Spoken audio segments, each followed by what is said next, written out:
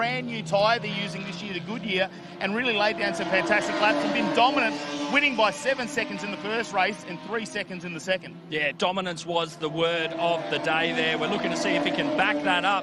I know there are still teams that have 2 greens left in the tyre rack, so that will come into play throughout the course of today because they have another qualifying session as well as 2 races to go. It was a little bit of carnage as well. It's a fantastic new format with the double qualifying. Hayden Jackson with some issues in the 81. We saw him with a spark plug lead come off. Also, he's had some injectors issues there as well, so hopefully his luck can turn around. Domain Ramsey had to do a diff overnight. We saw on the TFH High guys, 5 cars in their stable this weekend. They've done steering racks in Mark Bailey's car. We've also seen Diesel Thomas with radiator and panel damage. I mean, so much going throughout the pit lane, and that bit of smoke from Jared Hughes in the final race. Yeah, it turned out to be a seal on the front of the gearbox. Nothing too major. The crew have got it fixed overnight, and we're looking forward to seeing that first qualifying session today. Look, Australian Drivers' Championship, of course, has been Damon Sterling, Crossland and Dean Crook, who have been dominant at the start. They've really been an outstanding triplet that have been fighting it out for that first position at the moment.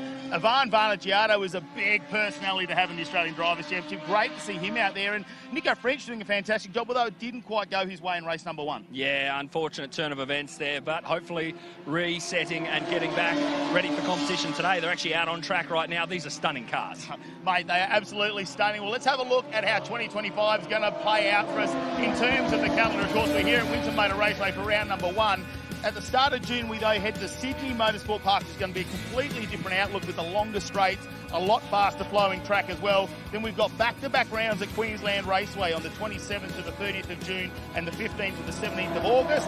Back to South Australia, somewhere where we haven't been as part of the Hi-Tec Oil Super Series, Mallala on the 26th to the 28th of September. And we come back here to Winton Motor Raceway, the home of the Hi-Tec Oil Super Series, on the 31st of October to the 2nd of November. So a massive 6 rounds of racing. At the moment, it's a beautiful 19 degrees and sunny, but today is going to get to 31 degrees out here in the sun. It's probably going to be a lot more down here on the bitumen for you. Yeah, look, I have to say these Ringers Western get-up that they've got us in look spectacular, but black is a funny choice here. The drivers, though, you have to feel for them, especially the Formula Fords. Long races, and they're essentially sealed almost in a bathtub on wheels. No airflow in there, but that is a common problem throughout the entire pit lane. Well, speaking of Formula Ford, we caught up with Tabitha Ambrose earlier this weekend and had a chat. Pulls up in front of the grandstand with the champion. We'd now also like to present... And Stone Brothers Racing have worked their backsides off in 2000. A clean sweep for the main man.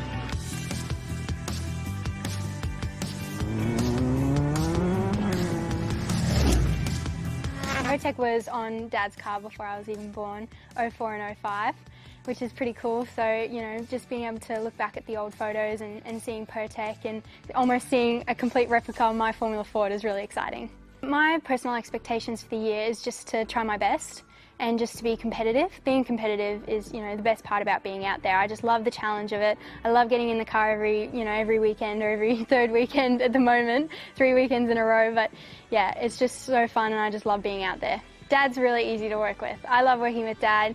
It's great getting out of the car and just being able to talk to him. He knows so much and I just love learning off of him. Sometimes we have our little headbutts and I think I'm the better race car driver sometimes, but you know, at the end of the day, he's definitely the better car driver. What an experience really. The success I had with Hi-Tec back in the day at Stone Brothers, V8 supercar, in its halcyon days, and to recreate some of that, you know, with Tabitha, my daughter now, 20 odd years later, it's just incredible. I really believe in family and I believe in, you know, I drove for Richard Petty, four generations of races over there. Glenn and Peter Duncan, just wonderful people. Again, another great family. Hopefully the Ambroses are a good family and it really is, it's important to us and it's obviously important to Hi-Tec. So very happy to put this back together. Kind of special really. I always said to the guys at Hi-Tec that they've done so much for me that I'd never really asked for anything, but this has sort of come around here where, you know, Tabitha's coming through her racing program. She's starting to really deliver great results. To bring that whole Hi-Tec thing back, you know, the retro thing and the family thing, it's very important and it's just working out great.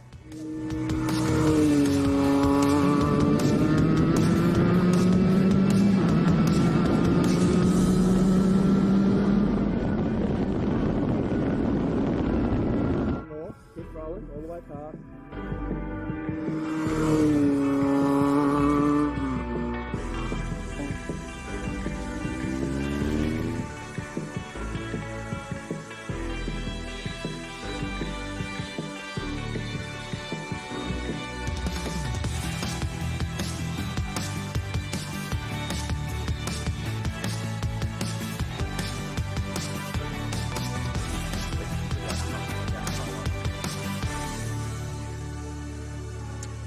Winton Motor Raceway, and day number 2 of the Hi-Tec Oil Super Series. On another magic day, a little bit of a cool breeze, which is a relief to everybody here after those incredibly warm conditions we had over the course of Saturday afternoon. And a lot went down, particularly in the Formula Ford Stars and Renegades series. Dan McCarthy alongside me, Matt Nolte, and, well, the boys didn't take long to get down to business here in turn number 1. No, certainly didn't. There was a fair bit of drama down in towards the braking zone. Unfortunately, it was the number 14 machine of Jack Johnson who found himself facing backwards, but got back quickly underway. No damage was done to the vehicle. But out in front, it was a tale of two, not just in this race, but throughout the both of the encounters yesterday. A bit further back, there was some good action in the midfield as well, as the fight up the front intensified. A little mistake from the pole sitter Fawcett meant that he came under pressure mid-race from Kobe Williams. They were joined at the hip all day long. This is the first of many excursions at turn 5. And well done to all the drivers yesterday, because it's a really fast section of the course. And coming to a slow point where cars are turning back in on themselves can cause a lot of issues. This was Will Lowing in the 53 that had a moment down here at turn 10, looped around, but dropped a ton of positions in the process. Yeah, certainly did. There was Kobe Williams making his way by sliding up the inside into turn number 1. It was a great pass, but it was not done yet. Fawcett was right back on his gearbox. There's a brief safety car period when Bellac came to a stop out there on the circuit. And once we got underway, the top 2 pulled away once again, and it was as it was prior to the safety car. That safety car really helped this last sector of the race and really turned it up as Fawcett went after Williams. The classic short straight move here at Winton Motor Raceway. I thought Williams was getting a bit aggressive on that curve there. I thought, man, he's going to trip this up one too many times, but he managed to fight back our pole sitter from yesterday. And just 1/10 of a second at the end there, or a car length, give it to the 94 in race number 1 of the weekend. Yeah, very tight for the third position as well. Just a 10th between them. It's pretty much copy and paste for race number 2 with Lachlan Evanet just showing his nose again, but had to slot back into third. Fortunately, though, it was a lot cleaner around the first couple of corners, and we got things underway with no dramas. That was until the sweeper. Lachlan Evanet ran a little bit wide and then found himself bush bashing through the paddock and had to make his way back onto the circuit. He rejoined in third, didn't lose a place as he made his way back onto the circuit. Of course, it held back Williams for as long as he could here, attacking the curve there through turn number 1. And Williams was like a magnet to the back of the 23. In the background, Lachlan Evanet, that little mistake didn't cost him too much. He pinched the right front brake there, but no harm doing. This did a little more damage coming through the S's, and a shake of the head, quite disgusted with how that went down. And then it was dramas for Tabitha Ambrose in the Pertec 45. Legendary father Marcus looking on. But the second car would also be in drama. Yes, it was. It was involved in an incident that we didn't see yesterday, but some great photos emerged overnight. So, yeah, we'll talk about that as the qualifying session takes place. But at the front of the field, the battle continued. And the same could be said as Lachlan Evanet tried to make his way back forward. This was later in the race. We moved down here at the final turn. Salvatore under attack from Evanet later in the race. And then dramas for Fraser High. He parked the number 11, pulled the steering wheel out. Then this rare mistake, a really, as you said yesterday, an unforced error. We didn't even see a lock-up. The car just powered off the track, and that would ultimately wrap up the race for Joey Fawcett down there at turn number 11. Yeah, Fawcett rejoined a few positions back in position number 4, and that was where he stayed. However, late on, Kobe Williams came under attack from Rowe. He held on by just a couple of tenths of a second at the end of the race.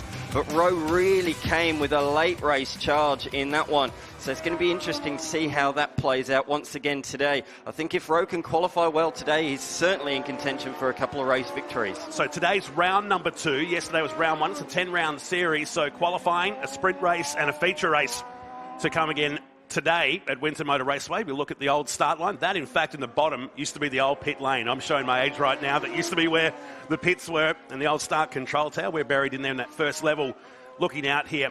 And conditions were just magic yesterday with a bushfire in the background, which created an amazing sunset here last night. We're looking at temperatures in the early 30s. Well, it wasn't 30 degrees for these guys and girl out there yesterday in the T82 muscle cars, the first race of the year, and a couple of big names on that front row. Jared Hughes, well, that's about as close as the field got to him.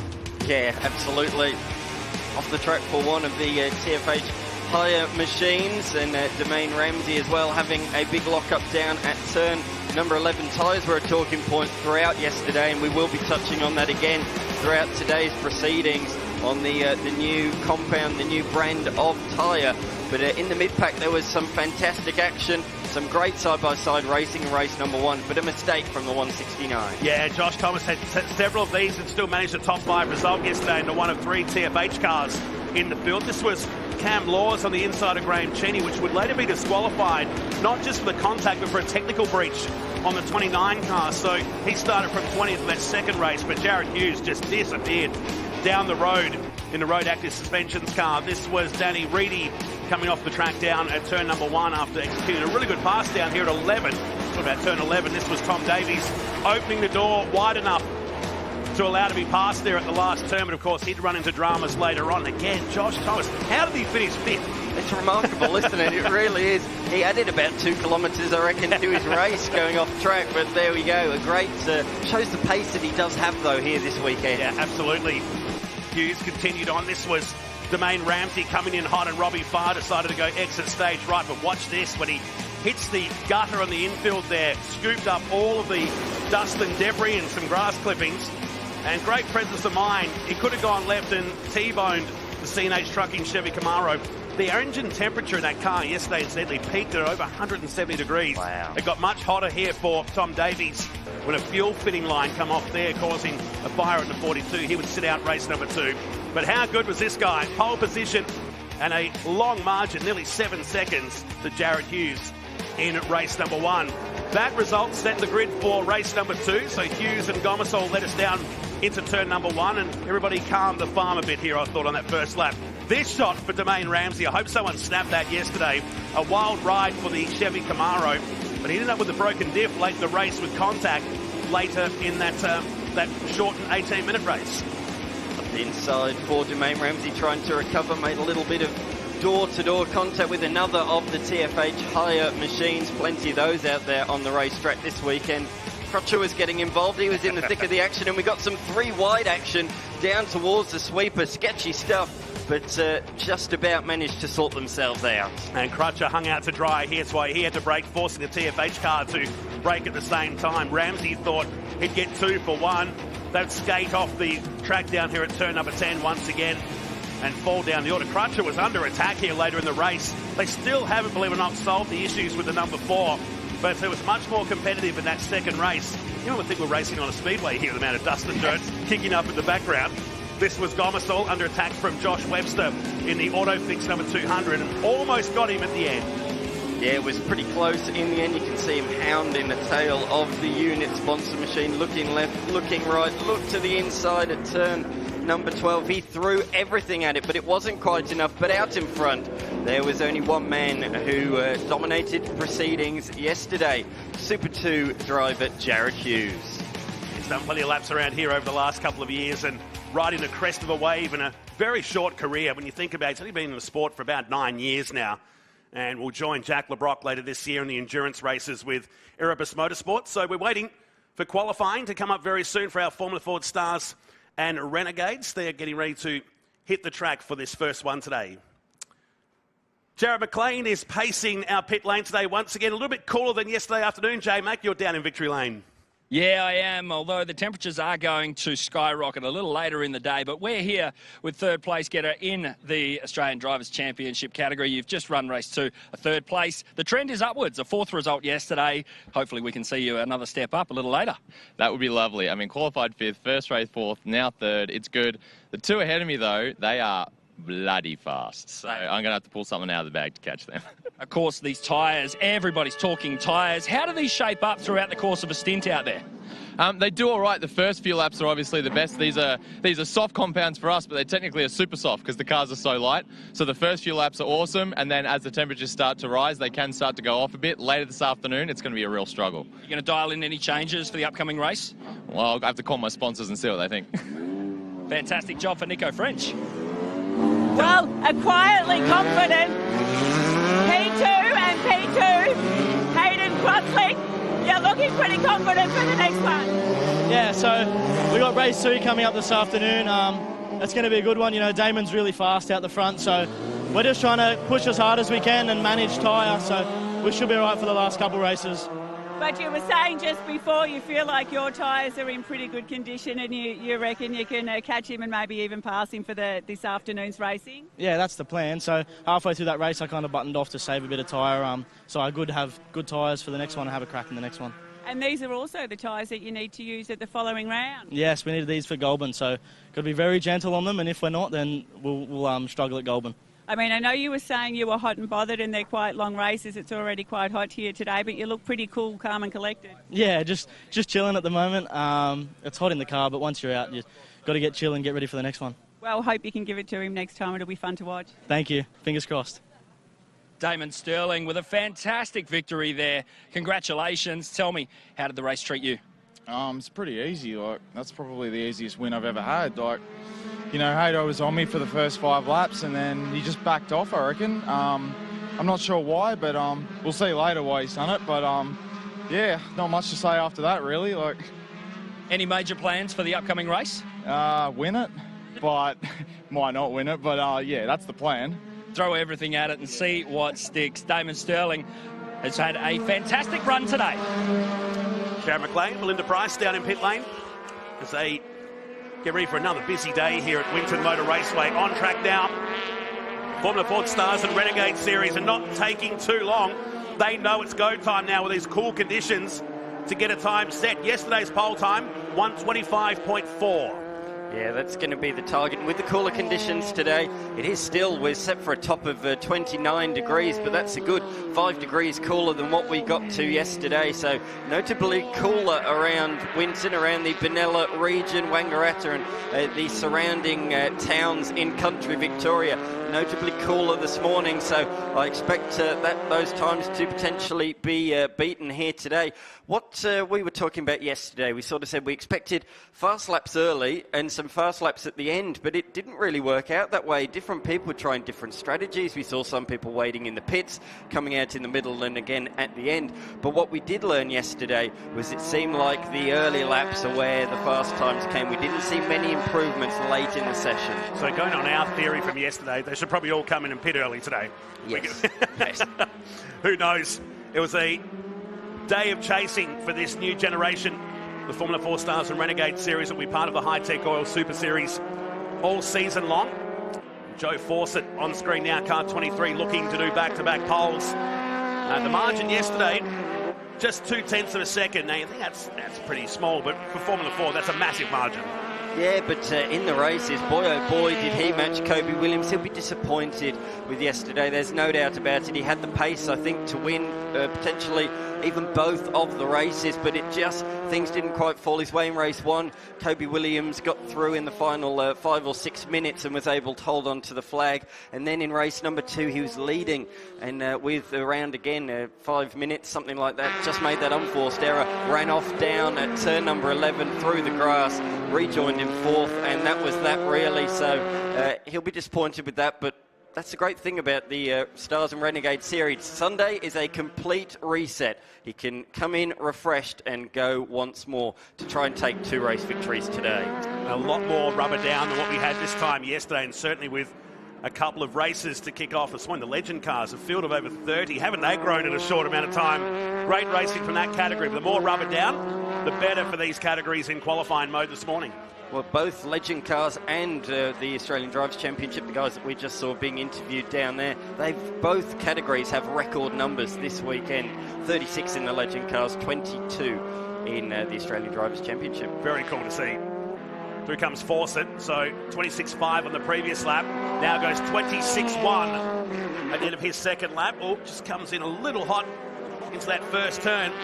Just over 180 k's an hour at the speed trap for these Duratec powered cars. Of course, the Stars and Renegade series broken up into two classes, but we're dominated top heavy with Stars for the opening round, which featured 13 cars on the original entry list. Just 12 have gone out for qualifying so far.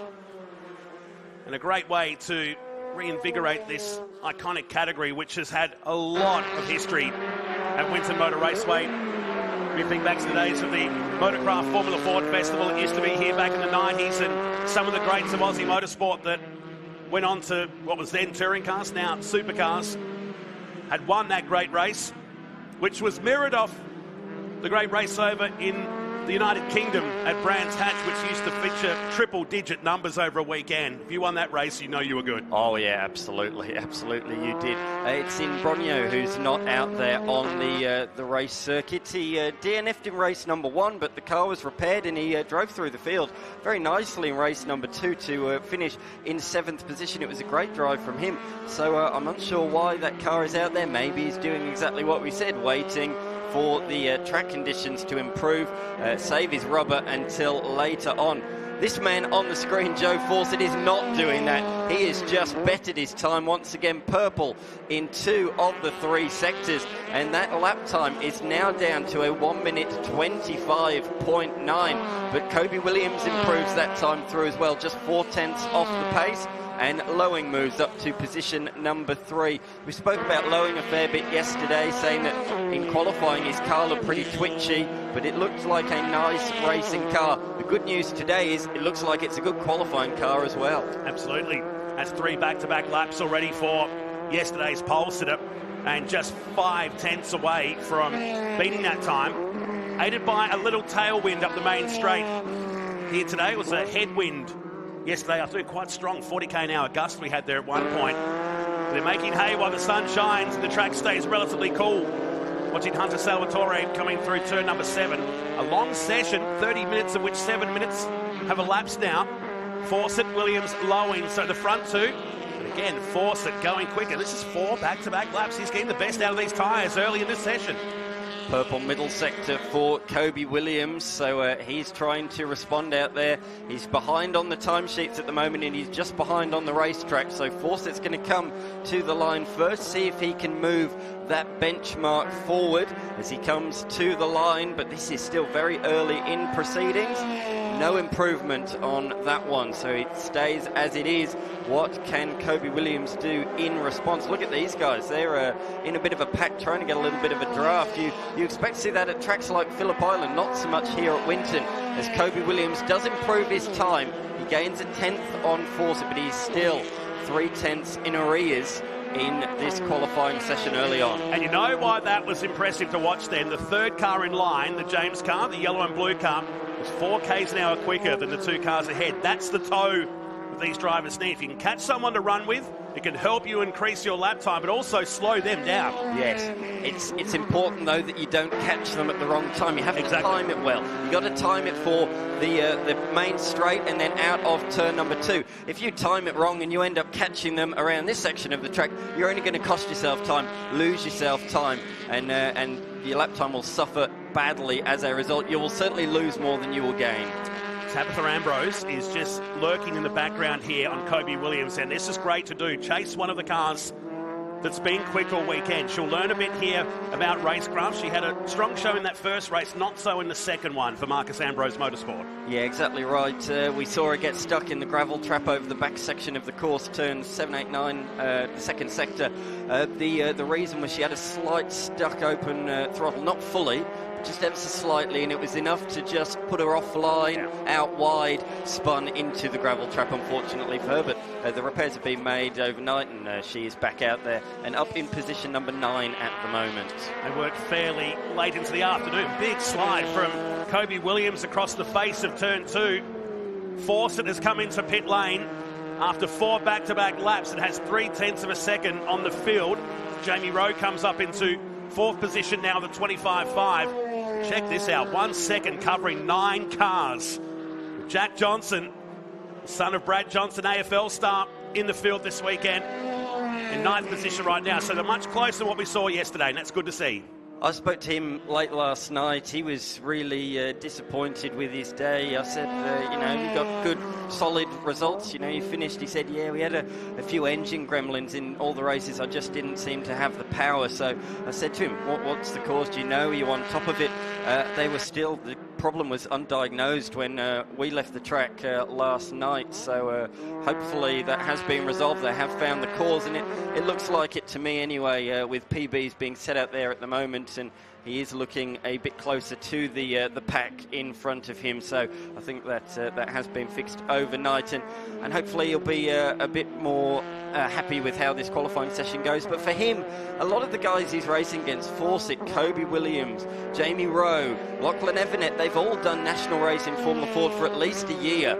He is like Tabitha Ambrose. This is their first ever national Formula Ford event, so they can't expect quite as much as what the other guys are, but they are racing drivers. They want to be at the top. Yeah, and they've got to be disappointed if they're outside the top 3. Be disappointed if you don't win. Otherwise, you probably shouldn't be out there. Correct. If you're coming home saying, yeah, I'm happy with 7th place, I don't know if that's the right attitude to be bringing into the sport, but it's such a tough world out there now. This is probably the toughest one-make open-wheel series, still after 5-6 decades. Yeah, 100%, and we're seeing that in the timesheets. You said just before, 9 drivers separated by 1 second, so it just shows how tight things are at the top of this Formula Ford Stars and Renegade Series. Oh, Brad James really fighting the tail of that machine down into turn number 7. Got crossed up over the curbing at turn 6, but wrestled the wheel to get it to the apex of the 7th corner. He is pushing out there at the moment. He was strong in the races, wasn't he? He moved forward in both of them. Of course, in race 2, he did end up having the damage, and the finished a lap down in the end. Repairs had to be made to that car, but for the Marcus Ambrose Motorsport machines, both of them on the screen, it was a challenging day in the office. But round 2, a reset today, and James is currently in position number 8. Tabitha Ambrose, as we can see, in the lane in 11th, and they're really having a good look underneath that machine. That's not what you want to see. They've got time on the side to rectify whatever the drama is. They're looking around the steering region, perhaps, of the Pertec car. Marcus on the right-hand side in the white shirt is a busy man across 2 categories this weekend with the 2 cars in TA2 muscle cars. Their qualifying session, they're doing a similar format to Formula Ford, with another qualifying session following this morning at Winton Motor Raceway, as we still have 17.5 minutes to go. We'll look at car 48 on the track now. Jamie Rowe for the turn 2 section of JCB hire car 48. This man was really pleased with his race performances yesterday. Utterly disappointed, though, with qualifying. And I spoke to him. I said, well, what were you missing in qualifying? He said, brakes. I just didn't bed the brakes in properly in the session. And by the time they were bedded in properly, the best of the tyres had gone. So he just was never able to maximise the green rubber out there on the circuit. And by the time those brakes were bedded in, tyres had gone well past their best. So he's still qualified on the 2nd row, but he'll be looking for a bit more here today. At the moment, he is in position number 4, half a second off pole position, but he did improve last time through, as did Lowing, and Lowing is now less than a 10th behind Kobe Williams in a fight for a front row slot on the grid this afternoon. Or I say grid, of course. Formula Ford Stars and Renegade Series have rolling starts, very unique to Formula Ford competition in Australia. Yeah, a mobile grid, we could call it. Yes, yes. Grid on the move, a flexible grid. Yes. Lowing 2 tenths away. It's him on screen, coming down through turn number 2. So Kobe Williams set his best lap of the session, I should say, but only found a 10th of a second. It's still 0.176 of a second. Fawcett in the lane and has been for 5 minutes, along with another 5 cars in there. So the racetrack going quiet in the middle period of this session, with a sprint race to come up later today. Lowing in 3rd position, had that half spin. I guess it was just an out-braking exercise down there at turn 10 yesterday afternoon. And managed to salvage a result with 8th position in that first race. He qualified in 5 yesterday. Is in P3 currently. On the screen we can see the number 88 of Lachlan Everett. I had a really good chat with him last night. He was, you could see him punching his steering wheel. He wasn't too happy with what happened at turn 1. I said, how'd you look at it now, a couple of hours after it happened? And he said, yeah, I knew I had to back out of it and take to the grass to avoid contact. But he said, that's motor racing. I don't have any hard feelings. So, yeah, he is looking to reset here today. But he is currently in the lane and in position number 6 at the moment. Lachlan Everett, he's going to have a very, very busy season ahead of him. He has not only the Formula Ford Stars and Renegade Series, he'll also be competing in Trans Am for Gary Rogers Motorsport, as well as competing in the Toyota 86 Series starting in Townsville in the middle of the year. So a few months until then. So for now he can put all his focus on the Formula Ford Stars and Renegade Series, and in a couple of weeks he'll be driving that Trans Am for GRM in Tasmania. No shortage of racing every weekend now. It's been an amazing rebound from the dramas we had back in 2020 and 21, and plenty of high quality categories to go and contest that. Jared McLean's down in pit lane as we build up for a big day here at Winton. Yeah, one of the Max Ambrose Motorsport cars, Tabitha Ambrose, getting a replacement fuse in under the nose cowl of the Pertec Formula Ford. We saw cable ties, race tape and pliers all brought out of the garage. So a flurry of activity down here. Here comes Dad Marcus just to make sure the final touches are done. We'll just make sure that everything is ship-shape before they send them back out. Back to you guys. Beautiful livery. Thanks, J-Mac, down in pit lane. Tip of the hat to Marcus's effort when he went back-to-back in the Supercars Championship back in 03 and 04. It's so similar, isn't it? Just a slight different shade of blue, but other than that, it is very, very similar. There's no doubt for anybody watching around the racetrack, if they can't hear us all see on the big screen that we have here at the circuit, whether they can hear us or not, they know who's behind the wheel of that car. It's clearly an Ambrose. And all cars this weekend too have been beautifully presented. Very pro efforts from the 12 cars we have now, with Imbrogno seemingly not coming back today in the 5 machine. We haven't seen him yet for qualifying. It was a DNF in the second race yesterday. So 17 minutes, give or take, of this session. Fawcett's gone back out there in car 23, looking to go back-to-back in this second round of the Formula Ford Stars and Renegade Series. 125.9. I have a feeling that might get lowered in the final few minutes. And you know why? Because we've just got that little bit of cloud cover over here. Cloud cover helps these tyres, drops the UV and gives us a bit more grip. Yeah, it certainly does. We see that globally these days, don't we? When the sun goes down, the track temperature goes down, and the tyres absolutely love that. So expect to see some fast laps potentially here. A few are still in the lane at this point in time. Kobe Williams, Jamie Rowe, Johnson and Bellac are in the lane, although, as I say, that Johnson rolls out onto the racetrack. At the moment, our pole sitter, or provisional pole sitter, has set the least amount of laps. Just 6 laps out there at the moment, although this is about to be his 7th. Compare that to some like Brad James, who's moved up to 4th position. He's completed 11 laps. He's spent a lot of time out there on the race circuit, so differing strategies there as well. Some of them, if they're towards the point end, will be saving their rubber for the races later on this afternoon. Fawcett has timed this perfectly with the shade over the track. The 19-year-old goes after it now. Just turned 19 last week, in fact, before we headed down to Winton Motor Raceway. Former Victorian Formula Ford champion back in 2023. Started at age 7 in karting, and certainly a young man to keep an eye on in the future. So what's the first sector like? It's 26.4. He's about 900ths away from his best time, but very strong in this second sector aboard car 23. We have to say as well, we spoke about it yesterday, but for those of us joining for the very first time on the Hi-Tec All Super Series That's right. stream. Super Stream sounds good. for those of us joining for the first time, there are bonus points for qualifying, and quite a few as well. You get 60 for a race victory, but you get 10 for taking pole position, 5 points for second position, and a solitary 1 point for third. So there's quite a bit of an incentive on the line, and that's why you do see these guys completing so many laps here. Rather than park it and go seconds, fine. 5 extra points between second and first, we mentioned it yesterday, could prove crucial over the course of this season. And Mel, I think you've got an update for us. Yeah, so Joseph Fawcett was in pole. He came in about halfway through the session for some time, and Brett, I saw you madly working away on the front and the back of the car. Any insight into what was going on? I'm working with Lockie Evernet, so Lachlan Evernet's car. So we looking for a little bit more front end grip out there at the moment. So just made a bit of a change to try and help him with that. And so do you come in, have a bit of a break, let those tyres cool down as well, and then go out and have another crack? Not really.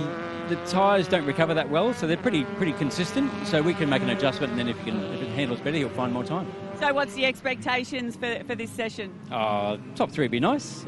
We're from Queensland, so Lockie's from Townsville, and battling the locals down here.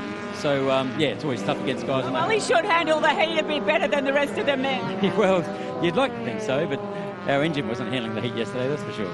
Have a great weekend. Thank you. Mel Price in pit lane as Fawcett is on a flyer here. 2 purple sectors, looking to increase that gap. Back to Kobe Williams. Final turn now for the construct entry. The Spectrum chassis powered by Duratec engine right on the edge of the curb on the exit. To the line, can he go quicker than yesterday's time? It's a 25.9. Oh, it's just a little bit. 25.91. Had all the makings of going well quicker as car 14 has a loop. Jack Johnson in the Xena entry manages to keep the car alive, which is good for not just him but everybody else out there. We don't need a red flag at this time of the session. So here comes the rookie in car 14, and easy to do. You can see on that replay when you slow it down how bumpy it is on the braking approach, and these cars feel every bump. I think as well, the fact the rears were locked, it really showed. You could see the car pulsing under brakes, but he's really struggling to get this car refired. He's plucked reverse, decides not to drive through the gravel trap. He's learnt from Lance Stroll last year in Brazil, so he's decided to reverse it back out towards the racetrack, but not onto it, very importantly. You do never, ever want to reverse onto a live racetrack. And there he goes, he's rejoined the circuit just ahead of Bellac. And Bellac saw the yellow going into turn number 1, but you could hear through the atmos there that he'd back right off the middle of the turn, so he'll wipe that lap and forget this one. So Johnson back onto the track. Lowing the only car in the pits with 8 minutes remaining. 1:25.91 is now the quickest time. 2.5 tenths clear of Williams. Lowing. Brad James in 4th, and it's Jamie Rowe in 5th. Lachlan Evnet only 6th, but on a good lap. He is on a good lap PB in Sector 1. That car yesterday got so extremely hot, maybe to do with the fact that he went off the track and had that grass track on lap number 1. But at one stage towards the end of the race, I spoke to Lachlan. He said his whole dash lit up like a Christmas tree because the oil temperature got up to 140 degrees, double what you'd expect normally in a Formula Ford. Yeah, those little side pods around there capture everything, and that was a massive excursion through the weeds yesterday. It's very dry outfield. It is Winton Motor Raceway. Normally we'd be here in the middle of the year and going, wish it was warmer, but I think everybody here would be hoping for a little bit of rain in the future. Hey, J-Mac, you've got a good buddy of mine down the pit lane. It feels like there's Matthews everywhere. We're here with Matthew McKeldin, Category Manager for TFHI TA2 Muscle Cars, presented by Maritimo. How good is it to have Maritimo on board for 2025? Oh, it's absolutely brilliant, mate. They're a fantastic brand. They bring a lot of credibility to what we're doing. We are an international category, TA2. We're an international platform. They're obviously an international boat manufacturer. So we love having them along. We've had great feedback from them overnight. The television coverage has been outstanding, so we're really excited. Well, television coverage isn't anything unless you have storylines. What are some of the key storylines from TA2 this weekend? Oh, I think this weekend, probably the biggest one for us is our new tyres. We've of course, gone away from our Hoosier product into the Goodyear product. We're still learning that. I think our teams are really learning all of that as well. Yesterday was hot, like it was 37 degrees. I don't think anyone expected it to be that hot. but they're really happy. The teams are really, really happy with what the product is delivering. So, but now's day 2. They're on the same tyres as they were on yesterday, so we'll see how that comes up. We've got a lot of talent in the class this year, obviously, where we've got Jared Hughes from TA2, we've got Ben Gomersall from TA2. We've got a lot of the 24 class returning with a little bit more experience as well. So we just got to try and see if we can get get up to Jared Hughes, because right now he's embarrassing everybody. Well, we're definitely looking forward to the action here at Winton Motor Raceway with TA2. We've got more happening down here in pit lane with Mel. Oh, yeah, yes, Max Verdeaux, busy man in the pits this weekend. You've got TA2 with Brad Gardner, but we'll talk about the Formula Fords, which are on track now. You're a reigning champion. Well, not reigning champion, the youngest champion ever. Yeah, won it a few years back. I think I'm the youngest, tallest and heaviest bloke to ever win it. But yeah, it's pretty cool. Obviously, the feeder category of this into just the Australian motorsport's awesome. You look at the heritage, it's great. Cool to have Ambrose backing out for this AASA series, so I got 2 national series going on, which is pretty cool. And you are looking after one of the drivers this weekend, but he hasn't had a good start, sadly not out there this morning. Yeah, I'm full-time with Brad this weekend, but my boys are running his car this weekend. Unfortunately, started up this morning, had a bit of a fuel pump issue, so they're just trying to rectify that. Yesterday, he seemed to have pretty good pace in race 2. Fortunately, he made a mistake at the sweeper yesterday, bench and arm, but yeah, hopefully he can get out there shortly and have some fun. Well, good to see him out there. Do we blame the driver coach for things like this? I'll cop the blame for Brad this weekend, but unfortunately not Joe this weekend. But yeah, no, he'll be fine. Well, hopefully Brad's got some more pace today too. We look forward to seeing him move up the field. Yeah, we're definitely keeping on working the whole time. So first time on a good year. Brad hasn't driven since Adelaide last year, so we're all learning as we go, and yeah, step by step we'll be fine. Thank you. Cheers, thank you. There is Brad Gardner, the Magic Man, getting ready to climb aboard the 22 Hi-Tec old Chevy Camaro. Robbie Farr, also the teammate. And the car's prepared by Waltec this season, headed by a guy we all know called Aaron Tebb, that was a regular back in the Super 2 days. Has helped rebuild that 22 car. There's only about 10% of the car from Adelaide is in this new one. So much damage at that penultimate race of the year there at the second last turn. So they're gearing up for qualifying. We're counting down because there's been some changes while those interviews have been going on. Yeah, they certainly has. Kobe Williams has improved. He's now just 2 tenths behind the tyre squealing there, the provisional pole sitter. But the big mover while we were listening to Max Verdeaux down in the lane is Jamie Rowe. He's moved up to position number 3 and just 0.08 of a second behind Kobe Williams. Lowing is in 4th. Brad James shuffled down to position number 5. So yes, Rowe the big mover. There's a couple of PB laps that were set during that interview, and Tabitha Ambrose was looking pretty good in sectors 1 and 2, but loses a bit of time in the final sector, so she remains in position number 9. But it is tight out there today, that is for sure. And it's interesting with the UV gone, the sun behind the clouds, we are getting some fast laps late in this session, which is really, really good to see. As we turn our attention to the provisional poleman, who's on another flying lap out there. Currently, though, he already has the fastest sector 1 time, the fastest sector 2 time, and the fastest sector 3 time. So that's always a good sign when there's 2.5 minutes left on the clock. Lachlan Nevernet on screen, and some pretty heavy adjustments going to the front left of his car, and he's going to struggle to get back out there in 7th position right now. Tabitha Ambrose lap before the last turn. She was on target for 7th position, and she's on another good lap now. So too is Jack Johnson in 10th position. 26.5 is only 4 tenths away. It's going to be very tight between maybe 6th and 8th very soon, and that's where they're aiming for at the moment on the current sector times. Yeah, PB in sectors 1 and 2. The same can be said for Johnson. PB in the first sector. In fact, there's just 0.02 of a second separating the Ambrose first sector and the Johnson first sector. So they're looking to move up the order. Kobe Williams is on a flyer out there. Fast PB in sector 1, and we join him in the mid-sector. Here he is, under brakes into turn 7. That looked really nice and smooth, nice on the power as well. Smooth as silk through the middle sector. If you are ragged around this section of the course, you do often throw away a little bit of mid-corner speed, which will cost you on the run down this straight. So what will he do in the middle sector? It's not just a PB, it's purple. Purple in the middle sector for Kobe Williams, a 30.1. This is an absolute flyer at the moment. Where's he going to go? Can he match or even better force it? This is coming down to the final couple of corners.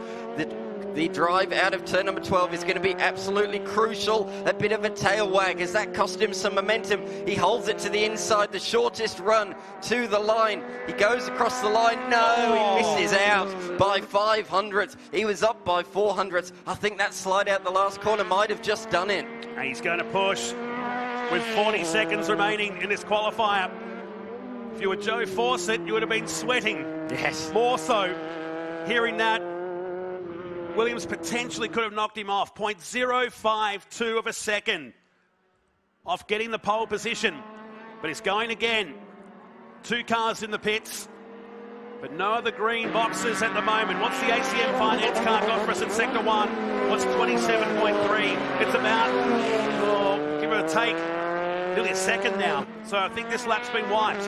Yeah, the problem for Kobe was he took that short run to the line, and that meant as soon as he went across the line, he had to swerve back hard to the right to get back on the racing line, and that would have cost him a 10th or 2 in that first sector. Good pickup. Checkered flag is waving at the finish line, so the session is done. And it won't be this lap. 30.3 unless he finds something mega here in the final sector. It'll have to be the sector of all sectors. Yeah. He's 3.5 tenths down to this point. It's not going to be enough.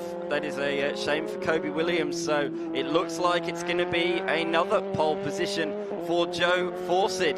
But Fawcett will be looking to take a race victory because this man took the 2 yesterday. He comes across the line in the end, nearly 7 tenths off the pace. But my golly gosh, was it close in the end. Just 500ths of a second between the 2 fast men of yesterday. Joe Fawcett and Kobe Williams. We're going for round 2. He even had a chance to wave at the camera coming past us here on the main straight. Tabitha Ambrose coming around to finish the lap. Ethan Fitzgerald improved on the time. It stays in 12th to 27.5. And the field covered by 1.6 seconds. 1 second gets you back to 10th with Jack Johnson. And the front row separated by 0.052 of a second. In the second qualifying session, round 2 of the Formula Ford Stars and Renegade Series. Fawcett and Williams, as it was on Saturday. The front row locked out again. Jamie Rowe and Will Lowing start out of 3 and 4. Brad James and Fraser Hine, good result for the 11, starting from 6. Lachlan Evanet, Hunter Salvatore in 8th. Tabitha Ambrose inside the top 10 with 9th, and Jack Johnson completing that point with Bellac and Ethan Fitzgerald. A 30-minute session, and look at the numbers of laps we've had there. Yeah. 19, 18, wow, there's going to be some pretty sad tyres or work tyres. They're going to sleep well at the end of this weekend. Lowing has only completed 12 laps, so that's a significant decrease on a large majority of the field. But here are some of the highlights. Fortunately, in that session, we didn't see too many off-track excursions, but early on there was a bit of traffic at play as Fawcett slid up the inside of Ambrose into turn number 3. And he set some very nice early laps, did Fawcett. But unlike yesterday, we saw some flyers late in that session, just before the sun has come back beaming on the Winton Motor Raceway circuit. Yeah, this was earlier in the session when it was peaking out there, but you're right, late in the session. Someone pulled the blanket over the top of the track, which helped these tyres and drivers find a bit more time to give us that margin first to 10th. In a fairly drama-free session from racing off perspective. This was the second Marcus Ambrose car 61, having a moment up there at turn 7. And he would end up in 5th position when the music stopped at the end of 30 minutes, but only 4 tenths away from pole. Absolutely. It was a really, really tight session. In the end, 9 drivers within 9 tenths of a second. How close do you like your open wheel racing here in Australia? Well, that close. This was the spin for Johnson midway through the session. He had to pluck reverse and make it back out onto the racetrack. Bellac in the very Oscar Piastri looking race helmet. He ended up in position number 11 out there in the Pioneer DJ sponsored machine. But this was the fast man of the session. Kobe Williams threw everything at him late on, but it wasn't quite enough. It was Joe Fawcett that has taken his 2nd straight pole position. And Melinda Price is down there with our pole man. Yes, poleman for Sunday's racing. Joe Fawcett, you are at P2 and P4 yesterday, so today's off to a great start. Yep, yeah, I'm very happy with the pace this morning. Sort of made a few changes to the car overnight and it seemed to work. There was still a little bit more in the lap, but I mean, it was enough to get it done, so I'm happy with that. 0.05 of a second in the end, so not by much. Yeah, it was quite stressful sitting here watching the timing, watching Kobe go around, and then I went out to try and do another lap at the end, but couldn't quite get it together. So what are your starts like? Is the plan to just go and take off? Well, this is the first time we've done a rolling start here, so I mean, it is a little bit closer into turn one, which makes it interesting, but I'm here for it. So what are the changes that you made last night, or is that top secret information? We just sort of tried to play around with the balance of the car a little bit, change a few settings. Yeah, I don't really want to talk about it too much, but yeah, it seemed to work. Yeah, fair enough. Well, it obviously did. Well done. Have a great day. Thank you. They'll be out later on today for their first race of the weekend. Robbie Farr getting suited up in the Hi-Tec Oil Chevy Camaro car number 7. T82 has been attracting drivers from different walks of life and different aspects of motorsport. This guy is no stranger to driving on the dirt tracks, and he's adapting well to the world of T82 as Matt Kavanagh caught up with him this weekend.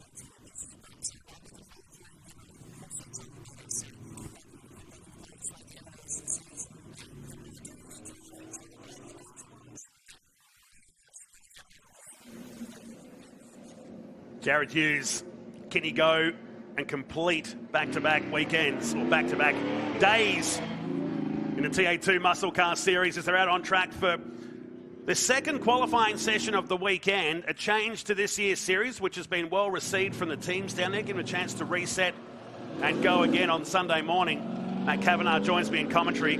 Couple of good races yesterday. They're still trying to get their head around how this Goodyear tyre works, but so far well received from the field of 20. I think what we're seeing in the results is some of those guys that didn't qualify as fast as they wanted to yesterday made their way through the races. Like we saw Robbie Farr get himself to the top 10. He was a little bit further back in qualifying yesterday, back in 16th. Even his teammate Brad Gardner in 7th, well, he worked his way up to 4th in both races. So I think there are teams out there now, as they're getting more laps on this tyre, they're starting to find where they want to set the car up and how the car feels out there. It's a slightly different style of driving with this tyre on as well. So it's going to suit some people a little bit easier. Josh Thomas, well, he tried everything on this tyre yesterday. He tried it on dirt, bitumen, gravel. It was everywhere yesterday. But he was super fast as well. He had a great qualifying session yesterday, and he started out 3rd in the first race. So, again, can he put his nose in there? No denying the car pace. It's a matter of keeping it on the black stuff today for the 169 Ford Mustang with that highlights reel before he featured 4 times, and all 4 times he was off the track somewhere and still finished 5th. Yeah, incredible pace on him. So, look, they're having a great weekend as well. Mark Riley was another one who had a DNF in race number 1 yesterday, went to the rear of the field with a power steering issue. They put another rack in, and he said, I went out to the steering wheel, wasn't even straight. We just had to get the car out and try and make it out in the track. And he managed to work his way back through the field, Mark Riley. He was in the top 10 again. So, in a 20-car field, to work your way through 10 cars is incredible. Oh, sorry, he was just outside, yeah. It's an incredible driver, I think, coming from his, obviously, road bike racing days. Hasn't done, not a generation of races or anything like that. He is super fast. So another one out of that TFH Hire garage in there with the support as well, as we're on board now with Brad Gardner, the Magic Man, who's, what can he do today? What can he pull out of his hat at the moment? Can he go past 4th place? I mean, have a look at the 3 young guns that are in front of him in the last 2 races. They have just been dominant. Yeah, it's a change of the guard this year, and really this category on the rise in 2025. It started back in 2017, more locally in Queensland, and started to expand out as time went on, and we've got a couple of cool tracks to go to this year, including Mallala later this year, which a lot of people are excited about, heading to the historic venue out there in the northern outskirts of Adelaide in September. Love to see you along for that one later this year. But it helps too with the National Trans Am Series, which kicks off in a couple of weeks down in Tasmania. Either side could race together now. The only curveball at the moment is the 2 tyre compounds out there at the moment. So some are thinking about, do we do this entire series? Do we go and learn how to race at Bathurst, for example, at the 6 Hour later this year? Or do we commit and focus on here and get better to go and join the National Series? And the great thing is it's brought them all together. So where we've seen drivers before run both series and doing a lot of laps and have a lot of data on a tyre, now everyone's back to square one, aren't they? So it's sort of even the field, and if they want to jump between them, the cars are allowed to do it. It's just the tyre. So it's going to be great for the racing and for the fans. I think we're going to see a lot more door-to-door action. Well, we want to, and we did see it throughout the field. It's just this young guy on screen here, Jared Hughes, who was dominant over the weekend, really, with the pace he's had. And starting out in front, I think the clean air as well has probably helped him as well keep the tyre temperatures down. Yesterday we saw just over 35 degrees in the air temperature, so it was a lot more on track. So I think having that clean air is a big advantage at the moment. Yesterday's pole time, 24.45 for Jared Hughes, now 3rd closest margin, 1st to 2nd. At 0.015 of a second. We just saw a similar gap between 1st and 2nd in the Formula Ford Stars and Renegade Series. Can we match it again today? As Des Collier starts a lap here. They're probably just starting to cycle through these Goodyear tyres with 15 minutes up on the clock still remaining, and 19 cars out on the course. We believe Tom Davies won't return today after that fuel fire yesterday in the 42. Des Collier, he just sort of sat there yesterday. No one really talked too much about him. In a 63 car, had a great day out in the Ford Mustang. Yeah, another one I think that struggled in qualifying on the change of the set of the car and the tyre, but in race trim, he just tried to keep his nose out of trouble at the moment. Graham Cheney, well, he was a man that was involved in a few on-race incidents. Not himself, he was getting pushed around a bit by Mark Bailey. He was giving him a bit of nudge and run, wasn't he? Wasn't his fault. Yeah, Mark Bailey said he enjoyed his time. Graham Cheney, he said, yeah, no, he was good about it, a bit of bump, and he'd just wait, they'd reset, they'd go again for that challenge. So there was some fantastic racing between those two in race 2 yesterday. So Hughes firing up now in the 2nd flying lap here aboard the Road Active Suspensions Chevy Camaro. And 26.5 is the rabbit they're chasing. And everybody on the track right now, Ben Gomersall flying. Domain Ramsey drops into 2nd with his lap, but some 1.7 seconds away as Gomersall makes his way towards the finish line. Thomas goes up and Gomersall 25.9 Now, he's not in the rookie class. He's a rookie to the series, but not running in the rookies this year. And he qualified in that front row yesterday, acclimatising to the world of TA2 muscle cars. So too was this guy in car 200, the Autofix car of Josh Webster. 2 third places yesterday in the races. He goes to 5th as we're in car with Josh Thomas. I think there's going to be a couple other things to think about in this second qualifying session as well, is that they've only got 6 tyres to go through qualifying and racing over the weekend. Yes, they would all know Josh Webster off the track.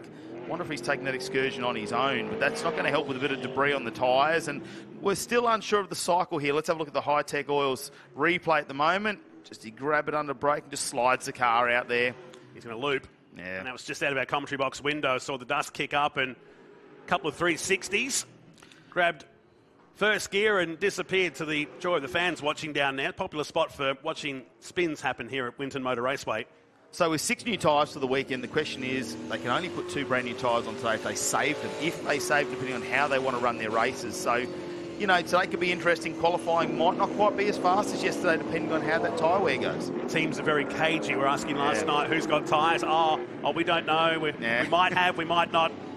And some were looking for an ice bath. The drivers certainly were last night. But I think some of those tyres were looking for a cool down at the end of a day that temperatures featured in the high 30s. In fact, we shortened the race yesterday to give the cars a bit of respite, and the drivers. They were really feeling the heat out there here at Winton Motor Raceway as Gartner comes into pit lane, still chasing the setup on that car, which has had a complete rebuild. What's a new chassis, effectively, after the crash at Adelaide late last year.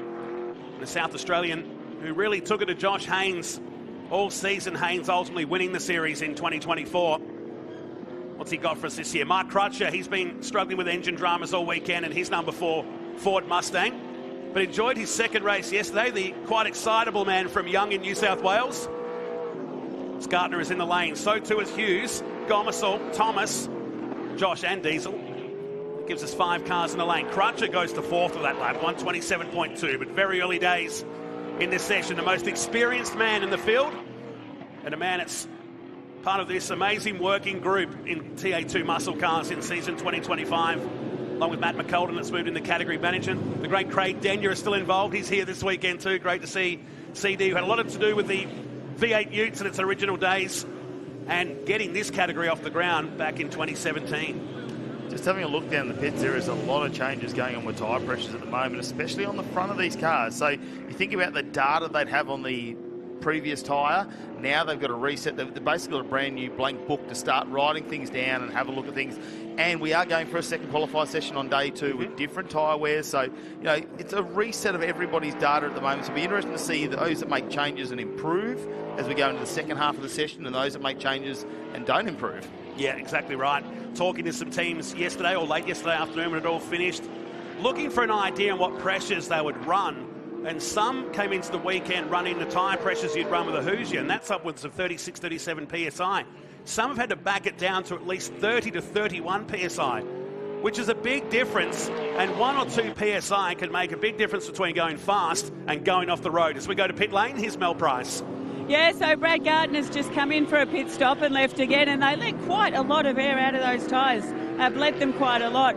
And I did note when they were leaving the track at qualifying, they released the cars in order, and Brad opted not to go out until all of the others had left pit lane. And I asked Max Vidot why that was and if there was a reason for that, and he said, oh, we're just playing funny buggers. And that will be the mind games going on. He'll want to check that now to make sure it's 100% right. The second car for Hi-Tec Oils Motorsport comes in with Robbie Farr. He's limped. Is he cruising the pit lane? It looked rather sedate. I know it's 40 k's now at the lane, but they look really, really cruisy. He's been in a lot of high-pressure situations, I think, with his racing career. I think, you know, it's just another day in the office for Robbie Farr. Just pull it in, guys. No need to do anything silly on there. And the Australian, Western Australian diamond drillers as well on board this weekend. I mean, looking for staff as well. He said he's a great new sponsor to come on board. Yeah. He's hoping to find a few people to go work over there in WA. There's no shortage of drillers required over there at the moment. It is boom time over in Kalgoorlie. Great friends with the Milling family from Kalgoorlie who race in sprint cars over there in the west. It's so good. We talked to Robbie last night in town about the transition across there. Of course, early in his career, he did do a stint in karts and could have gone on to do Formula Ford and maybe gone into circuit racing, but a career of 4 decades in sprint cars has certainly netted some good results over the years. J-Mac. Diesel Thomas in the TFH number 18 Mustang pulling in. I saw the crew playing with the leads on the right-hand bank. Just potentially chasing a minor issue with ignition, but they have bolted him back in, and he is about to head back out on track to try and bank a qualifier. They're trying to get that door shut too, J-Mac. You can probably see there that's not shutting on the 18. He's back out into the fast lane. And quickly get that sorted out. Don't want that to be happening. Race control will drag him back in, and that's costly time that they don't need to be losing with 8.5 minutes remaining. So, Gomersall, quickest, 1:25.92, 0.6 of a second clear of Jared Hughes. Cameron Laws, the rookie, is in third at the moment. Josh Webster, Mark Cruncher, Josh Thomas in sixth position. Then James Simpson, Graham Cheney, Domain Ramsey, and Des Collier are your top 10. Mark Bailey is 11th, but on a good lap at the moment. Hayden Jackson is 12th ahead of Robbie Farr. Dylan Thomas in 14th, Michael Coulter in 15th. Then Danny Reedy, Chiara Zabatakis, who yesterday went off the track on target for a top 10 result. Paul Hadley and Brad Gardner, who's about to move up into the top 3. Mel. And again, lots of air coming out of those tyres in Robbie Farr's Hi-Tec Oils car as well. But I was having a chat to him this morning. A lot of drivers are feeling the physical heat and everything like that. And he was saying he's got a bit of a sore shoulder from doing all of those gear changes yesterday. So hopefully he can hang in there today. Wife Sonia looking inside the cockpit down there. It's a busy track here at Winton as well, so there is a lot more braking gear changes, which we won't see as much through some of the other circuits throughout the year. I mean, certainly none of the sprint car either. Oh, look at this. Robbie's been teaching him a thing or two about sliding the car around. Brad Gardner sideways coming out of 2 there as he heads into 3, and he is on a run. He had a purple sector 1 last time, jumped up into second position in the qualifying ahead of Jared Hughes, and I don't think that's going to bother Hughesy too much. He will just be cool, calm, and collect. Can you get that guy upset? I don't think so. No. We'll do our best. Yeah. It's our mission in 2025. I know he was pretty, I think, happy with the car, considering Brad Gardner hasn't done any laps in the off-season. He hasn't been driving cars. Normally we see him going into like some production car things and doing some endurance things here at Winton and things like that, and hasn't jumped into a little speedway car or nothing in the off-season. So hasn't had the time behind the wheel that we've probably seen from some of the other front runners. Yeah, and you can talk about race fitness. We can go and do all the bike training, the running, the gym work you like, but it's about being race fit. Not just being fit. You've got to be able to drive one of these cars. They're heavy, they're unpredictable, they're hot inside, particularly on weekends like this, and you can't beat seat time. No, and so I think it's been pretty impressive. I think he's very happy yesterday just to get in that 4th position. I didn't do anything silly yesterday. Just made sure as guys made mistakes and drivers out there that he just get another position, follow someone else. I wonder whether we'll see the aggression turn up today though, because Max will be in his ear saying, all right, now we've got the data, we're feeling comfortable in the car, it's a new chassis, today's the day, can we turn it on? They're quite calm down there at Hi-Tec Oils Motorsport last night after the race was finished. In fact, it was that calm. Robbie had already left the circuit by the time we got down there to have a cold shower and have a think about today. He was feeling the pinch, wasn't he, last night? We saw him. He looked quite drained from the day here of being in 3 sessions, particularly at the heat of the day in that second race. What's going on here with the Diesel Thomas car? Has had a tyre rubbing on the right front guard. Well, I wonder if that's the same side that had the leads off. Potentially there's a little bit of smoke coming out of the engine. I mean, they've had that guard off yesterday. We saw that moment where the start didn't quite go and the car in front braked very, very early, and he had to try and avoid that, and he ended shooting out to the right before turn 1, going through a massive ditch and sustained quite a bit of panel damage on that front right. So, you know, you can see that black panels on it now. There's no livery at all. So they've been working pretty hard down there, the TFHI guys, and that's had 2 radiators go through it as well. Exactly. Lots of coolant loss yesterday in that first race. Brad Gardner flying, but the second sector not as encouraging. It's a 26.2 to the first sector. But it won't be unless he can find a massive amount of time on this final sector. We'll have to go again. Diesel Thomas is in 4th position at the moment, leading rookie this weekend in car 18. Mark Cruncher, leader of the Masters class today, he's inside the top 10. Now, this is exactly what they were predicting. We were going to have a very different looking grid on the Sunday compared to Saturday. That being said, there's still 4.5 minutes remaining, but if you could have a grid like this for race number 1, oh my, some cars that have got a lot of work to do in that first race. Brad Gardner that time did a personal best around a 1:26.23. He's not going to put him up any further. Jared Hughes in the meantime has just gone up 1. He's in 2nd position behind Gomersall at the moment and pulled into the pits, and he's looking very comfortable there. Does he like the different side of the track maybe? Maybe. He's unbuckling, he's climbing out. That's as much as he can do. Is he thinking about the tyres for later on today? So Hughes has called it a session. And Ben Gomersall is in the lane as well. And I'm not sure whether he's going to think about doing it either, with 0.2 of a second back to Hughes. If Hughes gets out, the only one they've really got to worry about perhaps is Brad Gardner or Diesel Thomas, who's continuing to going faster around the track now. I'm not upset about these tyres. Have a look at them coming out of turn number 2. Domain Ramsey just slid the car right out there, didn't he? I mean, these cars are starting to move around. It's very warm in the sun at the moment, so the air temperature's still quite comfortable in the early 20s, but the track temperature's really increasing with that sun beaming down on it. 3.5 minutes remaining. Webster comes into pit lane to make it at least 7 cars there. It's a long way into the pits. You sort of go out to go around into the pit area. Team just reminding Hughes that we've added the fuel in. No pressures and no worry about that with the AC Delco Road Active suspension car. Hayden Jackson, there's a story from yesterday. They were plagued with dramas all along in the Dodge Challenger, car number 81. And are they pushing him out onto the track? Is he still struggling here? Yeah, that'll be devastating for Hayden if they haven't got their car fixed overnight. I mean, we saw them early on in the weekend. They had a spark plug lead come off, and he said just, you know, he didn't squeeze the air out of it. It heats up throughout the race and it pops off. And they came in and rectified that very easily. Then the suspicion was a stuck injector, and they've actually filled one of the cylinders up with fuel. So that, potentially on a brand new rebuilt engine for the series, could possibly do some damage. They had it running last night. He got back out there today, but you can already see he's down in 15th, so the 81 not looking good today. Domain Ramsey has just improved, goes up into 11th position. We're in car with Robbie Farr in the Hi-Tec or Chevy Camaro, running in 13th position and about to start a lap here. It's a good final sector, only a 28.0, 3/10 away from his best. He's 13th with Bailey behind, Jackson, Danny Reedy, Michael Coulter, Zabatakis in 18th position, the first female in TA2 muscle cars to contest the round, and Paul Hadley tails the field here with less than 2 minutes to go. Can anybody take it to the top 3? We had a quick shot of Jared Hughes. He looked pretty calm, unless he was taking some qualifying tips from Jared McLean, maybe down there, who was on the right-hand side, trying to get the scoop on what's going on with the 118 machine. Diesel Thomas, still best of the rookies, in 4th ahead of Webster. Brad Gardner, helmet off, talking to Max Fedot. J-Mac. Well, Jared Hughes currently lodged in 2nd for qualifying here for TA2 muscle car. 2/10 down on Gomersall, and he's calling it a session. He said there's not much more I can get out of it. Protect the tyres, give myself the best chance during the race as possible. As we predicted, thanks J-Mac, down there in the lane. And off the track is James Simpson. So car 2 has gone off. That's just through turn 1 and 2.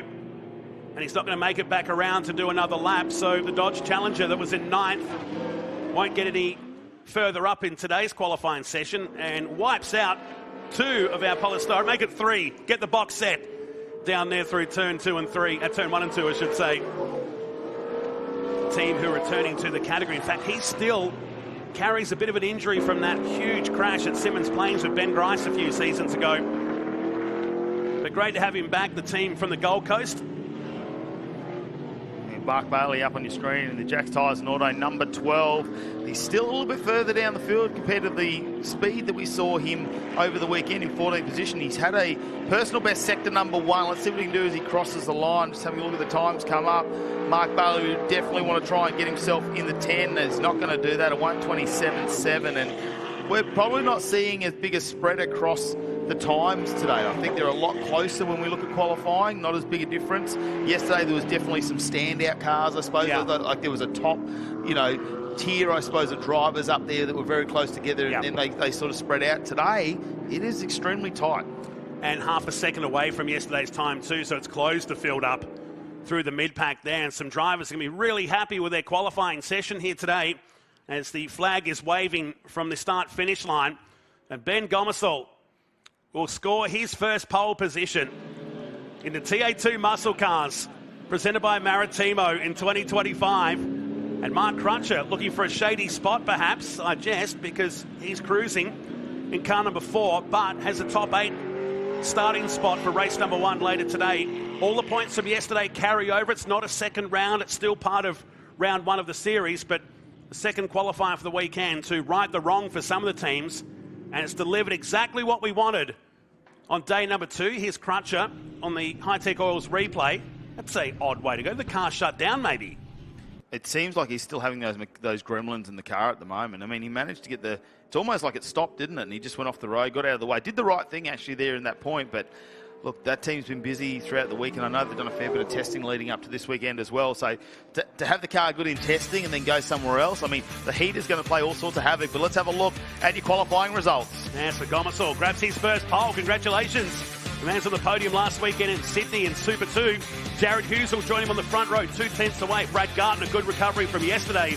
From 3, Diesel Thomas, Josh Webster, Cameron Laws and Josh Thomas inside the top 7, with Mark Crutcher, James Simpson and Graham Cheney. So Crutcher, the best of the Masters cars in this second qualifying. Domain Ramsey will start from 11 today. Des Collier from 12, Robbie Farr 13th, back to Bailey, Jackson, Danny Reedy, Michael Coulter, Kiara Zavatakis in 18th, and Paul Hadley, the 19 cars that will contest the second day of the TFA Tyre TA2 Muscle Car Series, presented by Maritimo. Here's Jared McLean.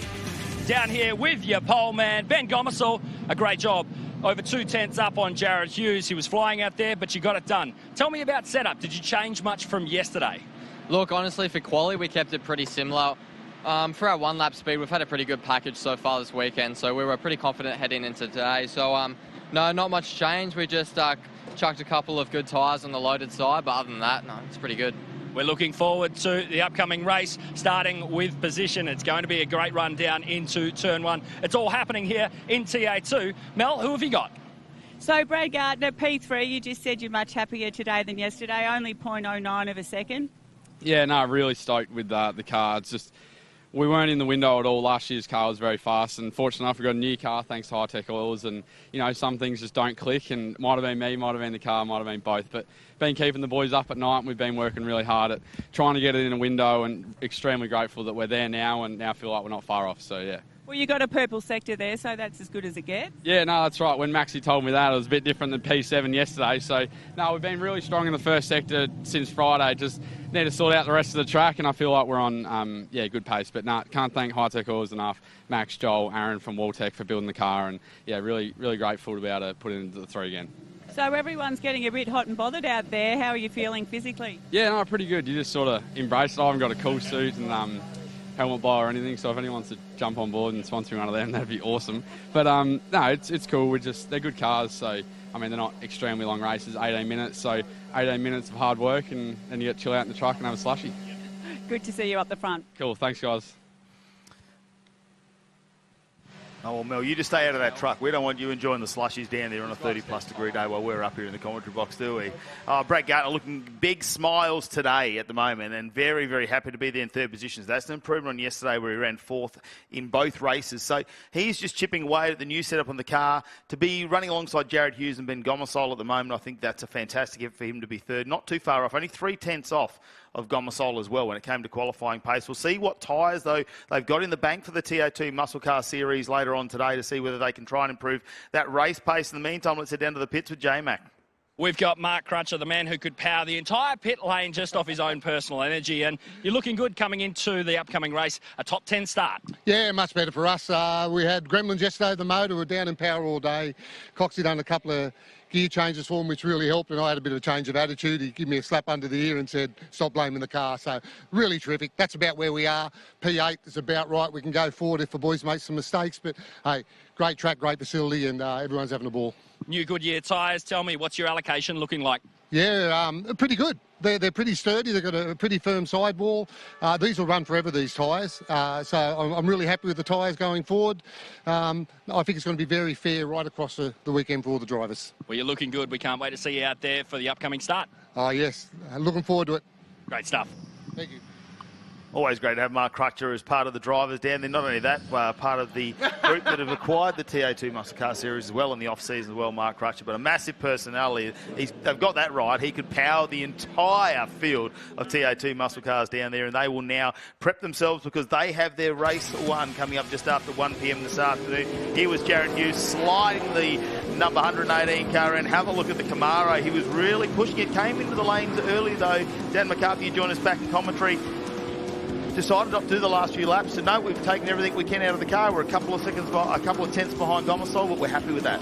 Yes, so yeah, deciding not to use any more of the tyre life. We'll be starting on the front row down towards turn number 1. So yeah, he'll if he can stay around the outside at turn 1, he'll have the inside for turn number 2, and that could be the plan later on today in race number 1. But throughout the majority of that session, most people kept it on the black stuff, which is good to see. Yeah, it was fairly clean. We did see that moment from Webster when he went off, but he managed to regroup. That was early in the session there. The TFH High guys out there as well. Des Collier just doing some laps out there. Didn't really improve up here, but Gomersol, who's sharing that pit bay with the TFH High, they're all as part of one crew here this weekend. He was the man, the unit racing entry that just went out and laid down a flying lap. And that was probably about midway through the qualifying session as well, so you didn't have to muck around. This was Josh Webster in the 200, who just took a little bit of a spin in the auto-fixed Mustang and did the full 360 and pulled the car up, but no one else around. Graham Cheney, well, yesterday he had some moments there where he was getting bumped all over the track. It was a bit like he was a Dodgem car yesterday, and he was a massive target for it, but he brought the car home in the mid-pack, and again, he's got himself in a reasonable position when it comes to qualifying. Brad Gardner in the 22, I think he's picked the aggression up today, is where I think he was just a little bit nervous with the new car, the way he finished the season in Adelaide last year at the Trans Am, where he was a punching bag for a few cars, got stuck in the middle there. They've extensively repaired this car, like we say, new chassis, pretty much the engine and gearbox out of the old car. Everything else is brand new on that car, so they've all got their own personality and they've all got to come to terms with that. Yeah, absolutely. Yeah, it was a big incident, wasn't it, that one in Adelaide, but great to see him back here in TA2. Crutcher having a little bit of an off-track excursion. Just wanted to get up at close and personal and really see the big gum tree for real in person. He likes a siesta in the shade. Maybe that's what he was thinking. I can pull up here and in the shade, have a little moment to myself. That's right, cool down and then get back on with things. And speaking of getting back on with things, we have some cars on the racetrack, on the warm-up lap. It's the Australian Innovation Race Cars Series, a brand new series to the Hi-Tec All Super Series bill, and what a category it is. These Australian-built machines are absolute weapons. There's no other way of putting it, really. They fly around here. They sort of rival the pace of GT3 machinery. We'll talk a bit more about GT3s a little bit later on, but the grid, we'll see that blue machine just in the left-hand side of the shot. Jeff Emery on pole position alongside the man we're on board with, Danny Studdard. Row 2 will be John Goodacre and John Hollinger, and then we have Donaldson, Leithhead, Crossing and Taunton, the one to look for from the back of the grid. Yesterday's race 2 winner. Look out for him in the number 95 machine. This is from qualifying on Friday afternoon session. There are 2 qualifiers. Day 2 of competition of the Hi-Tec All Super Series, and Studdard gets away. Another issue on the start there for Emery. We saw that in race 2 yesterday, and there was contact made between these two, and Studdard missed out on race 2, came off with damage to the cooling system. So that's a great start from him, and he'll be happy with some clear air. Goodacre also managed to get past Hollinger as well, so he is all the way up to position number 2. So he's made a couple of positions up off the start of that race. Emery down to 3rd, as you say, but Studdard for the first time this weekend is out there leading at the front.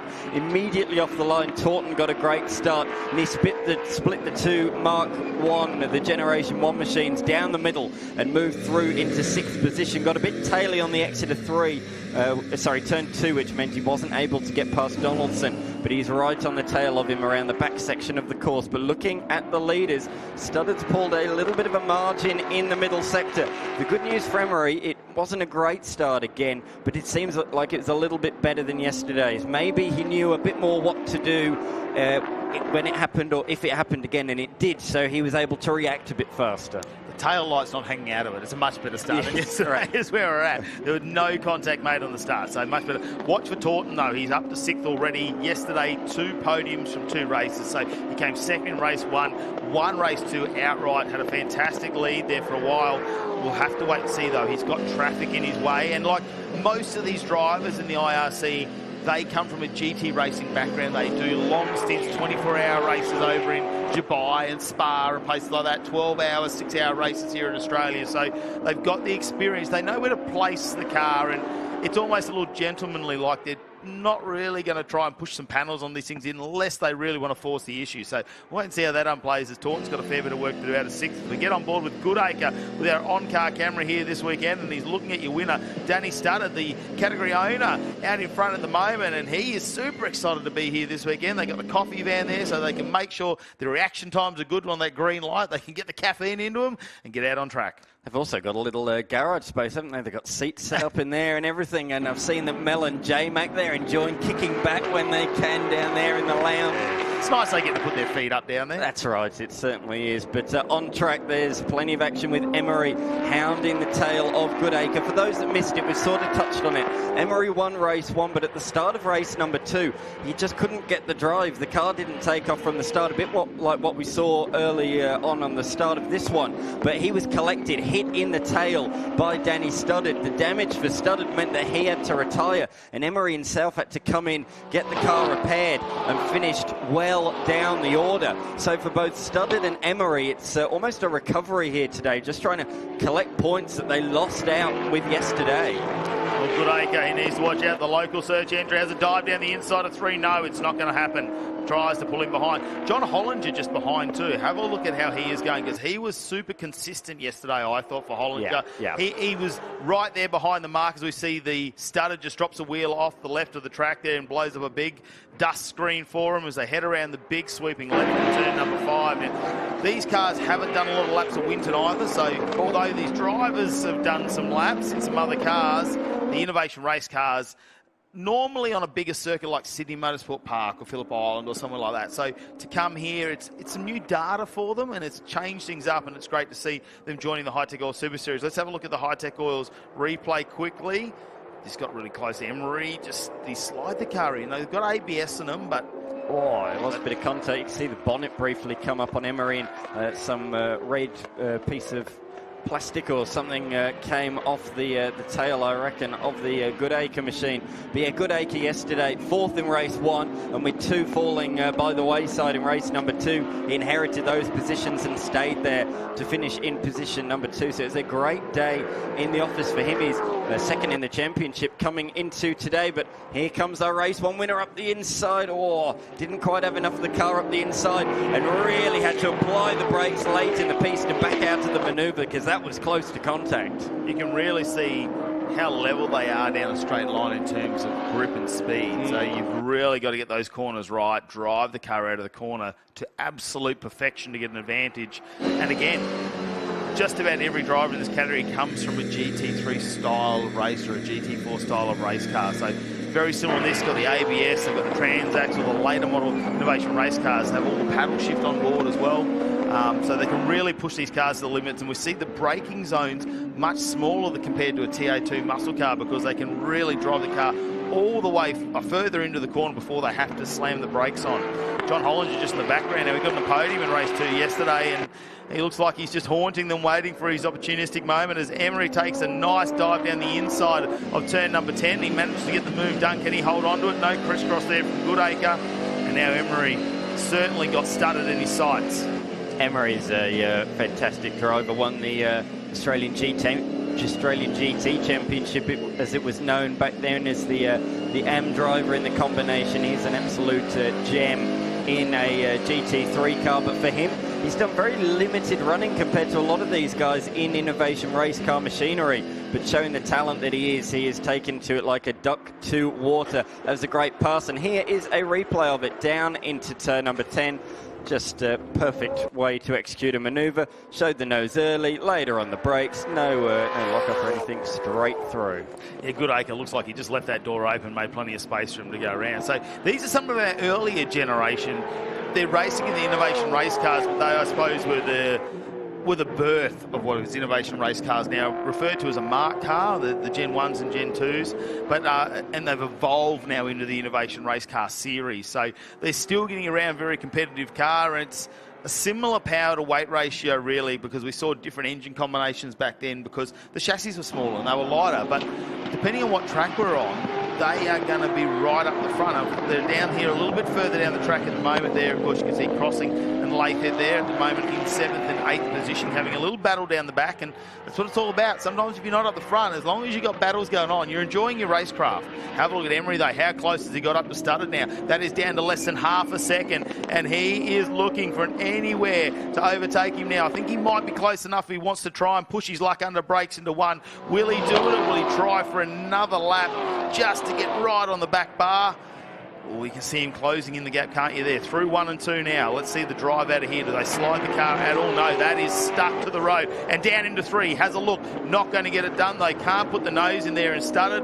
He's just holding his racing line at the moment. How defensive will he be, though? Yeah, that's the question. He didn't quite get the best run through turn number 2, and that's what left him ever so slightly vulnerable down into 3, but he survived on that occasion. Emery, last lap through, fastest lap of the entire motor race, and there we are. He's forcing Studded to defend. There's a bit of a love tap there mid-corner. He's just letting him know he's there. A bit of Morse code, literally banging on the rear saying, I am here. And I don't think he needs to be told with the bump. I think he can see the bright blue machine blaring in his mirrors in the sunlight here at Winton Motor Raceway. It really glistens in the sunlight, doesn't it? The local search sponsored Emery machine, and he's always driven with that iconic number 48 throughout his GT career, and has kept with that number in innovation race cars, and he's attacking the category owner at the moment. Where can he find a way by? Studded himself is very race fit at the moment. He was racing a Carrera Cup at Sydney Motorsport Park just last weekend, but he's forced to go on the defensive here. This is an absolutely great battle. All Studded misses the apex there by about a car length. That's going to affect his run through 2, and he's going to have to defend heavily down into 3. He opens the door once again. Emery looks to the inside. Oh, mighty close race in between these two. That was very, very tight. Studded left about half a car length. Emery was hesitant to put the car up the inside. They just about get away with it. But look at the fight on the drone cam. We can see 3rd, 4th, 5th, 6th, all nose to tail as well. But we can't take our eyes off this one. Oh, more. Oh, off comes the bonnet as Emery tacks the tail of Studded down into turn number 7. Well, that was spectacular. The bonnet's just going to lay rest there on the outside of the circuit. So more nose to tail contact between the pair. Will this affect, though, the aerodynamics? I imagine it'll affect the aerodynamics considerably from Emery going forward. I wondered how strong those fasteners were, because he's been putting him to the test. It's been like a tensile test. Let's just see how long they can hold on the bonnet now. Sitting there just out of turn number 7, and the question 2 will be, will he be getting a flag for that? Will he have to come into pit lane and maybe cover that up? We'll wait and find out what race officials want to do, but the aero is going to play a massive factor on these cars, especially down these straights. But he's pushing on, nothing so far. Obviously, as you can see there, very simple under the front, I suppose. Nice air intake there. They've got themselves a V8 LS engine in the front of them as well. Transaxle on the back is a Hollinger, of course. Let's have a look at the Hi-Tec oils replay here, and this is, he comes over. Was there a little bit of a bump there that finally pulled the fastener off? Yes. That final. So we take about 7 shunts and then we break a fastener. That's where we're at. I think that was the heaviest hit of the lot. He was committed. He was going for the move no matter what, and Studded came across, and there was going to be contact at that point because Emery was fully committed to the manoeuvre. Here we are 1 lap later. Studded defends early this time, and Emery has learnt his lesson. He takes the more usual racing line, which could set him up around the gum tree. He's not going to go around the outside there. This is good racing between these two. Emery's going to be a bit of a car length wide. He's a car length wider than Studded to try and open up the corner, get on the power earlier to get the drive out of the corner. But with these cars having traction control, Studded can just put his foot down and let the electronics do the work for him. Great battle going on just behind him too. You can just see it as we go around, because Goodacre's under attack from Hollinger, Donaldson and Tort, and they are all within 1 second now in the background there. And have a look. Oh, big dive up. Whoa. And contact made with Hollinger. Oh no, Donaldson wouldn't have wanted to do that as Hollinger gets spun around. Taunton has to go around the outside. So that's going to open up a massive gap now for Goodacre, who can take a little bit of a breath because he could see them coming in the mirrors here. John Hollinger will want to try and turn this car around as fast as he can. Let's have a look at the Hi-Tec oils replay. Yeah, just contact on that right rear quarter, and it very, just unloads the car at that point, especially turned into the corner. It's already taken all the weight off that part, and then it's a little bit of a nudge, turns them round. As we look at the fight for the race lead, it is still on out there around the sweeper. This is where Emery looks faster to me. This is where he's stronger. He's more comfortable. They're both sliding through turn number 6. I tell you what, Matty, race 1 was a pretty tame affair. Races 2 and 3 have been scintillating. They are a full-size car. They're not a miniature car or anything like that. They're a full-size, the same size as a sedan car. At the moment, it looks like a truck out there because look how wide Studdard is making this car. He's going down the middle and giving absolutely no room for Emery to get around at all. And Winton's not like a narrow track or anything like that. No. Oh, there's a run here and a bit of bumping on the straight now. There's Studdard more bumping down into turn number 11. I don't think Emery is liking the defensive moves here from Studdard, and he's pushed the rear guard, the left rear guard, onto the rear wheel. So there is now significant tyre rubbing on the tail of the Studdard Innovation race car, the race leader. 7 minutes to go. Can that tyre last to the end of the race? And I'll tell you, there's another factor now. Look who's joined the fight. John Goodacre. This is now a 3-car scrap for the race lead. The leader has left rear damage. The man in second has no bonnet on the front. He's struggling aerodynamically. But the man in third, he's coming on strong late in this race. And his car, oh, there goes the tyre. The tyre's gone. Around the sweeper, off goes Studdard at a vast rate of knots. Centre stage right. Oh, that is a real shame. The tyre has let go, and he has made his way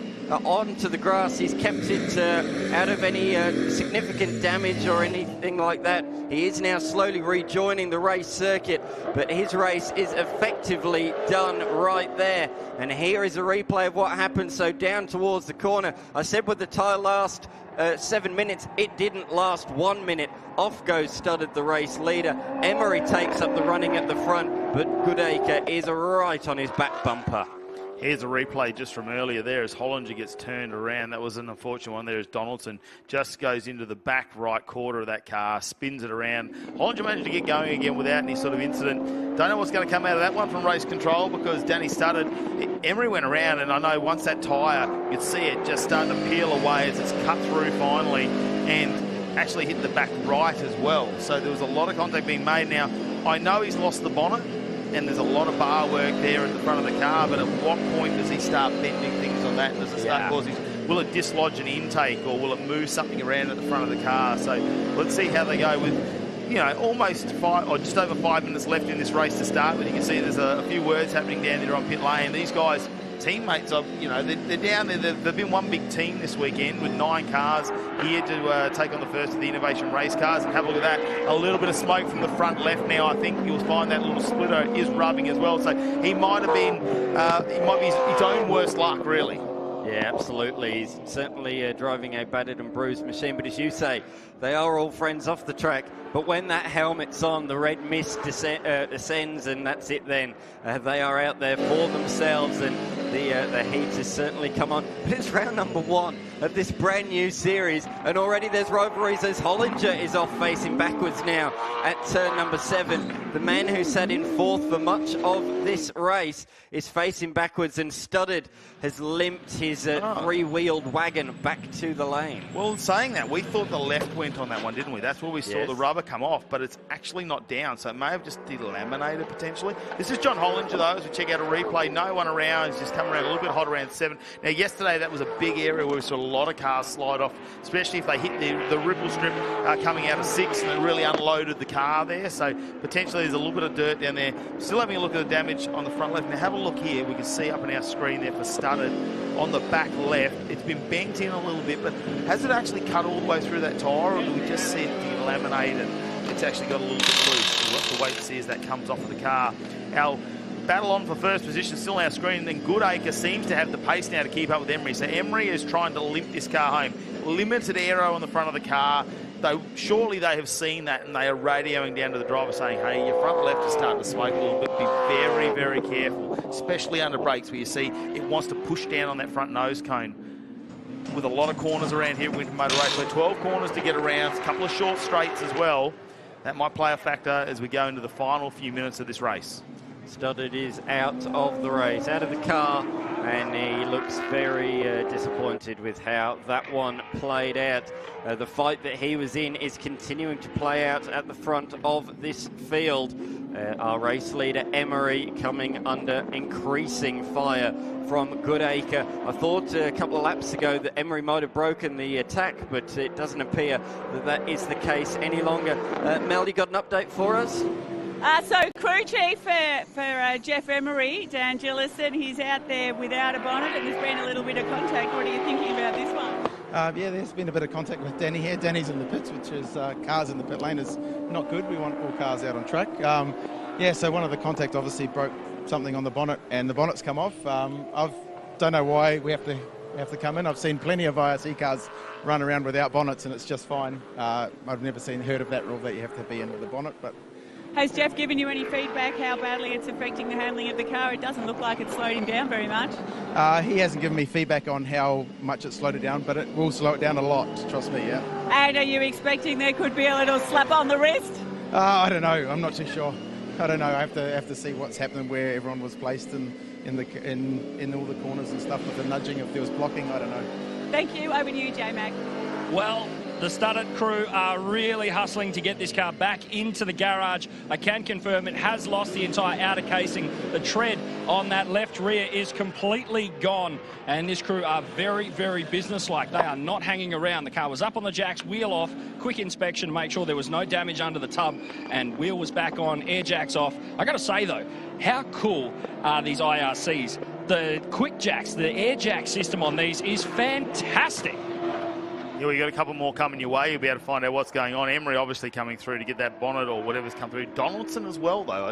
Didn't see any penalties come off for him either. So Taunton now is going to taunt Goodacre there for that first position. They're going to be left out on track to fight it out to see who's going to be on the top step of the podium. Now, he said he's not giving much feedback. I'm sure Emery is giving a lot of feedback to race control right now. I can't believe Jeff Taunton started from the back of this grid, and with a minute and a half left, he is right on the tail of the race leader. Here they are, John Goodacre and Jeff Taunton fighting it out at the front of this one.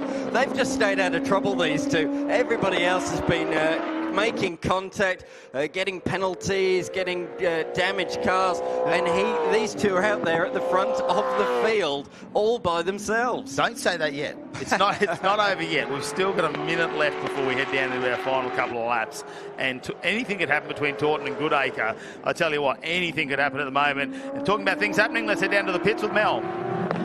Danny started, it was looking like a race victory there, and then it wasn't. What's your take on everything? Yeah, it was willing out there. I sort of got a good start and got into the lead, and then I saw John Goodacre and Jeff having a go at each other, so it got me a bit of a break. And then Jeff got me and he was giving me a bit of a hurry up, and unfortunately it's just what it is. You're just sort of tapping at each other, and I got a flat tyre out of it, so it's just one of those things, racing. Couple of love taps, bonnets, pop tyres, a bit of action so far this morning. Yeah, quite exciting, I think. It should be good TV, I'd say. Well, good to see you up on top. Can't wait for the next one. Good on you. Thanks for that. Over to you, J-Mac. Jeff Emery, in a surprise move, has actually buttoned himself back into the car. There is obvious heavy tyre rubbing happening on the front left corner. The subframe is actually pressing a hard point into that steering tyre.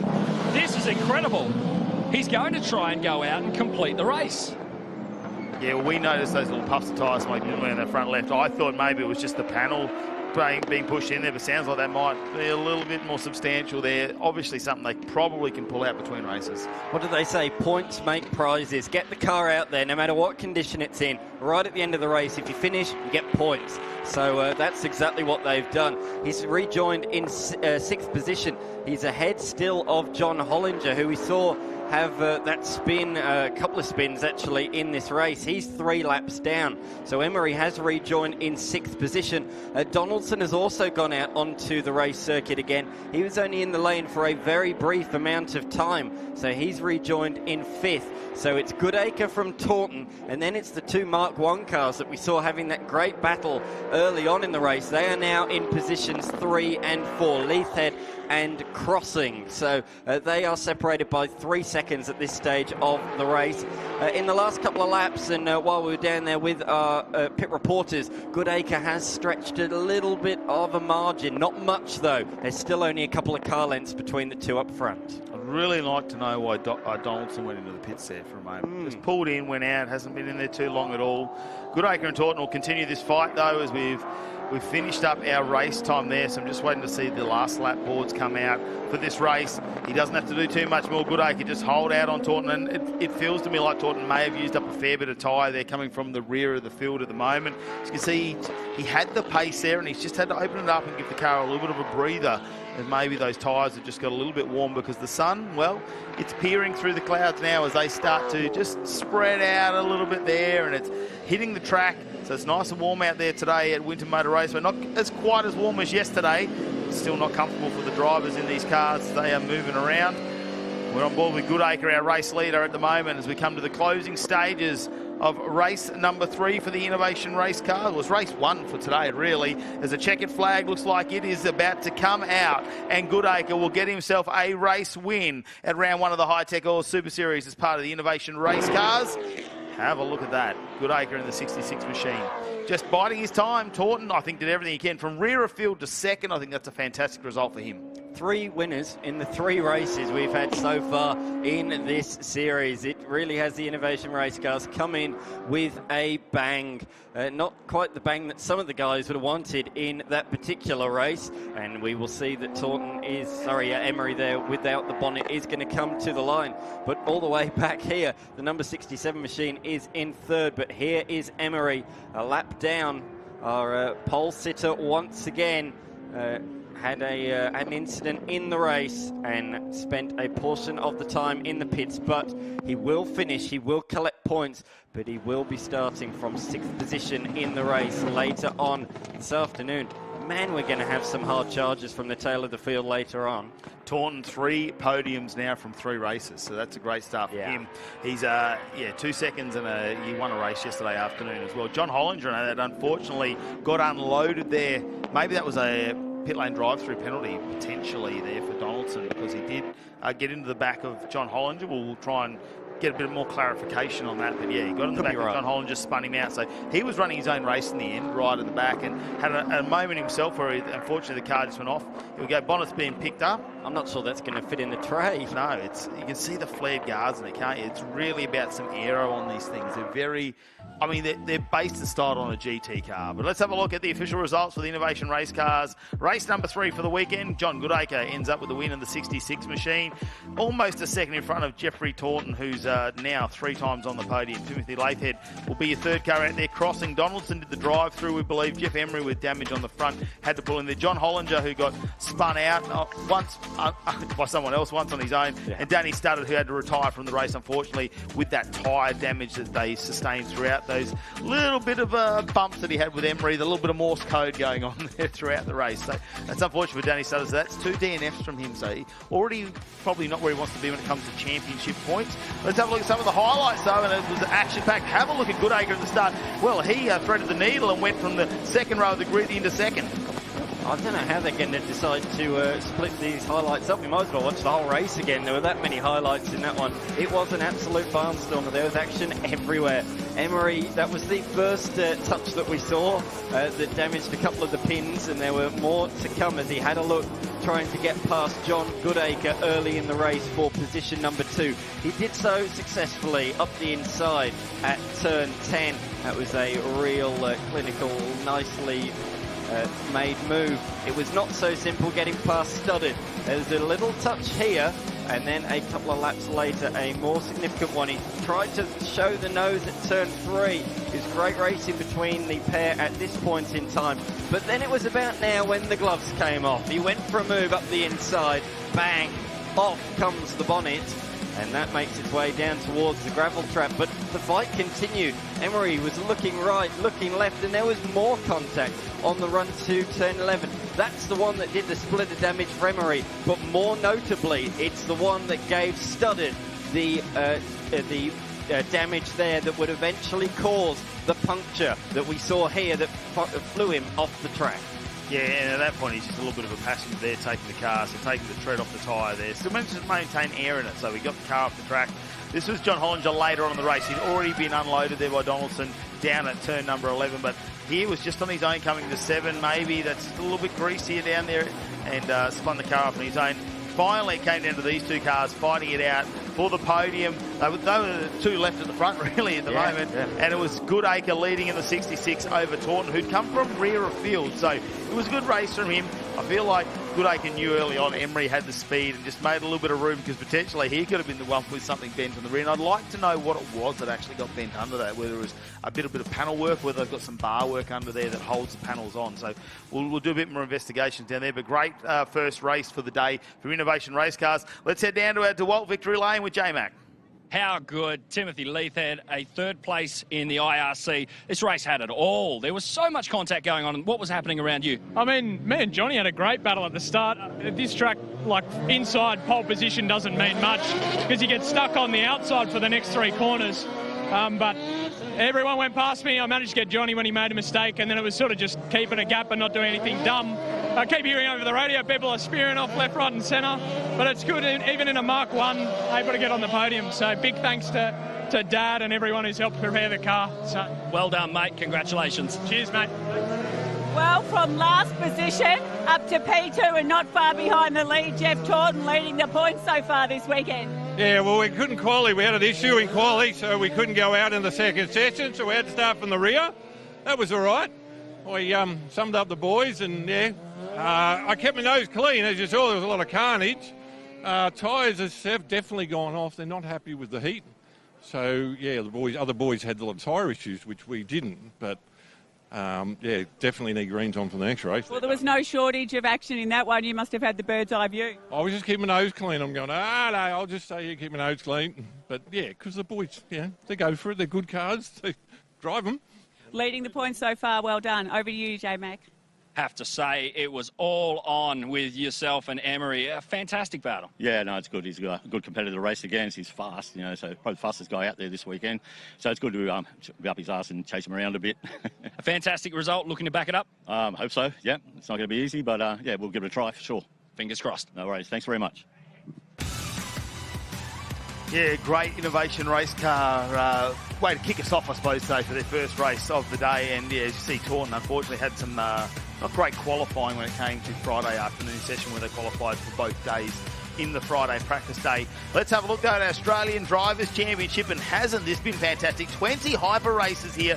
Damon Sterling, well, he has been #1 qualifier, race 1 winner, race 2 winner. And look where he is, starting up the front. Hayden Crossland, well, he's been in #2 position. Lucas Stasi in 3rd, though, where we have been seeing Dean Crook unfortunately had a DNF in the last race. So Lucas Stasi moving up, Hamish Leeton in 4th, Nico French in 5th, Brenton Havey in 6th, Peter Nolan 7th, Zachary Catlin in 8th, and it's Bastien Treppel in 9th, and Jack Lewis to round out your top 10, your first 5 rows. From there, we had a couple of rookies, Justin Yuen and Juke, ahead of Rory McKercher and a big field of cars. But yeah, notable names at the bottom, Vengiato and Dean Crook towards the tail of the field. But the two all weekend long have been Damon Sterling and Hayden Crossland. But look for Dean Crook in the number 48 machine. There he is, right at the tail, the black and yellow machine. Towards the rear of the grid. Look for him to move forward as a former champion in the series. Here we go. The lights are out and we are underway. They roar towards turn number 1. Very even jump between the top 2, but I think Lucas Stasi made the best start, but he runs a little bit wide in 3rd. Crossland showing the nose up the inside of Sterling around turn number 2 as they run up and over the brow of the hill. Look at Leighton. He's made a good start. He's in position number 4 ahead of Nico French. Nolan in 6th, Davey 7th. So it's pretty much as they were at the start of the race. But look at Crossland. He looks like the faster of the two on the cold tyres in this one. A bit of a twitch through the sweeper, and that means he's not able to be close enough for a launch up the inside into the hairpin of turn 7 underneath the gum tree for the first time. In the Australian Drivers' Championship in race number 3 of their weekend. They got one more to come later on this afternoon. as they roar down towards the tight turn number 10. So it's the reigning champion, the two-time reigning champion, that is leading the way from Hayden Crosland. Crosland debuted in the series last year, and as the year went on, he got stronger and stronger and stronger. And he took 3 race victories late on in the season. He was able to match Sterling, but this year they come in on 0 points, and Crosland is hungry for the championship. Already plenty of things happening. Dean Crook up into 10th position for rear of the field. That is a big run from him already, and it might have even improved now as we start to get through our first lap. Peters, well, he's got a 5-second penalty. I'm going to put that probably down to a start line breach, being 5 seconds. Yeah. That's generally what we see. They don't stay in their box position in the rolling start. Now, he hasn't got a lot of experience in these cars either. Hasn't raced a lot. Great to have him here in the series, so he'll be learning these things. Yeah, another debutant. So as you say, you've got to keep in the tram tracks of the grid markings. You can't weave into the middle or out wide. That can be seen as gaining an advantage because you can easily just jink out and pass the car ahead. So it's to keep everything even. So I think that's what, as you say, he's either gone too early or not been inside of the grid boxes as the lights went green. Nico French, fastest first sector in position number 5.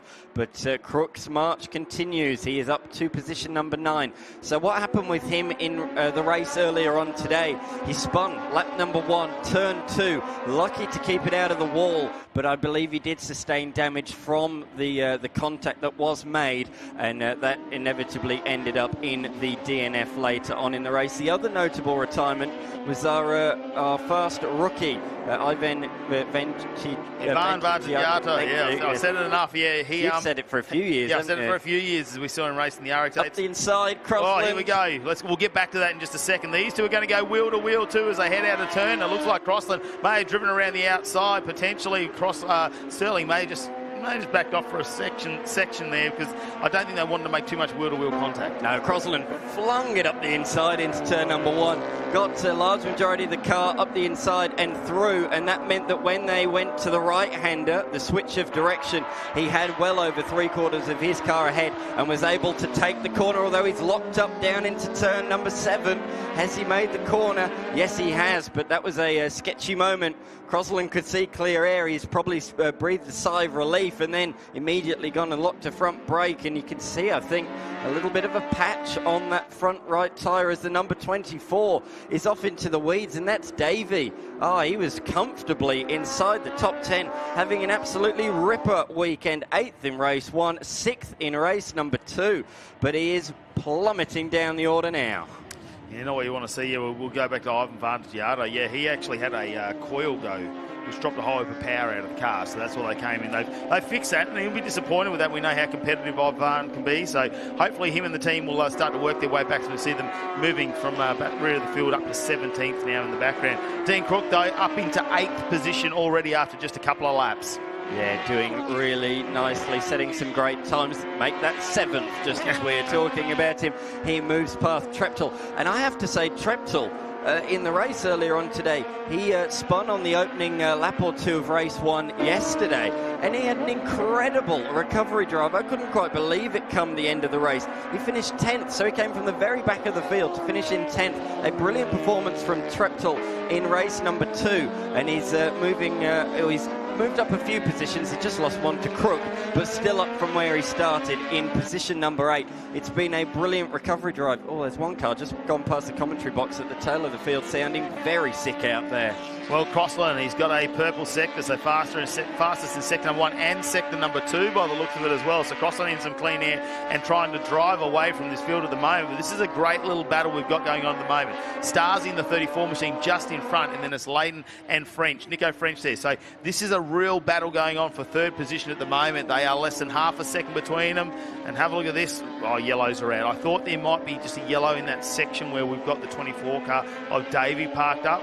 But it looks like our Hyundai safety car going to be sent out onto the racetrack at the moment, and I hope that we're not seeing anything out on the track. Potentially this is just a recovery of a vehicle. We'll try and get that news to you as soon as we can. It'll be the Davey machine on the inside of, I think it might be the sweeper or turn number 6. I'm not quite sure whereabouts it is, but it will certainly be for that machine. And there we are under the control of the Hyundai safety car, sponsored by Speed Cafe.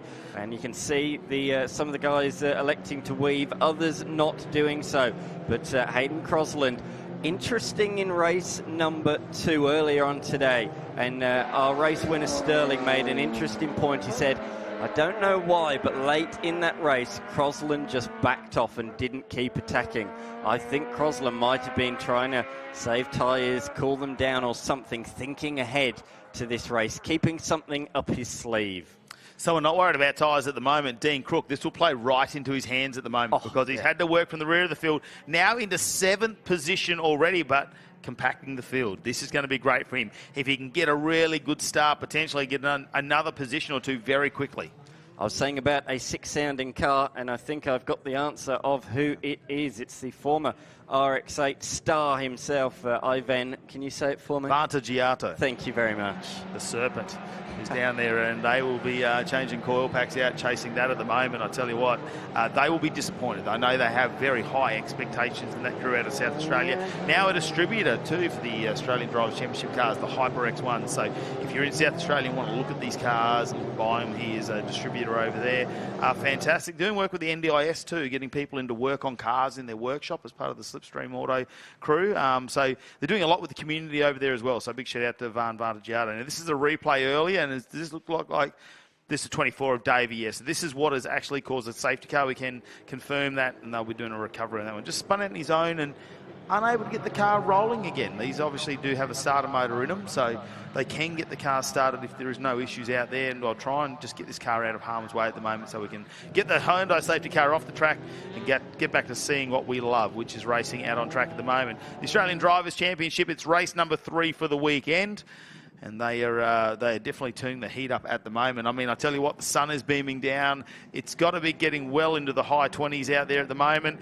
Speaking about getting hot under the collar, let's go see Mel down there in the pits because I'm sure you're sweating it out in these fantastic new uniforms. Yes, I was having a chat to a few of the drivers in the Australian Drivers' Championship this morning, and a couple of things.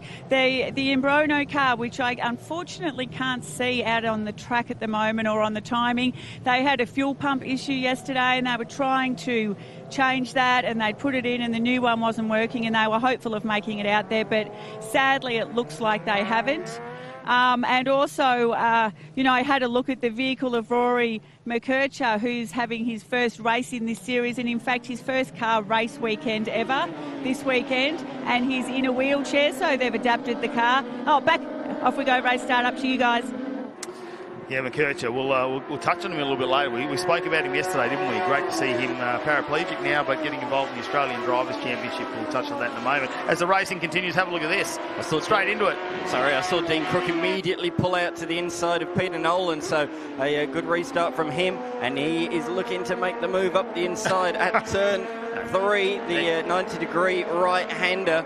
And I think he might have just got that position. So anyway, either or, Crook is looking to move forwards as Nico French. Yeah, he had a big look down the inside of 5 there. I thought he might have taken the dive. He decided just to pull back. Here he goes down the inside though. Can he get it done at 7? And he pulls that through, but he goes wide. But he's on the inside line. No, he's going to make that one stick, so that's good. Nico French will push himself into 4th position. In the meantime, we're just having a look. Dean Crook up into 6th. Didn't like the number 7 position, so I'm not going to stay there for long. Let's try and push on here now. Watch out. I tell you what, Nico French, Dean Crook is behind. Oh, it's Leighton, sorry.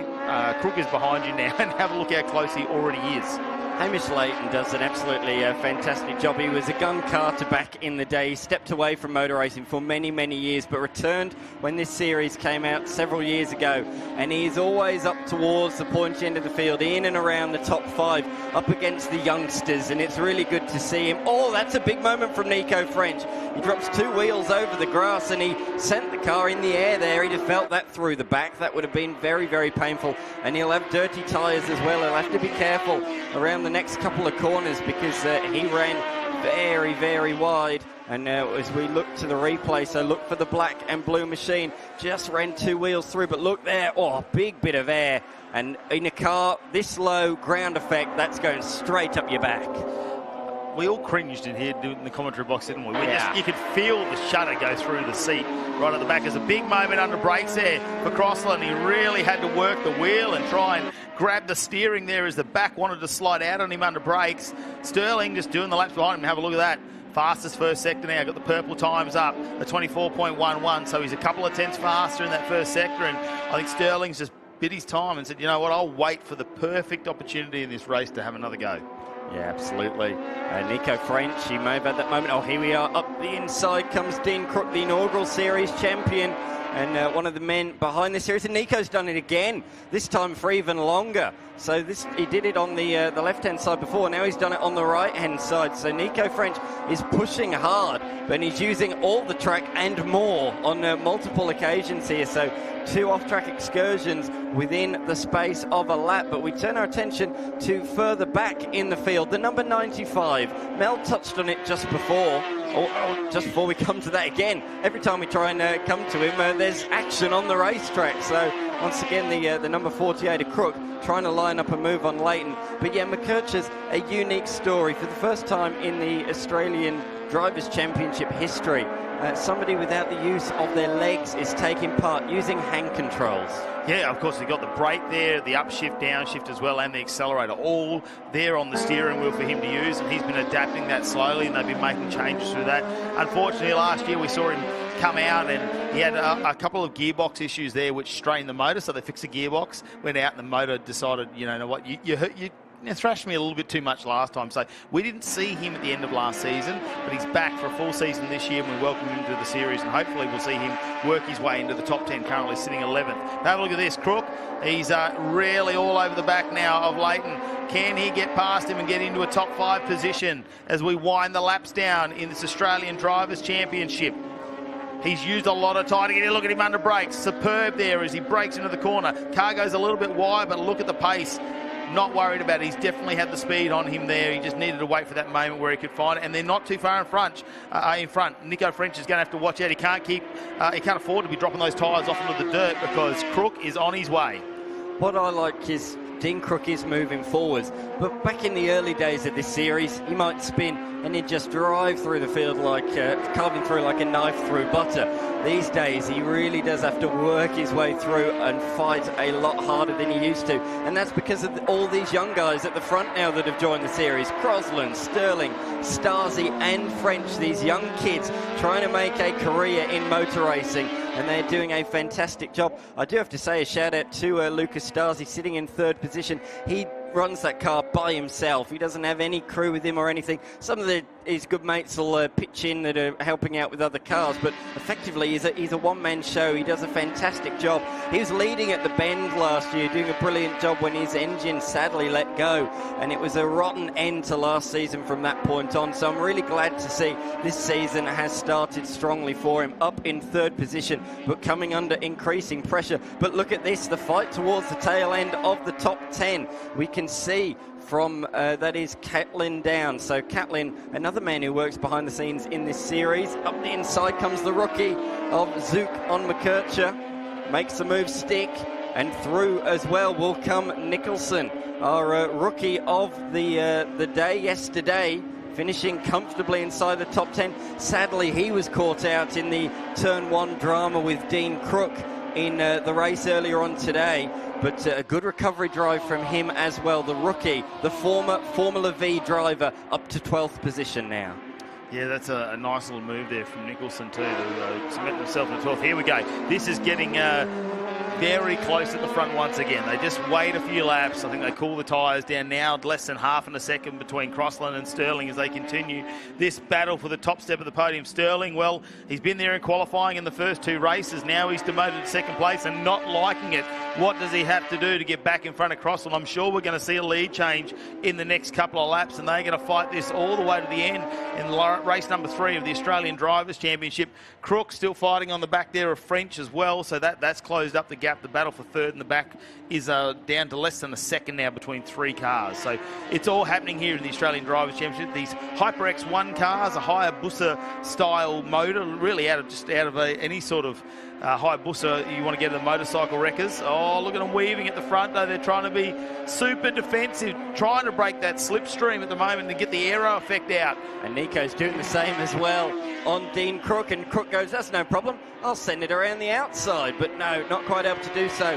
The braking zone a bit too short for him there. But he's going to have a look to the inside of the very next corner. Again, not close enough. He's got the speed, but just at the moment hasn't quite got the track position, isn't quite close enough to be able to slingshot one up the inside. It's interesting how the race at the front's played out. It looked like Crossland was faster earlier in the race, but since the safety car has come in, it has been all Damon Sterling. He wants to go 3 from 3. Crossland is going to try everything to stop him. The Ferrari driver, academy driver at the front of this field, looking for his 4th career victory in the Australian Drivers' Championship, his first of season 2025. I'm so much looking forward to seeing how it's all going to play out between these two over the course of the season. That's the biggest look so far from Crook. Up the inside into turn 10, and he'll send one to the inside here at 11. Surely French is a little bit wide, and he's going to leave the door open here at 12. No, again, just about able to...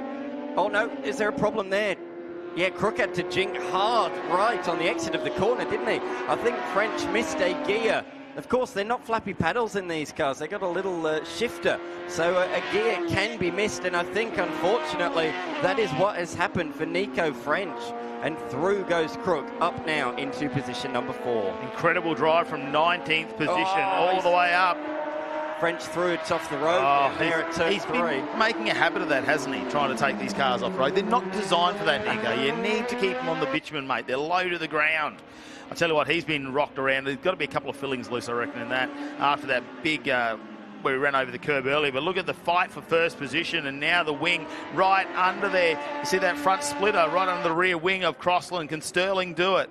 Can he try and get this? The final lap. He's only got a few corners left to go in this Australian Drivers' Championship race number 3. He's set the fastest first sector of the entire motor race. Sterling is going down. Not without a fight. Look at that, he's twitching sideways under brakes into turn number 11. Sterling has thrown the kitchen sink and more at Crossland. But for the first time in 2025, it's going to be young Hayden Crossland that crosses the line to take victory in the Australian Drivers' Championship. And it's going to be a drag race for 3rd. Stasi holds on from the hard-charging Dean Crook. Crook from the back of the field to position number 4, missing out in the end by less than 0.06 of a second. What are we putting that, like about an inch? Probably at that speed? Like it, yes. About an inch at that speed. That is super close. Great from Dean Crook to really have that fight back. Imagine if he got on the podium from final position. That would have been crazy. But look at this, still going on. They're in a line. Can anyone use the slipstream, get the advantage? No, it looks like they're going to cross the line there. Wow. That'll go Yen, Zook, Nicholas, McKercher. Well, that was actually, all of those are rookies. So that was the fight for the rookie class, effectively. So Catlin in the end was 9th, but Yuen in 10th, taking home the rookie title, I suppose you'd say, in that one. Well, Hayden Crossland for the first time this weekend gets on the top step of the podium with Damon Sterling relegated to 2nd. Lucas Stasi in 3rd once again. Dean Crook from the rear of field up into 4th. Nico French, when he was keeping on the bitumen, he was very, very fast. A couple of little mistakes there, unfortunately, for him. And look, there's some great names in that top 10 as well. Justin Ewan rounding out our top 10. As you said, a lot of the rookies coming through. Zook, Nicholson, McKercher, Lewis, Caradias, Chris Peters. Now, he has got a 5-second penalty, which we believe will be for starting there. Rob Summons up that. Ivan Varnagiato, unfortunately, ended race number 2 in the race number 3 in the pit lane. So they might still be chasing some of those issues they had with the car. And Brent Dave, we saw that car towed off, brought out the safety car a little bit earlier on in the race. So, look, fantastic race number 3. As always, they turn it on out here, and we can see the varying differences in the experience of race car driver out there. And let's have a look at some of the highlights, though, of the Australian Drivers' Championship Race 3. It was a pretty good start here. I thought for a moment we were probably going to go 3 wide. Have a look down the inside here. You saw Stasi just make sure he's got that 3rd position. He definitely laid claim to that very early. Certainly did. Look at Crook. He'd already made up 4 or 5 positions by the exit of turn 2. This was the move for the lead. Crossland really caught Sterling napping, sent one to the inside, licked the stamp and absolutely sent it to the inside and made it stick. further back, though, it was a great battle for the tail end of the podium, but this was the cause of the safety car. Davey spinning around at the fast sweeper. Sadly for him, he could not get that Suzuki Hayabusa motor refired, and that resulted in the safety car. It was a brief one. It was quickly towed away, and we were back underway just a couple of moments later. It was exactly what Dean Crook wanted, though, in 7th position by that stage, and it had compacted the field, and he wanted to get on with it very, very quickly. This was Nico French, who took a massive bump there, just went over the ripple strip, dropped off onto the dirt, and then again he did a bit later on in the race when you can see Dean Crook was fighting out with him for the position. But Nico French, yeah, that's got to be hurting right now. There's going to be bruised for him, especially in the back. Absolutely. Crook's march continued. He got past Leighton, and then he got past Nico French as well. But there we saw Rory just be demoted one position, and as a result lost another one to the hard-charging Nicholson. There was the third of 3 offs for Nico French that we saw in that race. But out in front for the first time this year, it was Hayden Crosland who took victory in the Australian Drivers' Championship. A cracking performance from him. Yeah, good to see. They just put on some fantastic racing around here at Winton Motor Raceway as well. We saw them at the bend last year, and sometimes down those main straights they actually run out a little bit of gears, but right here they are really suited. Let's head down though to our DeWalt Victory Lane. Big smile here for Lucas Stasi. Gee, it was close there at the end, wasn't it? Yeah, it was pretty close. I probably backed off a little bit too much. I saw Dean in the mirrors and I knew he wasn't going to let me have it easy, so did everything I could to keep third, and it worked out. Congratulations on your first podium for the year. Thank you. Feels good. Okay. You didn't have it all your own way that time, Damon Sterling, P2. No, it was pretty tough out there. Like, fair to him, he got me. But I tried to get him back, but it's really difficult. Is it really difficult to pass? You can do it, but you got to commit because there's no grip. It's so hot today. Oh well, there's still one to go. But we'll see how it goes. Yeah. Congratulations, Hayden Crosland, your first win for the year. That was a great overtake. That was awesome. I calculated it and timed it very well, and then. Poor luck with the safety car, but I managed to hold on with Damon doing a late charge on me. You did tell me this morning that you'd been doing some tyre saving and you thought you had a bit more speed and you thought you could beat him, and you were right. Yeah, I was pretty calculated in the first two, just holding back that little bit. I thought, why not send it for everyone watching at home? And yeah, we did it. Looked like you caught him napping. Yeah, pretty much. Caught him at the wrong time, and then I managed to put a gap on him. So I'm fantastic race, well done. Thank you so much. Yeah, have a look at the big smiles down there at DeWalt Victory Lane as Jared McLean, you join me. Oh, sorry, what am I saying? We join you back in the commentary box. It's great to have you here. And you're here because we've got 36 legend cars that I need a hand talking about because there are so many. This has been an incredible category, and it's been a pleasure to be up here with you on board with Asker Sandal. Haven't we been getting some fantastic vision out of this machine? Gotta love it. Oh, mate, these cars are absolutely fantastic. Most of them running the new water-cooled 890cc. We see a couple of 860s in there, but the old 1200s, unfortunately, we have lost one car, which is Greg King. He's got the old 1200 on board, and that has not decided to play the game after a couple of races yesterday, and we saw that on the trailer last night. A couple of other people. Ryan Pring still leading us when it comes to the championship at the moment. He's had a race win and a race second. And this morning, in a reverse race grid, he came second. So him and Rob Hogan have reignited the championship fight they had last year. Ryan Pring was the victor of that, the 2024 championship winner and the title holder. They had to do a diff change last night because it was leaking. Well, I mean, there is only 6 points the difference between those two as we check out our starting grid. Rob Hogan starting from P1 right alongside Ryan Pring. Riley Skinner in third, but Dylan Thomas, wasn't he a hard charger, from fourth. Ben Goodridge in fifth. Shane Tate will start this race from P6 with Brendan Hourigan, Asker Sandal, Scott Morgan and Nathan Preto with a top 10 start. Yeah, Maverick Makawari out of Queensland drilling in the 34 Ford Coupe will be out of 11. There's Nathan Locke, Timothy Reed, Joshua Bernard, Chris Spicer in the 33. He's done really well this weekend. James Brett, Drew Gibson, Blake Simpson, Mark Duckworth, of course, in 19th.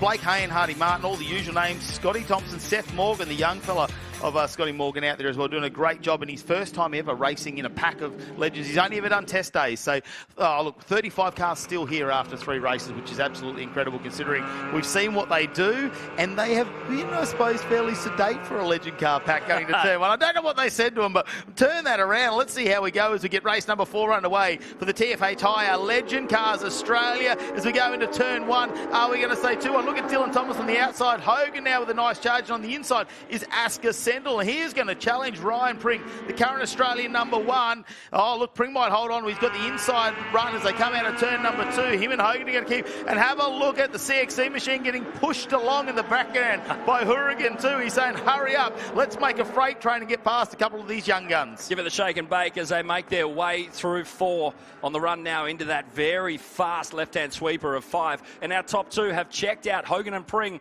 nose to tail, trying to put the gap on this field. Action back in the pack, and you can see just how squirmy these cars are through that big left-hander. Shots over the middle of the track now, and action aplenty as we go nose to tail.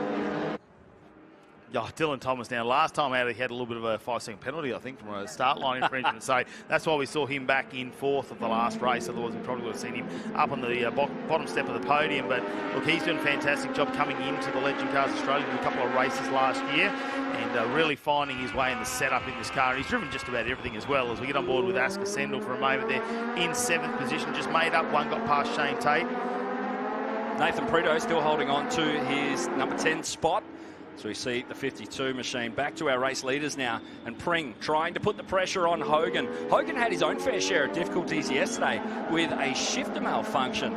Reckons that that may have had something to do with his poor performance yesterday. But great to see him recollect and start from the front row for this one as they complete lap 1 here of race 4. For the TFH Hire Legend cars. Look at the pace. They're cracking through that start-finish at around about 170 k's an hour. Pring, well, he got the slipstream there. He managed to get into the slipstream, get the aero down the front straight, and he's got him under brakes into turn number 1 and held on to it through 2. So now Hogan relegated into 2nd position. We'll wait and see if Thomas can take advantage, because while they're fighting it out, that brings Dillis Thomas can slowly bring his way into this fight. As we have a look at the replay, this was the overtake manoeuvre. Uses a little bit of aero down the straight. He can generally get an extra 2 or 3 kilometres an hour there. Dives down the inside, and the car's not moving around too much at the moment for what they are. That's Spicer now in the 33 machine. We saw him off the track yesterday, but that's looking like that is going to be some sort of terminal end to his race potentially, as we see him slide around turn number 7 down there. It's been a slippery corner for most of our categories this weekend. It has indeed. You can see Thomas now starting to pull up onto the back of this Pring and Hogan battle. Pring gets done, holds on to track position into this upcoming left-hander. He's going to cover all access there. Hogan is looking for a way in. Oh, Dylan Thomas, very experienced racer. Of course, TA2 muscle car champion in 2023. Now in the Legend car. Still had a bit of a year off. He raced about everything at the Hi-Tec World Super Series. He came out into Formula V, did a Legend. He did 1 round of the TA2s as well. I mean, he's raced in production cars. He's raced GT cars as well. A man of many, many talents. And look, I can see why he's up the front of the pack this season, as he's just found some setup in that car. Hogan is under fire. It was a purple 3rd sector for Thomas. He's looking to try and latch onto the toe. The toe not as powerful here as somewhere like Sydney Motorsport Park or the Bend as such. So we got a big off on turn 1. Potential brake failure. Trying to see who that was. That's the 51 of Hourigan. We did not expect the Silver Bullet to have this kind of action coming his way. No, we saw him really take to the inside of race 2, didn't we? And push the car up a few positions. We'll have a look at the replay here. Wow, and it's gone to the right. It's almost like he's locked the rear brakes up, isn't it? We see something like that in drifting where they try and initiate into the corner, don't we? Big Scandinavian flip. But it didn't pay off for him, those poor little tyres. I mean, it's a treaded style of street tyre there. They did not want to play the game, and that car shot off onto the dirt. Good news is he's not gone all the way back in the field at this point. I think we might see him rejoin somewhere, and we'll try and find out where that is. Hopefully that hasn't done too much damage to the car underneath. With 36 cars out there, there's plenty going on. And have a look at Dylan Thomas now as he catches up to the back of this lead pack, and he's going to make it a 3-way battle. Then we got another battle for 4th position. Skinner, Sendel and Tate are going at it. Tate in the budget car rentals entry. Dylan Thomas, some 0.7 of a second quicker than Hourigan. And this is an incredible battle. This is on board the 55 of Asker Sendel. He's looking to put the hurt on Skinner. Draws up alongside. He's going to have to take the long way around through this right-hander. Look at him, steering like a madman. The 94 Skinner holds on, but it is close proximity. Sendel looks to try and pick up precious mile per hour down the home straight across the start-finish line and the run into turn one. This is our battle at the front. And Hogan fights back. Thomas up in the mix through that 3-4 complex. Hogan just copied what Pring did, didn't he? Waited for his moment. Now Pring having to be a little bit defensive in the back there. Dylan Thomas will know this. They've still got 10 minutes remaining in this race. There's no point in pushing the envelope too fast. They really need to work together. Pring and Hogan could have worked together to keep that gap if they really wanted to. But look, mate, they are really, they're contenders in the championship, no matter what we say. And off for the number 52 machine. That's Thompson. Trying to find exactly where that was. You can see the dust potentially around turn 5. Yeah, these cars starting to shoot off a little bit, aren't they? As the tyres get a little bit worn over the weekend. We saw blistering temperatures in the high 30s yesterday. Today, you know, we're going to go up to a mild low 30, which is infinitely more comfortable than yesterday. I'll tell you what. But how's this gap that Hogan's put on in the 9th minute remaining here? He's starting to draw away from Pring. The gap there, 0.75 of a second. You can see the heat haze belting off the Winton Motor Raceway track. And I think that's Pring trying to be very defensive there at the moment on Dylan Thomas. So that might be hurting him in his outright speed. As Ryan Skinner there has to watch out for Shane Tate behind in the budget entry. Budget rental cars, as we've had a few of those over our time, haven't we? They go just about as fast as a Legend car too, if you give us the keys. Asker Sendel being asked the hard question here, going to have to drive defensively as Pring is falling into the clutches here of Dylan Thomas. Currently third in the points of the event. Thomas grabs a big handful of curb but will lose out on track position. Can he get it done around the outside? Very close to that tyre barrier. He's still on the outside, waves Pring through.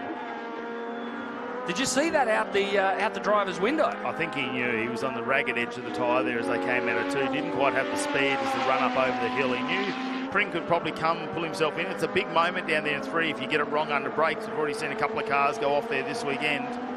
Still plenty going on throughout the pack. It's just the young guns too. Asker Sendel there still fighting it out with Riley Skinner, who's managed to get the move done up into 4th position now, as Shane Tate getting to watch all the action just behind his 6th position. But now he puts the nose in. Have a look at Asker Sendel. He gave him a little bit of room there. I'm waiting to see the bump of the car, potentially to see the in-car camera move around in Asker Sendel's car. Young gun coming out a little bit of karting. He was pretty crazy how the story that he got into these things, especially Asker Sendel. He borrowed his dad's credit card and bought a go-kart once, and now he's into motor racing. Well, you can't argue with it once it's in the driveway. Yeah, it's pretty hard. If you've already paid for it, what do you do? Look at how wide Riley Skinner is making this number 94 machine. He is just covering off all bases. Sendel pulling right up behind him. These are the areas of the track where the toe is most powerful. Obviously, your second longest straight on the track on the run into the penultimate corner, and then you'll run across the start-finish line. There's dust up ahead. The number 11 machine. Yeah, and we saw that go off yesterday as well, didn't we? The number 11. That's Hamish McCluskey in the NNH Constructions entry. McCluskey again, the 11. He actually got intertwined with someone yesterday in race number 2. So it's unfortunate to see him pulling off the road. Hopefully that's not terminal for the car, although we do have a big field of TFH High Legend cars here this weekend. We like to see all 36 of them out on the grid where we possibly can. Asker Sendel now having to watch out for Tate, who's a very experienced campaigner and successful in Legend cars before. Drone shots here above Winton Motor Raceway really showing just how dry. We've mentioned it previously as that 3-car battle rages through Sector 2. And Sendel really under fire from the 147 machine, the budget car rentals machine of Tate.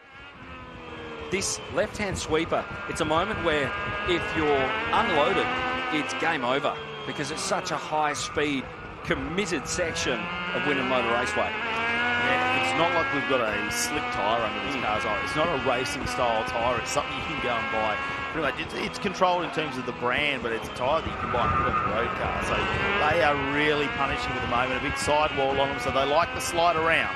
We've been so focused on this battle for 4th, 5th and 6th that we see a 2-second gap from Hogan to Pring over Thomas. Yeah, that's starting to blow out a little bit at the moment as Pring needs to keep battling it out with Dylan Thomas.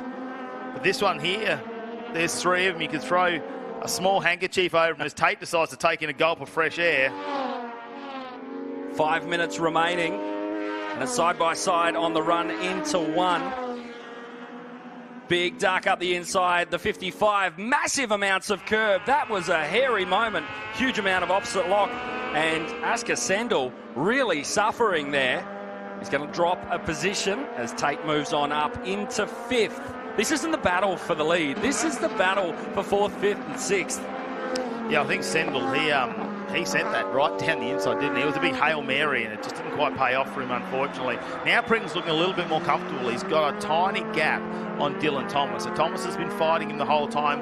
Probably heated those tyres and breaks up a little bit, and he'll know that with his experience, probably just back off for a second. Do they work together to catch up to Hogan?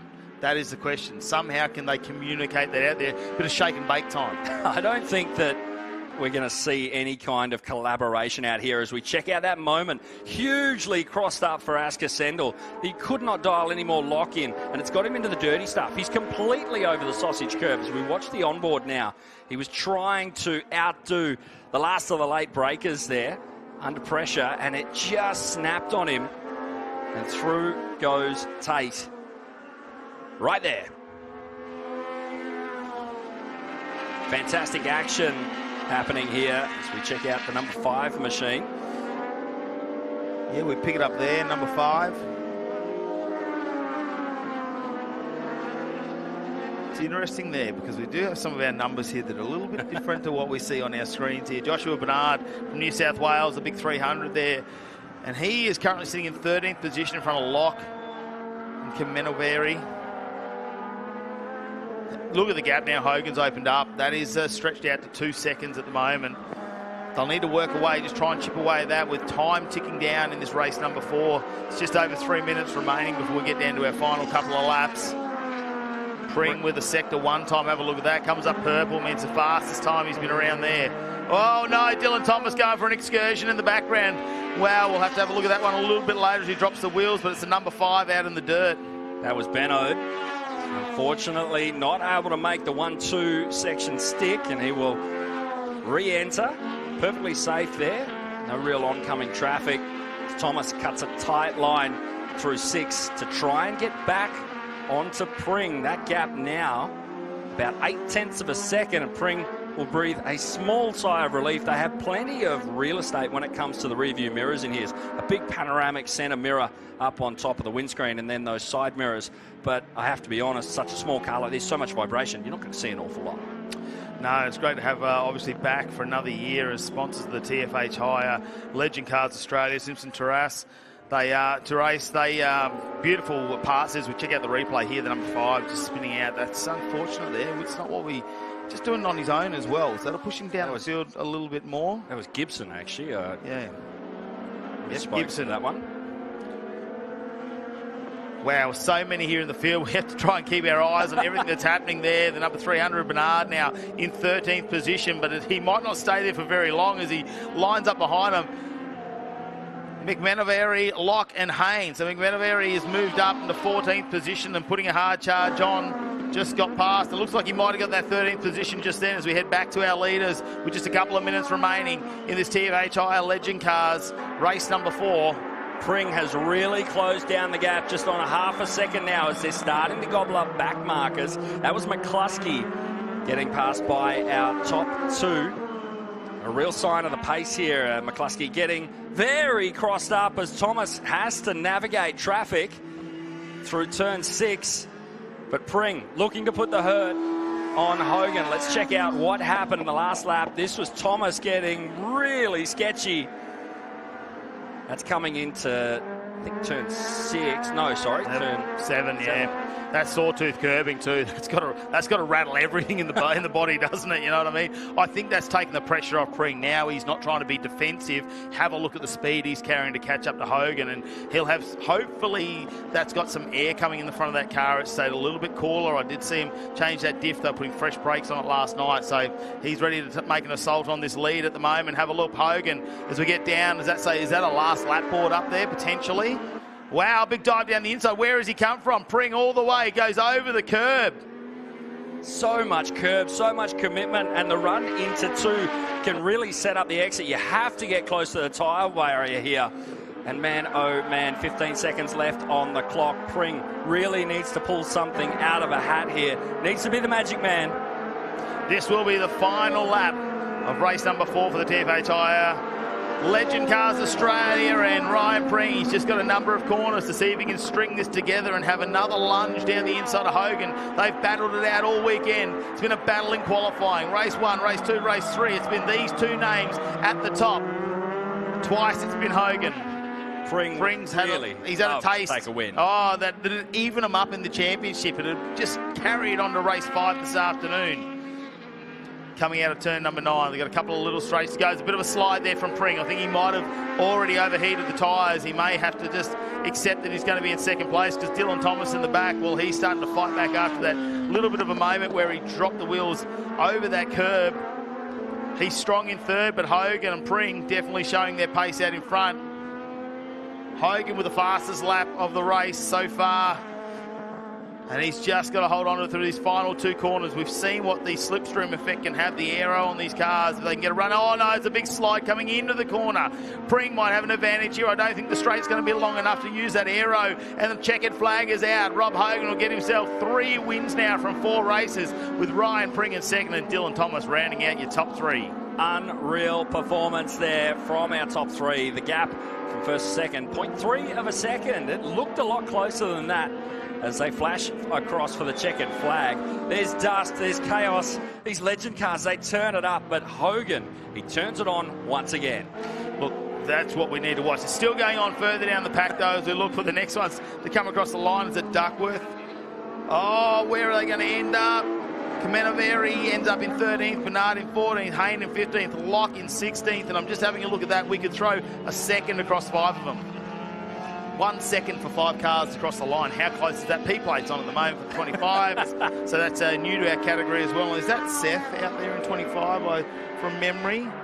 Oh no, that's Jack LeBoynton, actually coming from the AG Automotive, Penwright and Morgan car as well. So, wow. It's an exciting race, and it's always going to happen with the legend cars. We see the differing, I suppose, experience in the drivers there, and we have all these battles going on throughout the pack, and they're still coming across the finish line. Here we go. We're going to try and get through as many of these cars as possible. Robert Hogan, Ryan Pring, and Dylan Thomas, again, your top 3 when it comes to the podium. Shane Tate managed to get up into 5th, so he's had a good little run there. Brendan Hourigan after an off-track excursion back in 6th position. Asker Sender, well, mate, he had a Hail Mary there for a moment there, so I think that was a good recovery to be in 7th. It was mega. Ben Goodridge wraps up 8th place. Aidan Williams in 9th. And Scotty Morgan, your top 10. Then it's back to Reed, Duckworth, Kamenoveri, Bennard, and Hayne for your 15th spot. Nathan Locke in 16th. James Brett, Hardy Martin, Chase Tippett in 19th. And Blake Simpson coming through P20.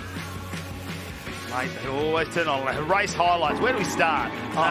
We could make this twice the length of the race, I reckon, potentially. Look at the start, Dylan Thomas. Now, down the inside is where I was watching, and that was Skinner putting his nose in there for a moment in the 94. And in between that, Brendan Hourigan, as they came up over the crest here, he got right behind Dylan Thomas and said, hey, come on, let's put a charge on. Ryan Pring didn't wait too long. This was in the opening lap. He decided, hey, got a little bit of aero down the main straight as we crossed the start line, and said, I'm going to try and get you into turn number 1, and managed to make that stick.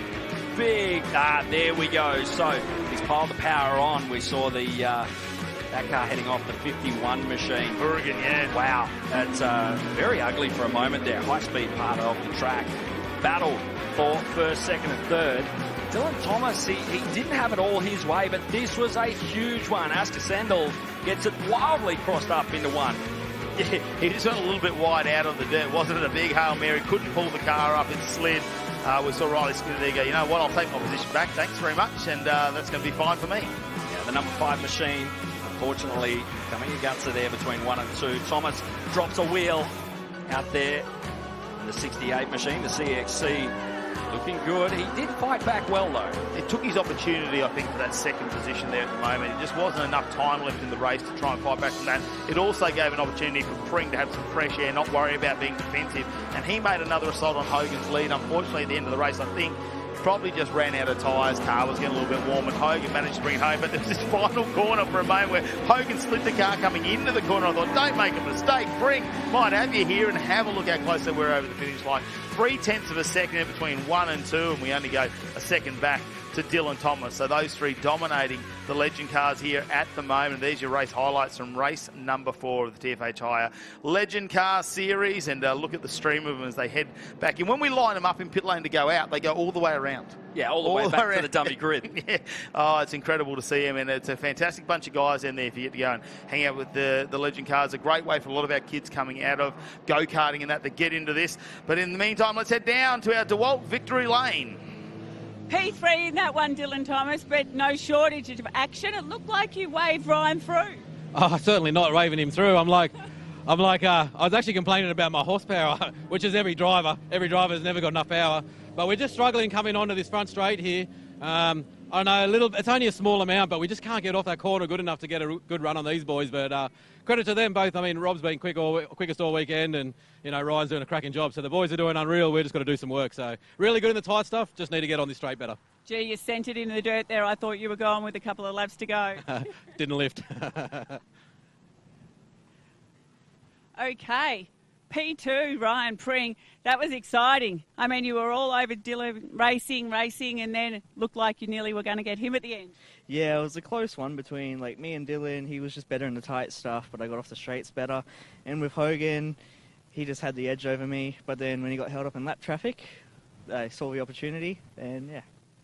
It's an exciting weekend. There's only a few points in it going into the last race. Yeah, it's going to be tight, but hopefully I can win. And again, Rob Hogan. Yep. It's all going your way so far. Well, not quite. He was right up there at the end, but you're taking the victories. Yeah, it's good. It's been going so well so far. So, yeah, got a pretty good car set up. But, yeah, it was just a bit of late traffic at the end there, which caught us off guard a bit. So, yeah, Ryan caught up, so it was going to be on for the last lap. Well, I didn't know if you were just taking a little bit of a relax and he caught you quicker than you thought. Definitely not. I was going as hard as I could, so trying to keep away from him. But, yeah, I knew it was going to come with that lap traffic. So, yeah, anyway. Well, 1 to go is all looking good so far. Yeah, we'll try and get the next win, and then we'll take out the round win. But yeah, we'll see how it happens.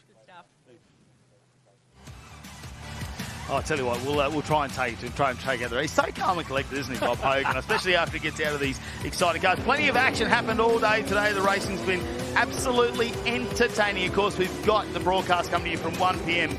on SBS On Demand and Fox Sports here this afternoon. So take a break. Make sure you rejoin us at 1 p.m. this afternoon. We can't wait to bring you day 2 of the Hi-Tec Oil Super Series.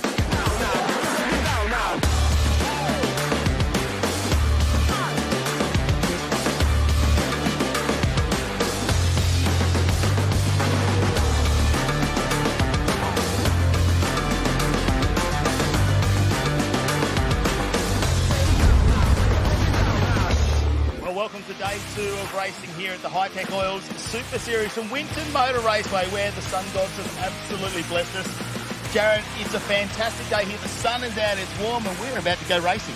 Yeah, yesterday we hit temperatures of around 35 degrees. Today, looking at only around 31, but still brutal for some of the drivers in some of the categories here. And hasn't the action been hot? We welcome Innovation Race Cars onto the calendar here for 2025 as well, and they put some fantastic racing on. Jeff Emery's been super dominant when it came to qualifying. Fast there. Danny Studdett's had a couple of moments there where there's been a bit of damage. They've been bumping and shoving. It's a fantastic new category. Yeah, it's brilliant. Of course, the action flowing thick and fast. Emery running without the bumper there in that last race, and it definitely caused some issues. 36 cars in the TFHI Legend cars as well. That's a massive field, and Rob Hogan and Ryan Pring have picked up that battle once again in 2025. They took all the way through 2024. I mean, we've got the Australian Super Tin Tops, Merrick Malouf with a massive moment down at turn number 3 where we saw that car go backwards into the wall, and we're not going to see it out here today, unfortunately. Unfortunately not, but other categories, man, let's talk about TA2. They've run a second qualifying session here today, and some big shake-ups. Well, Jared Hughes has been super dominant, hasn't he, in day number 1 of racing. We saw him qualify number 1, win both races, but today he's a couple of tenths behind Gomersole, who took the number 1 position in the qualifying session number 2. And Brad Gardner, well, he's in 3rd, so he's starting to improve in the Hi-Tec Oils crew. They're starting to get a handle on this new tyre. Yeah, 100%. We obviously are starting to see everyone using their entire tyre allocation, but that has been the topic on everyone's lips. Lap times still been pretty good, again, considering track temps and ambient temps. Hayden Jackson, probably the one for us with the bad luck so far this weekend. He'll start rear of grid in this first race because, again, having some mechanical issues. So we're hoping his bad luck can turn around. But another new addition to the Hi-Tec Oil Super Series is the Formula Fords, and it's a category for up and rising talent as they come through. Of course, big names like Tabitha Ambrose, Marcus Ambrose's daughter, racing that one. He's got 2 cars here this weekend. They've been impressive to watch out on track. They have indeed. She had a great qualifying run earlier today. They ran a second qualifier, but you have to look at Fawcett and Williams. Fawcett nailed an extra 20 points just for being top qualifier, but Kobe Williams taking 2 race wins this weekend already. Great stuff. It's all been about Fawcett just trying to keep his cool throughout the race. We've seen him shoot off in one where Williams got the advantage there, so that one's going to be an interesting battle, especially in our big race here this afternoon. So the TA2 muscle cars, the Formula Fords, they're going to bring some big races to us here today as part of the Hi-Tec Oils Super Series. Let's have a look, though, how 2025 is going to be for our calendar and where we're going to travel as part of the series. Of course, our next round will be at Sydney Motorsport Park on the 30th of May to the 1st of June, and we always love going there. It's a big, impressive track, under lights racing. We do a double header at Queensland Raceway. We start off on the 27th to the 30th of June, and then the 15th to the 17th of August as we join the Queenslanders through the cold period of the year. Mallala in South Australia. We have not been there as part of the Super Series, and we head there from the 26th to the 28th of September before we come to our final round back here at Winton Motor Raceway, the 31st to the 2nd of November to finalise the 2025 season. Well, it is warm today. Not as warm as yesterday, but we're hoping to peak at about 31 degrees here this afternoon. It's about 29, sort of reaching that point at the moment. So it's not going to get too much warmer for our drivers, but it is hot and sweaty conditions out there. Yeah, an incredible, stunning set of conditions that are really testing everybody. I honestly thought that these tyres weren't quite going to hold up to such aggressive track temps, but seems like everyone's been a very quick study, and this good year, it's a good thing. Well, let's go and catch up with some of our TA2 drivers now with Mel Price. Our first place rookie and new to the category this weekend, P4 Diesel, well done. Oh, thank you very much. I'm absolutely stoked to walk away with P4 after qualifying 2. We had a pretty rough day 1 with qualifying P8, and then race 1 went off the track, so we had to reset, and we knew today was coming, so I had to reset, come into qualifying at P4. I'm absolutely happy to come. And more importantly, you've got family bragging rights because you're in front of your brother. Oh, absolutely. I'll be feeding it to him for the rest of the day. So what can you do from here? I'll try to get away with a clean start, try and stick with Brad through it, and then try and get into a rhythm and just keep going from there. Over to you, J-Mac. Thanks. Here with our pole man, Ben Gomersole. The second qualifying session was good too. Jared Hughes was 2 tenths off. The unit Mustang has been a weapon all weekend long. How are you feeling? No, really good. Yeah, quali was mega. Just managed to pip Jared there today. So he's had really good speed all weekend. So no, it means a lot to the team to get this result, and hopefully we can back it up for 2 races today. Many changes between the setup from yesterday and coming into racing today? Yeah, look, we knew we had a bit of work to do overnight. We've been slowly chipping away at it all weekend. So I feel like we're in a pretty good spot at the moment, and yeah, should have some good pace. Well, we are looking forward to the competition. Mel, you're further down the grid. Cameron Laws, you made a late charge in race 2 yesterday and picked up a few spots. Is that the plan again today? Yeah, I'd like to move up a few positions, hopefully aim to get in the top 3 and just hopefully have a good day. Well, you've had a pretty fast qualifying this morning. Yeah, the car felt really good. Team's done an awesome job to get the car ready and I can't thank them enough. Fantastic. Well, we are hoping to watch you plough through then. Thank you. Jared Hughes starting off P2, and you were dominant yesterday, but slightly slower in the pace. You managed to keep the aggressors at bay, but the gap wasn't as big at the end of race 2 yesterday. No, yesterday we had a good start again, but unfortunately we had one of the bolts come loose in the gearbox and started smoking in the cabin. So I thought I'd back it off a little bit and make sure we limp it back home. But yeah, this morning I think we still had a lot of pace. Just unfortunately got caught in a lot of traffic at the start where you're going to put you the fastest time down. So pretty happy to still be only 10th off after 2/10, sorry, after going for another run. But yeah, see how this one goes, eh? What's the tyre rack looking like at the moment? They're round, they're black. And hopefully they'll be all right. No, I don't know. I think we've done a good job of looking after them. Laurie's been on the tyre treatment and just trying to think about what we can do to be better. But yeah, no, let's see how they go this one, eh? How's your tyres? My tyres, they're black and they're round and they're back home in WA. Mel, over to you. Mark Bailey, you made a great charge from right up the back to right up the front in the second race yesterday. Yeah, it was good fun. Just centred up the inside and made quite a few spaces and hopefully do it again today. Stuffed up a bit in qualifying, ran it off at turn 3, made my tyres into 50 cent kind of round bit, not round anymore, and yeah, I'll just try and do it again, but be cautious as well. Well, you've made life hard for yourself today, but if yesterday's race is anything to go by, you'll be passing plenty of cars. Yeah, keep an eye out for the yellow car at the back and we'll try and get it forward. Good stuff, thanks. Well, Brad Gardner found some pace in the second session of qualifying in the Hi-Tec Oils number 22 machine coming into this upcoming race, starting from the second row. That run into turn 1 gets fairly hairy sometimes, doesn't it? Yeah, no, it sure does. I think we'll just try and hold our position through turn 1, 2, I think. Yeah, I think we'll come out in top 3 after turn 4, be happy. TFH right off your right-hand shoulder. Are we going to see the elbows out? No, I think had a good chat with Diesel. He's young, he's doing a really nice job. So I think we'll just, yeah, like I said, just get through clean and worry about it the rest of the race. Well, we're looking forward to it. Best of luck. Cheers, guys. So our female in the field, Kiara Zabatakis, having her first weekend this, see that your times have been getting faster and faster and faster. How are you finding it? Yeah, look, it's been really great, getting more comfortable with the car. Can't wait for this race. Fantastic. And how are you enjoying the car? I mean, I know you've got your pedal in there. You making yourself comfortable? Yeah, that's an understatement. But if you do have a look, they're so close together because I have to get on them. But yeah, no, it's awesome. It's so. Well, have a great time. Thank you. Thank you. Well, TA2 muscle car are getting suited and booted. It is going to be all on for young and old after this short break.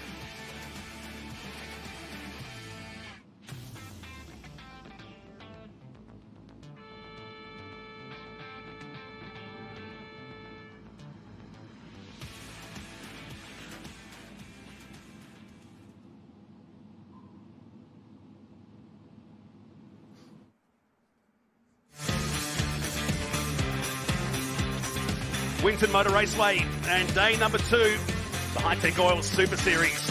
The season opener for 2025, first of our 2 stops at this Benalla venue over 2025, and having the weather gods, you pointed out perfectly, Matty Cav, earlier today. Wow, it's just been phenomenal. If anything, a little too hot yesterday. Player comfort conditions weren't ideal, particularly for the drivers in this series, so much so we dropped 5 minutes off the second race of the day. There's a bit of cool air out there, but still the same temperature as yesterday. Track temperature is a little bit higher than what we were expecting, but in a few minutes' time, the TFH Hire TA2 muscle cars, presented by Maritimo, will hit the track for the first of 2 races today.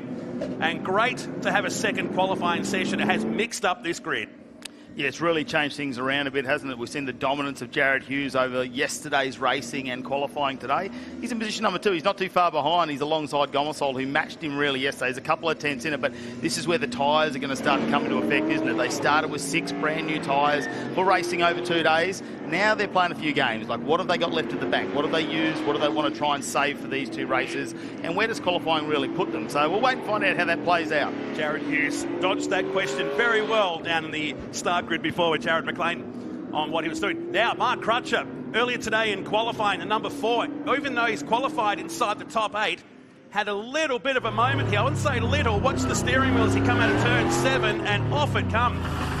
Quickly got it bolted back on, but lucky it happened there and not in turn 5. And some pretty colourful words being said back to the pits when he got back too. So it just wasn't clipped on properly. They've got this fail-safe clip that goes in there. It just didn't connect on to the steering rack on the number 8 car. So, yeah, he was lucky to get away with that one this morning. Back out there now, but a great result for him to get inside the top 10. He'll start at 8th today for this first race. The result of this race will set the grid for the final one later on today.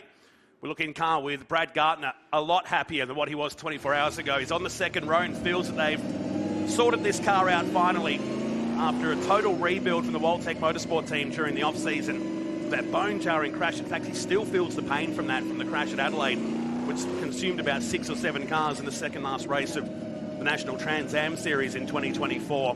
So a second session held this morning here at Winton Motor Raceway. A change for the TA2 muscle cars will feature at all rounds this year. And young Ben Gomersol, in only his second day in the category, put it on pole to become our 17th different pole sitter in this series. It's been going since 2017. We'll hold our heart for a moment. Diesel Thomas is going to start out of position 4 now. Yesterday we saw a car brake on him at the start of a race, and he had to try and avoid that. A big moment where he came off of turn 1, and there's a little bit of a ditch there when you hit it at high speeds. They did a fair bit of damage to the front right. So he's starting on the second row of the grid now alongside Brad Gartner. He's going to really be in the mix of it, isn't it, with these young guns? But Diesel Thomas coming from where we've seen him in RX-8s and sedan-style racing, stepping up to a little bit more horsepower when it comes to a muscle car. I thought he did outstanding in both sessions, and he'll be the best of the TFH Mustangs in the field starting from 4. So the second lap underway now. We look at Robbie Farr in the iconic helmet of the sprint car star, who's loving his time in the TA2 muscle car series. Drove from 16th up into 9th yesterday in the first race. And they changed the gearbox on Friday night. This car, he was running new brakes yesterday, which took him some time to get used to during that qualifying session.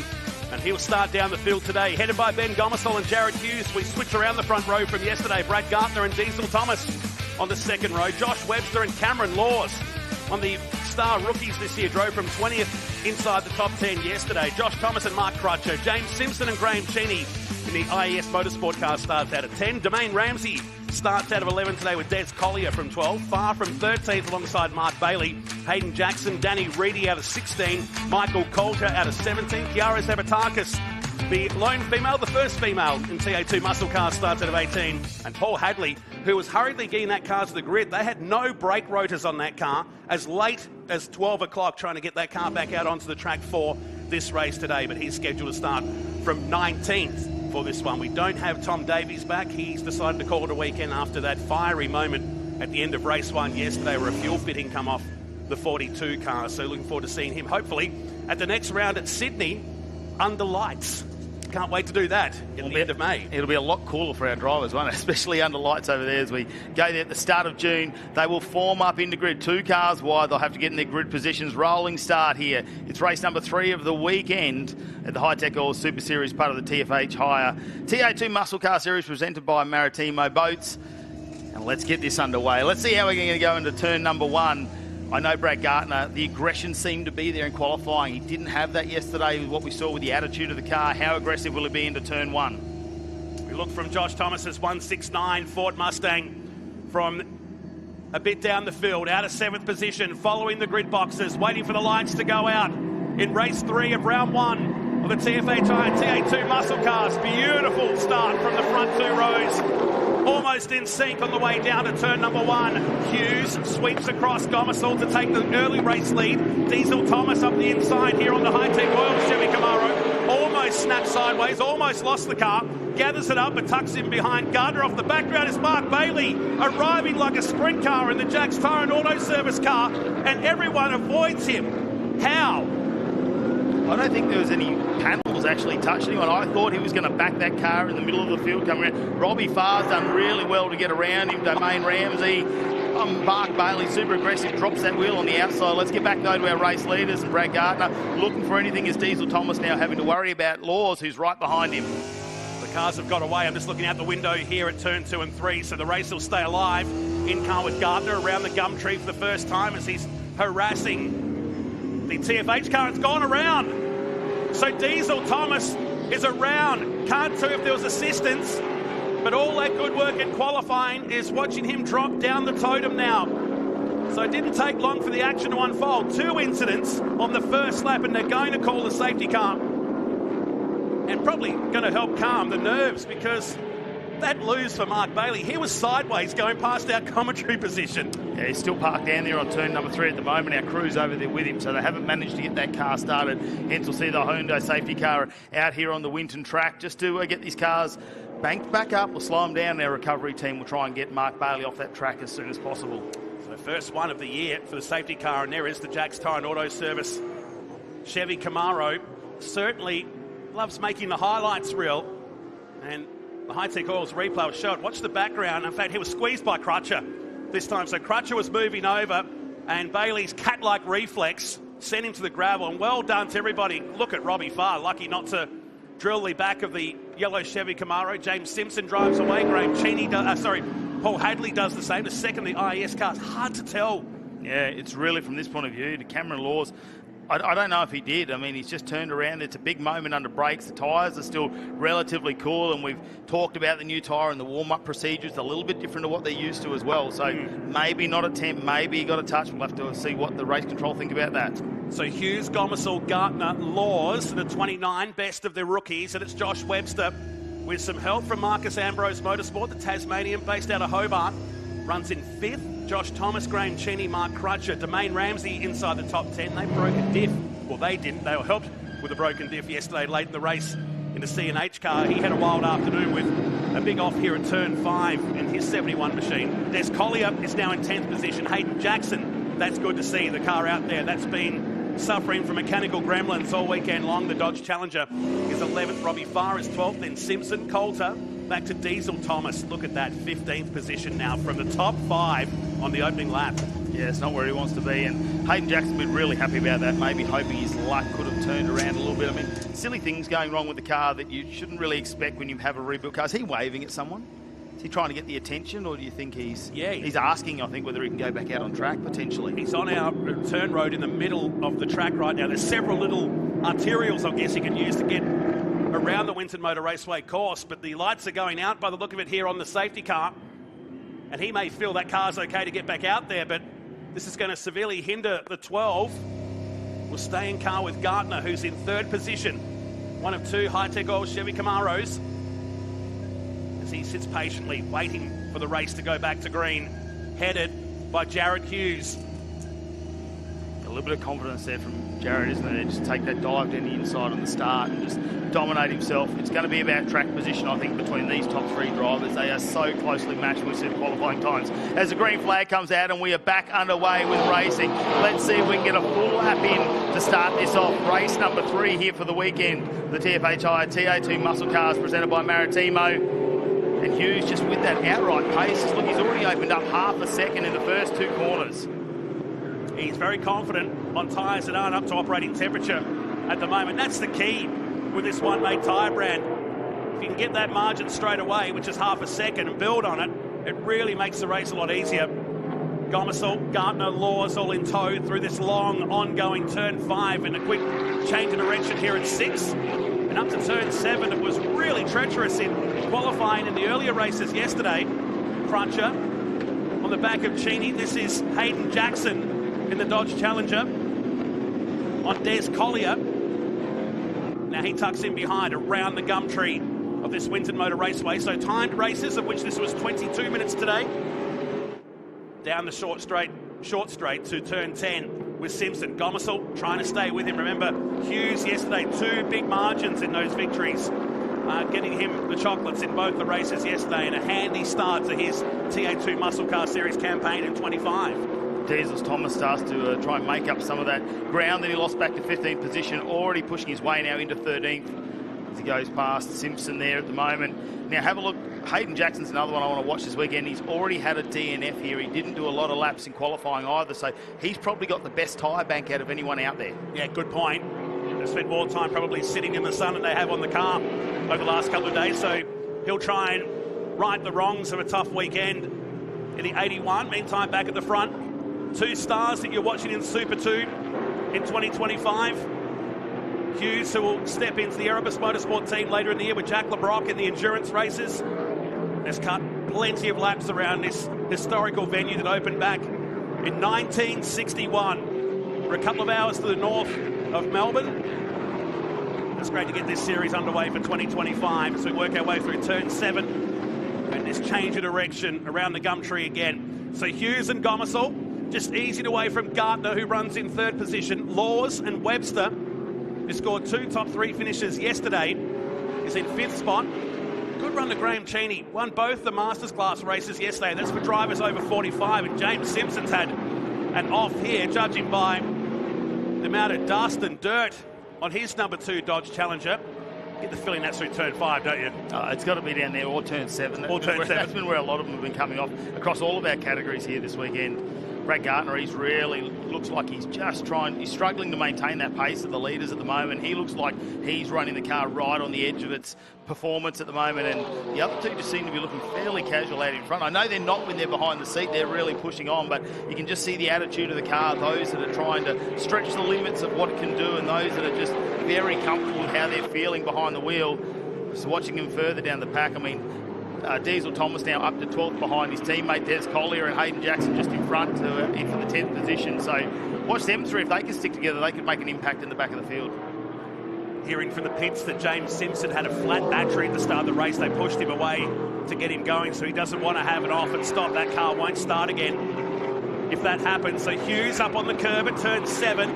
Gomersall going with him today. This is good to see from the son of Jason Gomersall that I bumped into the pits just before. He's smiling, and rightly so. It's been a great week with that podium result in Sydney last weekend in Super 2.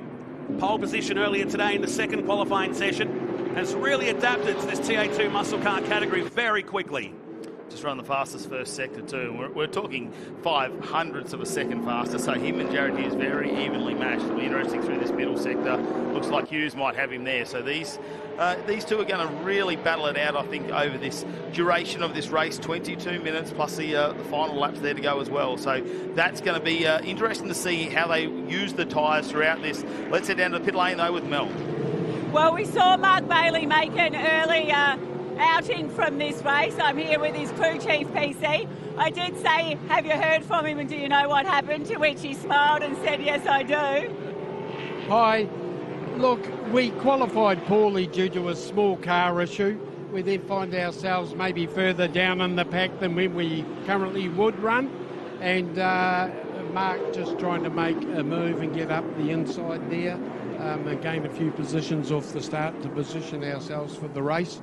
So look, for me it's a racing incident, and there's a bit of disparity obviously amongst drivers from the front of the grid to the rear in any class or category, and so let's just put it down as a racing incident and move forward. Well, he'll be doing the same thing again in the next one, won't he? Yeah, we will be, and hopefully with a little bit more luck and a little bit more room. Thank you. So the 12th out of today's event, or at least this race anyway, for Mark Bailey. James Simpson has also gone back into the pits in car number 2. So a couple of casualties early in this race. 12.5 minutes remain.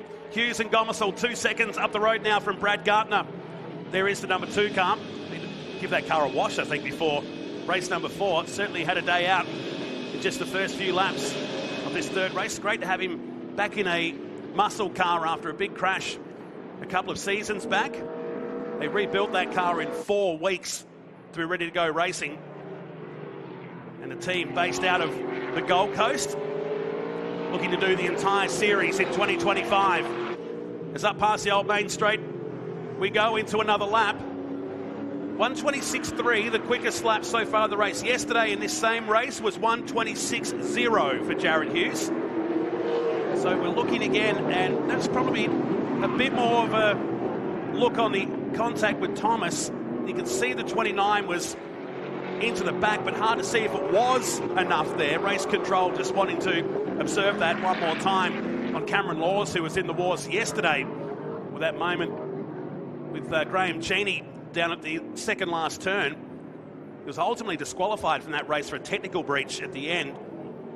He'd been given a penalty on top of it, just ended up being a really bad day out, but the second race drove himself nicely up to the back of the top 10.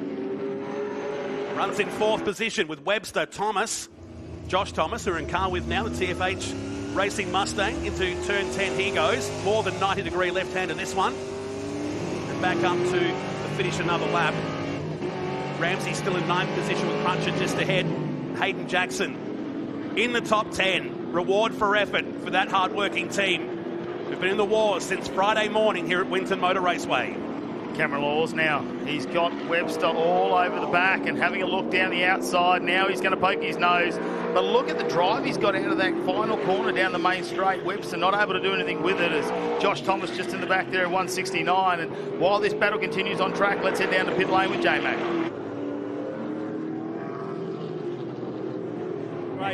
And Hayden Jackson was late to the grid after the team had to change a faulty starter motor, and then to add insult to injury, there was problems with the brake master cylinder. So it is shaping up to be a very tough start to 2025. That car's going to need a complete overhaul for the next round. We spoke about how much they've done to Brad Gartner's car. I think they've done that at the track this weekend for Hayden Jackson, unfortunately. You know, when you start hearing electrical dramas with a car at the start of a weekend, you know it's just going to be a tough, doesn't matter where you look. And you'll get back to the workshop sometime during the week and go, oh, there it is. It was a crimped cable from the door shutting on it. Yeah. That you didn't pick up on. Frustrating game, isn't it, at times? Meantime, here's Laws and Webster. Look at where Webster's positioning himself on the track, trying to get the maximum drive out of the corners, come out a little bit wider as Laws just tries to defend him away. At the moment, the 29, they seem to have some straight line pace. There's a big dive underneath. Webster will go up the inside, use a fair bit of curb on that one, but the Autofix number 200 out of Tasmania, he slides it onto the main straight. We say that, but he holds onto that position, and now it's going to be up to Josh Thomas to see if he wants to try and make that same move.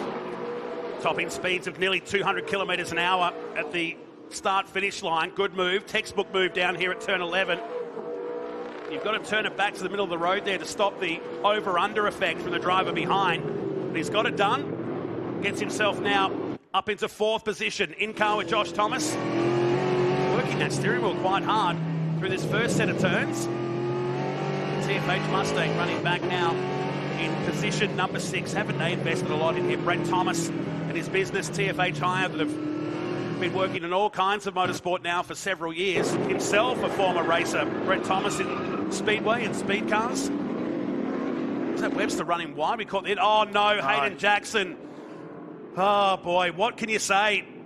He's off the track, and what concerns me is there's a flame underneath there. It's a very dry outfield at Winton Motor Raceway. A top 10 result has gone once again for the hapless, luckless team. They'll need to get onto that pretty quickly. That's starting to fire nicely on the infield. The safety car is going to be called to allow our fire crew to get over there and capture that before it really gets out of control. You and I have been to Darwin enough over the years. It's the kind of conditions we see there when cars get off on the infield. Very dry conditions. Especially when they head up there during the dry season, that's right. And if the grass, even though they mow it very, very short, these cars low to the ground, all it takes is a little divot and the exhaust hanging a little bit low, and you can see that hopefully it looks like it's just a heat fire under there that's caused something to ignite in the grass. Hopefully it's not something on the car. It's just an unfortunate effect of the car coming off and being undrivable on the inside of the track. But our crew's there very, very quickly. You can see them underneath trying to extinguish whatever that is our Hyundai safety car is out on track once again here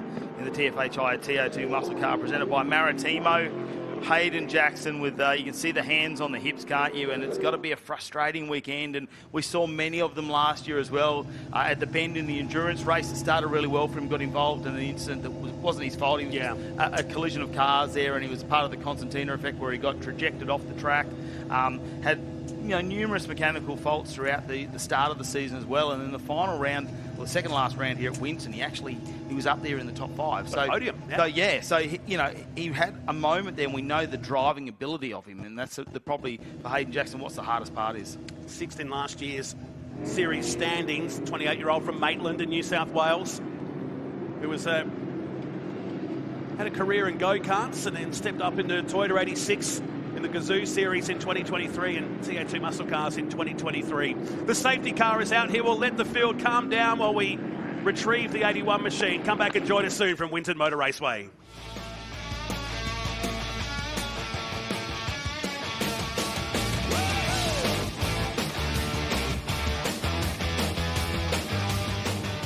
Capture the field. It's cruising behind now. It's the second safety car period of the race. The time continues to count down here.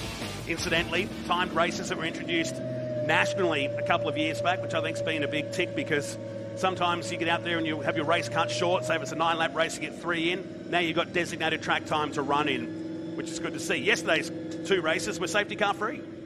Yeah, let's head down to the pit with Mel Price. So we never like to see flames come out the bottom of a car, but Hayden Jackson sadly has pulled off the track. His crew chief Colley's here. Do you know what happened? Not yet. We've had some issues with some fuel injectors for the weekend. I'm not 100% sure what's happened. He just called me and said the car was on fire. I told him to get out as quick as he could.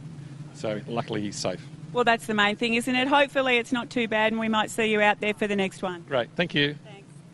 I think he's putting it mildly there. They've had a tough weekend. I think there's other words you could probably use. Probably not on TV, but that team will fight back. Well, after the 2024 season, I suppose. It's just another weekend at the moment, unfortunately, for the team down there. And I don't know what they can do. They've gone over this car numerous times. I mean, Sydney last year in their first round, he had the exhaust falling off of it. So, it's not been the same problem on this car, hasn't it? It's not like it's a duplicate just happening again and again. It always seems to be the next thing in line or the next part of the car that just doesn't want to hold on at the moment. Oh, have a look at some of our Ringers Western leaderboard though. Jared Hughes leading this race. He's going to get a chance to cool those tyres down so him and Gomersol can continue that fight. Brad Gartner in 3rd position now. Let's have a look at some of the race highlights so far. And off the start, Jared Hughes was out a second, but from the outside, he got the jump there on Gomersol. Just it looked like he reacted just a little bit quicker there. Managed to get his nose in front, and he could just shut that down. For a moment, I thought Diesel Thomas was going to be in here for 3rd position, but Brad Gartner held onto the outside, and Thomas just couldn't get that too much wheel spin there. But this was the moment. Yeah, Mark Bailey eased out to the track. Drivers left, and everybody's scattering like ants down here at turn 2 to avoid the Jack's car. The 29, it appeared on the back of Diesel Thomas's TFH Mustang that sent the rookie down the field. Actually clawed his way back up, which is great to see, but a top 5 result goes away from 2025 star rookie so far. This was Jackson, who was having a great race up until a few moments ago as he carved his way through the field. This was James Simpson. That was a big off there through turn 5 and a huge dust cloud created from the Dodge Challenger. He went back into the pits and is out of this one seemingly. This was Hughes and Gomersol just starting to inch away from the field. And Webster making this great move down the inside of the 11.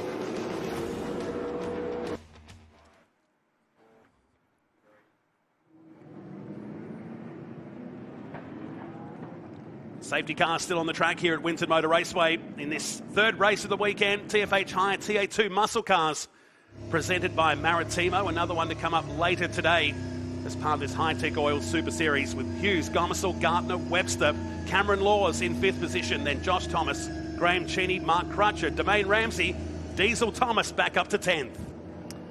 the moment it's looking like a perfect weekend for Jared Hughes, isn't he? Can he keep his calm out there? Gomersall has had a chance now to let the tyres and the brakes cool down on this car. They'll reset in this race as our Hyundai safety car leads us away and heads into pit lane. We line them up and have a look at them starting to bunch. Brad Gardner in the Hi-Tec Oils 22. He'll try and get closer to the unit racing entry of Gomersall, and right behind Webster too. Cameron Laws in 5th. Look at the top 5 as they go into turn number 1. Who is going to be the one to put the nose out, maybe have a dive down the inside? Time running out of this race with just over 2 minutes remaining. Well, he's left the field in his wake, hasn't he, Hughes? There was a big gap between some of those cars further back, and Hughes leads us in, albeit slightly sideways through turn 1 and up through the hill, which is quite steep when you hear at track level at Winton Motor Raceway. So he goes back into the lead here. Here's Diesel Thomas. Phantom move on the 71. He came in a little hot, so he's hungry to get back towards the front in that number 18 Ford Mustang. I ran out of breath for a moment there. I thought there was going to be a big dive, and Domain Ramsey's been on the back end of some bad luck as well this weekend. Like we say, had that diff issue there yesterday after causing a little bit of contact from people from behind him, not part of his own fault. So, you know, he's been off the track. He's had the car turned around, so I'm hoping Diesel Thomas can make that move a little bit somewhere else where it's not going to cause an issue. Have a look at Brad Gardner, though. He's catching up to Gomersall at the moment, whereas Jared Hughes has opened up a gap of almost 1 second, and the 22 machine maybe just not taking the same line through that turn number 9, and it really seems to hurt him on the drive down to 10. In car with Gardner down at turn 10. This car looks way better than yesterday. It was really, really awkward during qualifying, and he self-admitted he struggled to get back into it after not driving since Adelaide. A lot of the other drivers around have been in various cars during the summer break, and the earliest start, it feels like we start earlier every year in Australian motorsport. We used to have a fairly lengthy break, but it seems like we're starting a couple of days after Christmas. That's how it feels. It's usually still a month or so, but early February seems to be the order of the day to go racing Australia-wide as Hughes goes up the hill. Gomersall sliding, so too is Webster.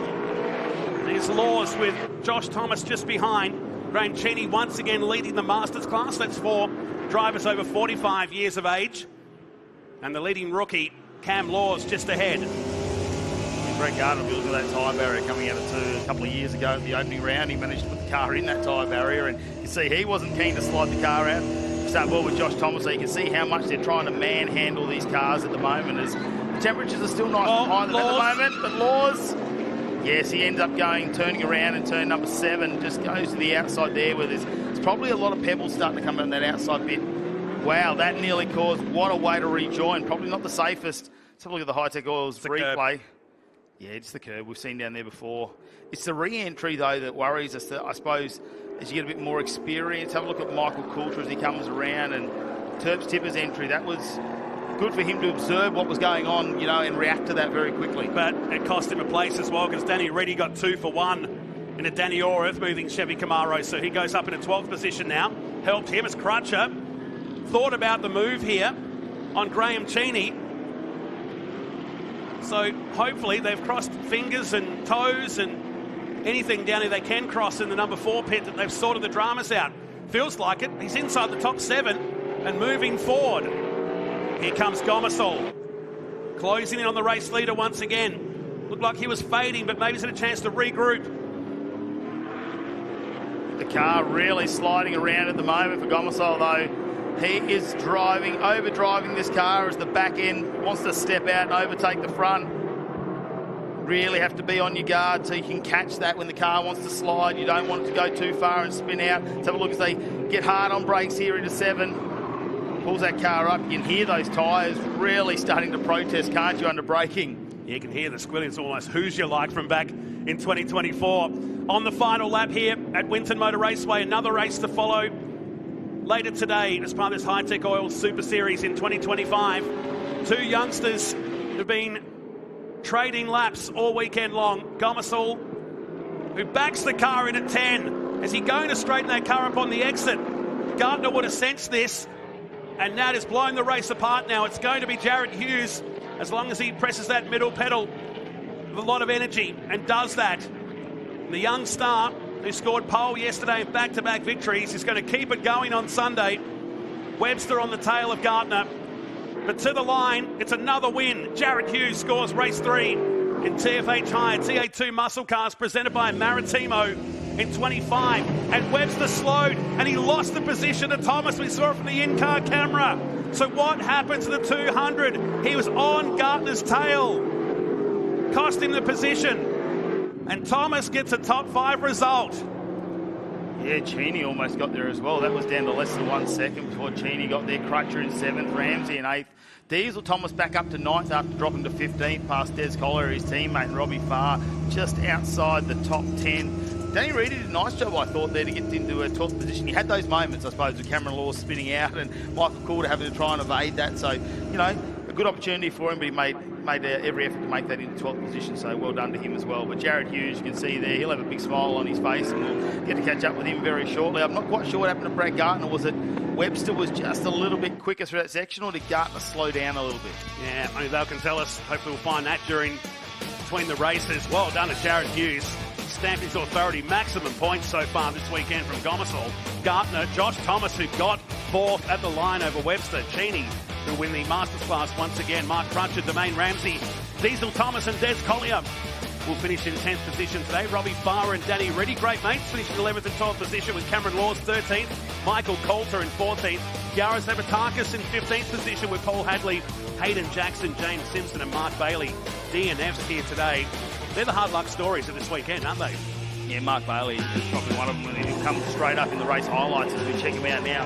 Again, Jared Hughes around the outside here at Big Gomersall. That was always going to go toe-to-toe as they turn into turn number 1, but who's got the confidence on a cold tyre to try and turn it in? Diesel Thomas lost a bit of traction and gave Brad Gardner the advantage, but here it is. Mark Bailey gets squeezed to the outside by Mark Crutcher, and the Jack's Tyres and Auto Entry somehow weaves his way through a pack of TA2 muscle cars and managed to go to the inside and back the car on without making contact. Could be more to this story with Laws and Diesel Thomas earlier in the race. Race control wanted to see that a couple of times. The moment shown on our screens. Down the field now in 13th position off the track with James Simpson, and scooped up enough dirt and dust to say we'll park this one. I reckon the engine temperatures might have been up to on the 2 car. We're having a flat battery to start the race. This was Webster making the move on Laws in the Ford Mustang. Oh, there's where the fire started for Hayden Jackson. We only saw the end result. And our hard-working volunteers in some really warm conditions trying to extinguish that with these dry outfield conditions. That brought the safety car out for the first of 2 occasions. A second time that was, in fact. This was Laws going off down the end of turn number 7 after grabbing the curve and looping the 29 and joining the track in front of Coulter, allowing Danny Reedy to move forward. Gomersall sat back for a moment, then with a couple of laps to go, tried to chase down Jared Hughes. This was Gartner and Webster. So watch what happens to Webster. Is that a gear shift issue maybe on the way of the final turn? It's Gartner powered away to be 3rd. And Josh Thomas pickpocketing that 4th position. Every point critical. And this is TFH High. TA2 muscle cars, another victory and plenty of smiles from our race winner, Jared Hughes, down the DeWalt victory lane. Let's go to J-Mac. Brad Gartner with a rabbit out of the hat. A fantastic run out there for the Hi-Tec Oils Camaro. How did everything shape up for you? Yeah, finally I feel like we're back where we're supposed to be. If you had told me I was that close to these guys in P3 this time yesterday, I'd be telling you joking. So, no, it's those boys are fast up front, but I feel like we're getting somewhere. So, yeah, thanks to Max, Joel, Hi-Tec Oils, Aaron from Tech Motorsport for putting the car together, and all my local guys, mum and dad back home. It's been a hard couple of fortnights, lost my pa, so keen to, do this one for him and, one more. Well, let's get ready for the next one. Cheers, guys. P2, Ben Gomersall, you started pole with a terrific lap, but couldn't quite win that one. Yeah, we didn't quite get the jump off the start. Jared did a good move around the outside. I feel like our race pace was pretty solid the whole race. You know, we stuck with him, so all in all, we're getting there every race. I saw the front of your car sliding as you came out of turn 2, and I thought, oh my. Yeah, off the start there, it was a little bit hairy. Needed to make sure I left Jared room, but no, it was good hard racing. You were wringing its neck at the end there, weren't you? Yeah, I was trying everything I could to get him. Unfortunately, just had a little bit too much pace, so we'll try on the next race. Great drive. Let's get ready. Jared Hughes, it was a very authoritative start. You were able to get the elbows up, get around Gomersall on the run into turn 1. Fantastic way to finish race 3. Yeah, it's good. Good to get the lead on the start of the race. Benny had a good start and then just able to hang around the outside, but it was just a bit of a time management and heat management game from there. Just trying to keep the tyres under us and you know, keep the head straight. So it was a good race for us. Hopefully we've got enough tyres left for the final one today. Those safety car periods, do they play into your hands as far as your tyre management? Yeah, they do, obviously. Remember, you get a bit of a break to let the tyres cool down, and I can't hear myself think. A fantastic race, well done. Thank you. Can he make it 4 from 4? We'll find out later today in a TFH Hire. TA2 muscle cars presented by Maritimo. We'll keep the racing rhythm flowing here at Winton Motor Raceway. It's out on the track now. Round 2 and race 3 of the season of the Formula Ford Stars and Renegade Series. A field of 13 putting some heat into these tyres, ready for this one. It's been about Joe Fawcett and Kobe Williams. So welcome Dan McCarthy into the commentary box for this. We've been excited about this category all weekend because this is the natural home. This is where you learn how to be a race car driver. Absolutely, and we have seen the cream rise to the top so far. Those two have been the fast men all weekend long, but I think they're going to be challenged by the two on the second row in this race. But there's plenty to play at. 20 minutes ahead of us. Rolling start in the Formula Ford Stars and Renegade Series, something unique to Formula Ford competition, and this is how they will start. So Joe Fawcett, our pole sitter yesterday, will start from pole again today. It's been 2 from 2 so far from Kobe Williams, and he'll start from position number 2 in this one, ahead of the hard-charging Jamie Rowe late yesterday. William Long will start from 4th, ahead of Brad James, Fraser High, Lachlan Evernet, and the young Hunter Salvatore, ahead of Tabitha Ambrose and Jack Johnson. On the back half of the field, or the tail of their field, Caleb Belek, Ethan Fitzgerald, and Giuseppe Inbrogno. Now, he's featured at 13th position. We didn't see him go for qualifying, the second qualifying session earlier today. So car 5 did stop yesterday late in the race. Yeah, it did in the first race. They seemed to repair it, and he moved through the field in the second race to finish very well in 7th position. It was a good charge from him, but as you say, not out there in this early qualifying session, and it looks to me like he's not out there in this one either. I think Tabitha Ambrose is out of position, so there's a bit of shuffling. Great images there from the drone cam as we head down towards the final couple of corners. But it looks like we're all sorted. We are now all in position. Evernet has taken position number 7, and Tabitha has moved down through the field. So rolling start, Fawcett and Williams that went wheel to wheel for lap after lap yesterday in both the races. A longer race to come later today in this second round of a 10-round series that will feature at Sydney Motorsport Park, Queensland Raceway. It'll go to Malala in South Australia and come back here at Winton Motor Raceway to wrap up the season. They follow their lines down this main straight and ready for the lights to go out in the third race of the weekend. It's all about who can get into one the quickest. Away we go. And they scatter in the mid-pack straight away. They are side by side from the front row. Williams moves across. Fawcett, watch the wheels don't tangle through here. They give each other enough racing room. And well done for everybody to make it through. And up past the old start-finish line. Williams to the lead. Lowing thinking about it on Jamie Rowe. Down through the turn 2-3 section of this Winton Motor Raceway. Clean start, and look how tightly bunched they are. Yeah, it was really frantic in the mid-pack. They were 2 wide, 3 wide further back through the first couple of corners. But these young guys know how to drive these machines. They made it through without tangling wheels, and they have got through the first sector of the lap all unscathed. The hard charger didn't take part in qualifying, but Imbrogno is back out there, and he's up inside the top 10, past Tabitha Ambrose, past Ethan Fitzgerald, and past Caleb Belak as well. A brilliant start. And 2.9 seconds covering 13 cars. Much tighter than the races we had yesterday. We'll look at Fraser High with Salvatore in tow in the 16 machine. So all the stars this weekend. We've got a mixture of stars and renegades, which is really a difference between the engine specs on these cars. Yes, it is indeed. This weekend we've only got the Stars. They've got the Duratec motors that were introduced into Australian Formula Ford back in 2006. But the older class cars, the older Formula Fords with the Kent motors, we expect them to be joining us from round 2 onwards. But we look at these young stars. Salvatore moving to the inside of Fraser High on the run towards turn number 1. Not going to quite be able to make that one stick, but that's a great overtaking opportunity at turn 1, as is this corner, and Williams is forced to defend. Fawcett's got a nice run, but it's not a long enough run to turn number 4. Moves are occasionally made down there at turn 4, but generally you need a mistake from your competitor at the previous corner to allow that to be set up. Yeah, well said. 3 kilometres now difference on the main straight between these two. Last time round, William Lowing menacing the JCB car 48 of Jamie Rowe. Back around through the left-hander. So Fawcett and Williams, much more intensity from these two, and evidence in the lap times already. They weave their way back towards turn number 10, so out of the slower complex of Winton Motor Raceway and down to turn 10 in this 20-minute sprint race. I spoke to both Jamie Rowe and to William Lowing in the lunch break, and they were both saying, you know, we qualified on the second row, but we do feel we have faster race cars. They're really confident of going with the top 2 today, but out in front, Fawcett, is he showing the nose? Not quite. That camera angle is deceiving, isn't it? It really is. But yeah, going back to Rowe and Lowing, yeah, they're confident, as long as they don't fight amongst themselves, that they will have better race pace today, and hopefully will be able to go with the top 2 in these races. Here comes Fawcett up the inside, shows his authority, gets the whole car up the inside. Lovely, clean pass.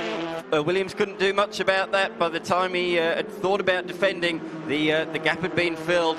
Fawcett slides on by. And it was all by that slipstream. Once again, it was a drive out of turn number 12. 183 k's now to 179. When you talk about engines that are separated by single digits in horsepower, every kilometre an hour is critical in Formula Ford racing up to turn 7. So Williams now doing the chasing, and the 2 behind aren't losing touch, which is good to see. No, they're certainly not, as they go underneath the gum tree once again. Kobe Williams, he's with the move for the lead then, so Fawcett sliding up the inside of Williams. Williams tried to get the exit, the cutback, but wasn't able to do so. As they head down to turn 10, back to live images, and you can see those 2 behind, Rowe and Lowing. They are still sitting there. They're going to be strong late on in this race, I'm sure about that. But tyres were a big talking point. They have been in most categories this weekend, but walking up and down the lane. So they've got 6 tyres from qualifying to do all 4 races. So from qualifying yesterday, race 1, race 2, qualifying again this morning, and then race 1 and 2 of round 2 here today. That's a lot of laps for the rubber to do, and yeah, tyres are going to be a talking point come the end of the race later on this afternoon. And not just that, a couple of teams really were concerned with engine temperatures yesterday. They don't tend to run this long distances that we've had, particularly in these warm conditions. There were some engine changes overnight, but a lot of teams are going, I don't think we could have gone much further. And also, fuel was an issue yesterday. Yeah, absolutely it was. And they were saying some of them got fuel surges on the last lap or so. So it was a major issue. They only just made it to the end of the race. And for that reason, we did have a safety car in that race, and there were talks that they might not have made it. So the feature race this afternoon has been reduced by 5 minutes. Ethan Fitzgerald off the track in car 56. It's probably a good move. That 5 minutes will make a big difference in that final race today. Back to 25. Here's how Fitzgerald went off. And yep, turn 5 is another customer. And the green machine finds his way back on towards the back of the field ahead of Caleb Bellack in car 43. Here are the leaders on their way down towards turn number 11 at the end of another lap. Fawcett starting to wind the wick up in car 23. Jamie Rowe just behind, who won the first round of the Victorian Formula Ford Series recently. And in this good 3-car scrap with Lachlan Evanet at the head of the queue. Jack Johnson behind in car 14. How good do they sound? Absolutely awesome as they come by the pit wall down towards turn number 1. We're looking a bit further back. Brad James had a good qualifying session compared to what he did yesterday. He's sitting in 8th now, so he has lost a couple of positions in the early stages of this one in the Marcus Ambrose Motorsport Formula Ford.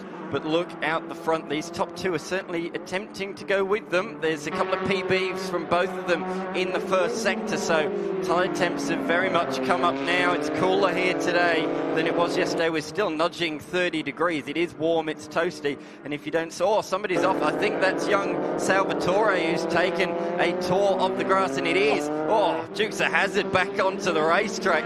Full steam ahead, full throttle, not lifting at all. And this is young Hunter Salvatore's first ever race meeting in cars.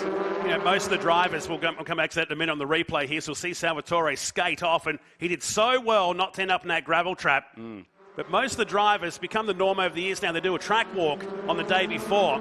Maybe just wanted to test the limits of where the actual walls were around here. It's a long way off at Winton Motor Raceway, but he's recovered. He's back in 5th position as the first 4 come through to complete another lap, and just over 12.5 minutes of racing remain. As I say, for Salvatore to be top 5 in such a high-quality field of Formula Ford drivers. You know, the guys at the front of this field have been racing at the national level for a couple of years. Same with the likes of Lachlan Everett. William Lowing did as well last year. Same with Jamie Rowe as well. So for him to be top 5 in a field of that calibre, in his first ever car race meeting, I think is a phenomenal performance out there on the race circuit.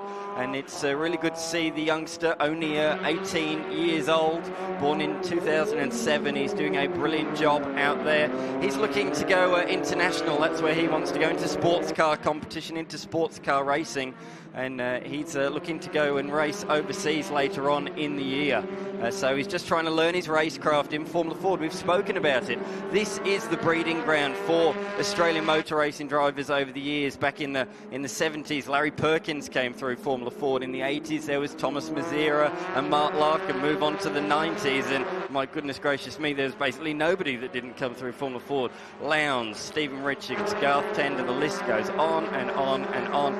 Whincup, Winterbottom, you can list them forever. As we see around the outside goes Fraser Hine. He's pulled it off. Wow. Brilliant stuff. That's hard to do down there. Usually the driver defending will go to the inside to make you go around the outside. And he did. Now, is that smoke from the Everett car? It is. It's not dust. So dramas with the ADS not hurting the horsepower, or is this the final call? You know, engines tend to go quicker as they're about to expire. That was the car of note more than any others yesterday that was really hot. The oil temperature got up to over 140 degrees. And Lachlan Everett said to me, if there was a couple more laps in the race, my engine was not going to make it. So he said, when I spoke to him in the lunch break, he said, no, we're all good. All fine, no problems. But there was certainly smoke coming from that car. Especially from the rearward shot of the 88 machine heading down pit straight. Kobe Williams is back on the gearbox of our race leader. He's the fastest car on the circuit in the ACM Finance Spectrum chassis. The field dominated by that chassis of car. The Gales were cutting through back in the time as well. A couple in the field in this weekend's event. That smoke getting worse on the 88 machine. But here are the leaders down to turn number 10. Fawcett and Williams, 2 seconds clear of Rowe, who was almost going to lose that position. William Lowing, who tested the limits of turn 10 yesterday, almost replicated that. You can tell the Spectrums by the distinctive orange nose right at the very front. But here was that lockup. He found himself down that escape road yesterday. Fortunately, this time it wasn't such a significant lockup, and he was able to make the turn. But he'll be feeling that. That'll feel like a 50 pence piece underneath his right front, and that will be playing a factor for the remainder of this race. He's got to be careful, because with lockups, if you do it once, you generally find that spot over and over again, and then it progressively will get worse and sometimes can lead to punctures. Exactly. Down the field, where we're focused on the 2 leading cars. We've got Everett, James and Bronio. Behind them is Tabitha Ambrose, who's come up in the 10th position, but this is a feisty battle. They stay side by side through turn 2 with Fraser Hine, Salvatore, Everett, with the smoke still coming from the 88's rear. Through turn 5 they go. This is what we've been waiting for all weekend. This is classic Formula Ford racing, pack racing, big battles, lots of pressure, and really testing each and every of these drivers. Stress levels have got to be maintained at a track like this. You need to be patient. Imbrogno and also Tabitha Ambrose are really closing in at a rapid rate as well.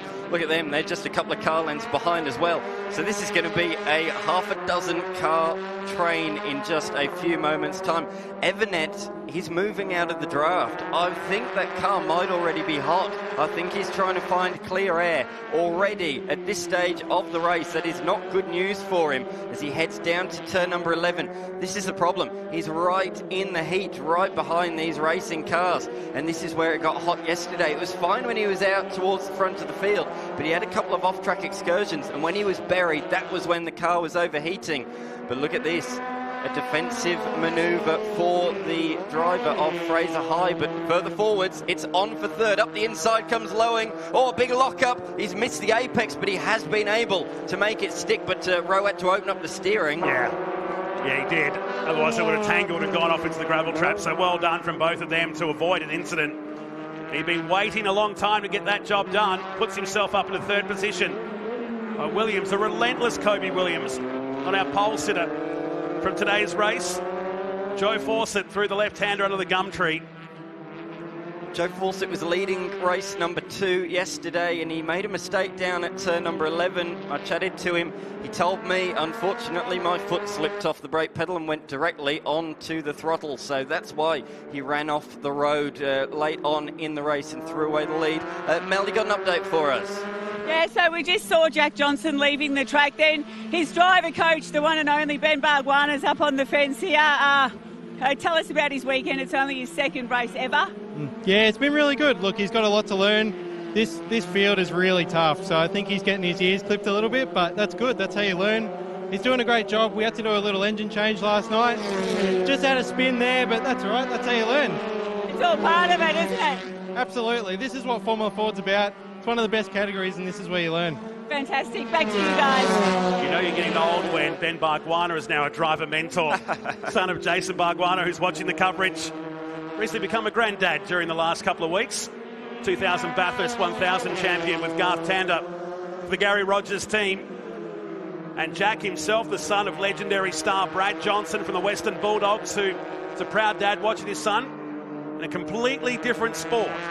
I've noticed on timing, Tabitha Ambrose has come to a stop. So she was chasing this train of cars and had made it a 6-car train, but she has stopped out there somewhere on the racetrack. So a real shame for the daughter of 2-time Supercars champion Marcus Ambrose. She's had a challenging weekend. Yesterday we saw her stuck in the gravel trap. She had a slightly stuck open throttle, which caused her to spin off down at this section of the road. So it's been a troublesome weekend for her. Just a week after she watched the weekend at One Raceway in Formula Ford. She won all 3 races, took the pole position and the lap record as well. But Winton has not gone her way. Meantime, down here at the final turn, we've had a change. And to the lead goes Williams.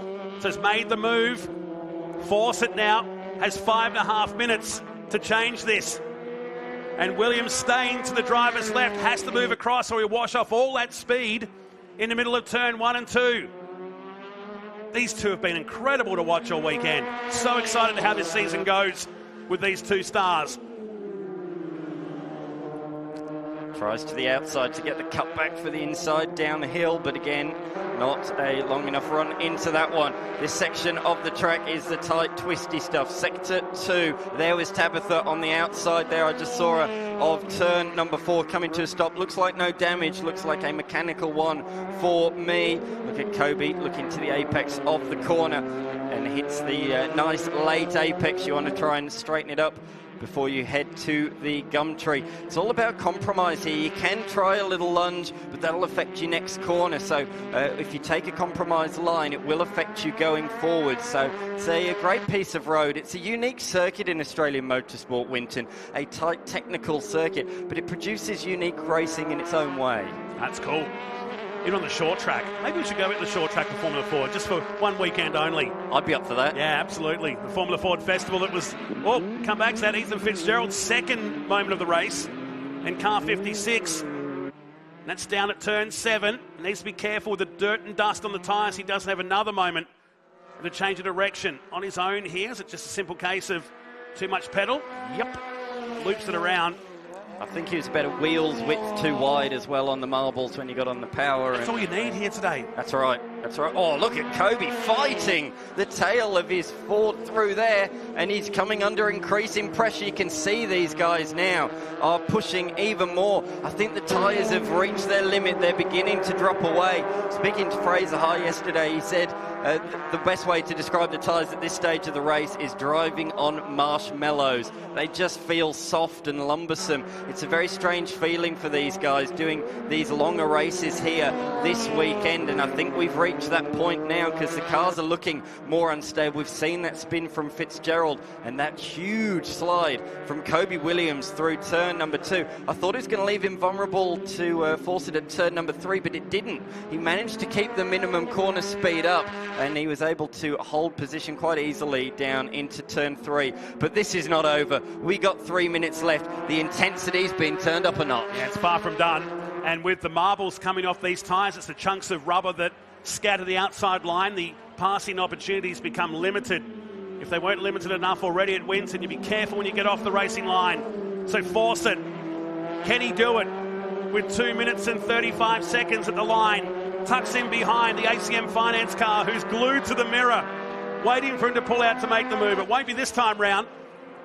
Both cars 180 k's now at the speed trap, which is just at the start-finish line.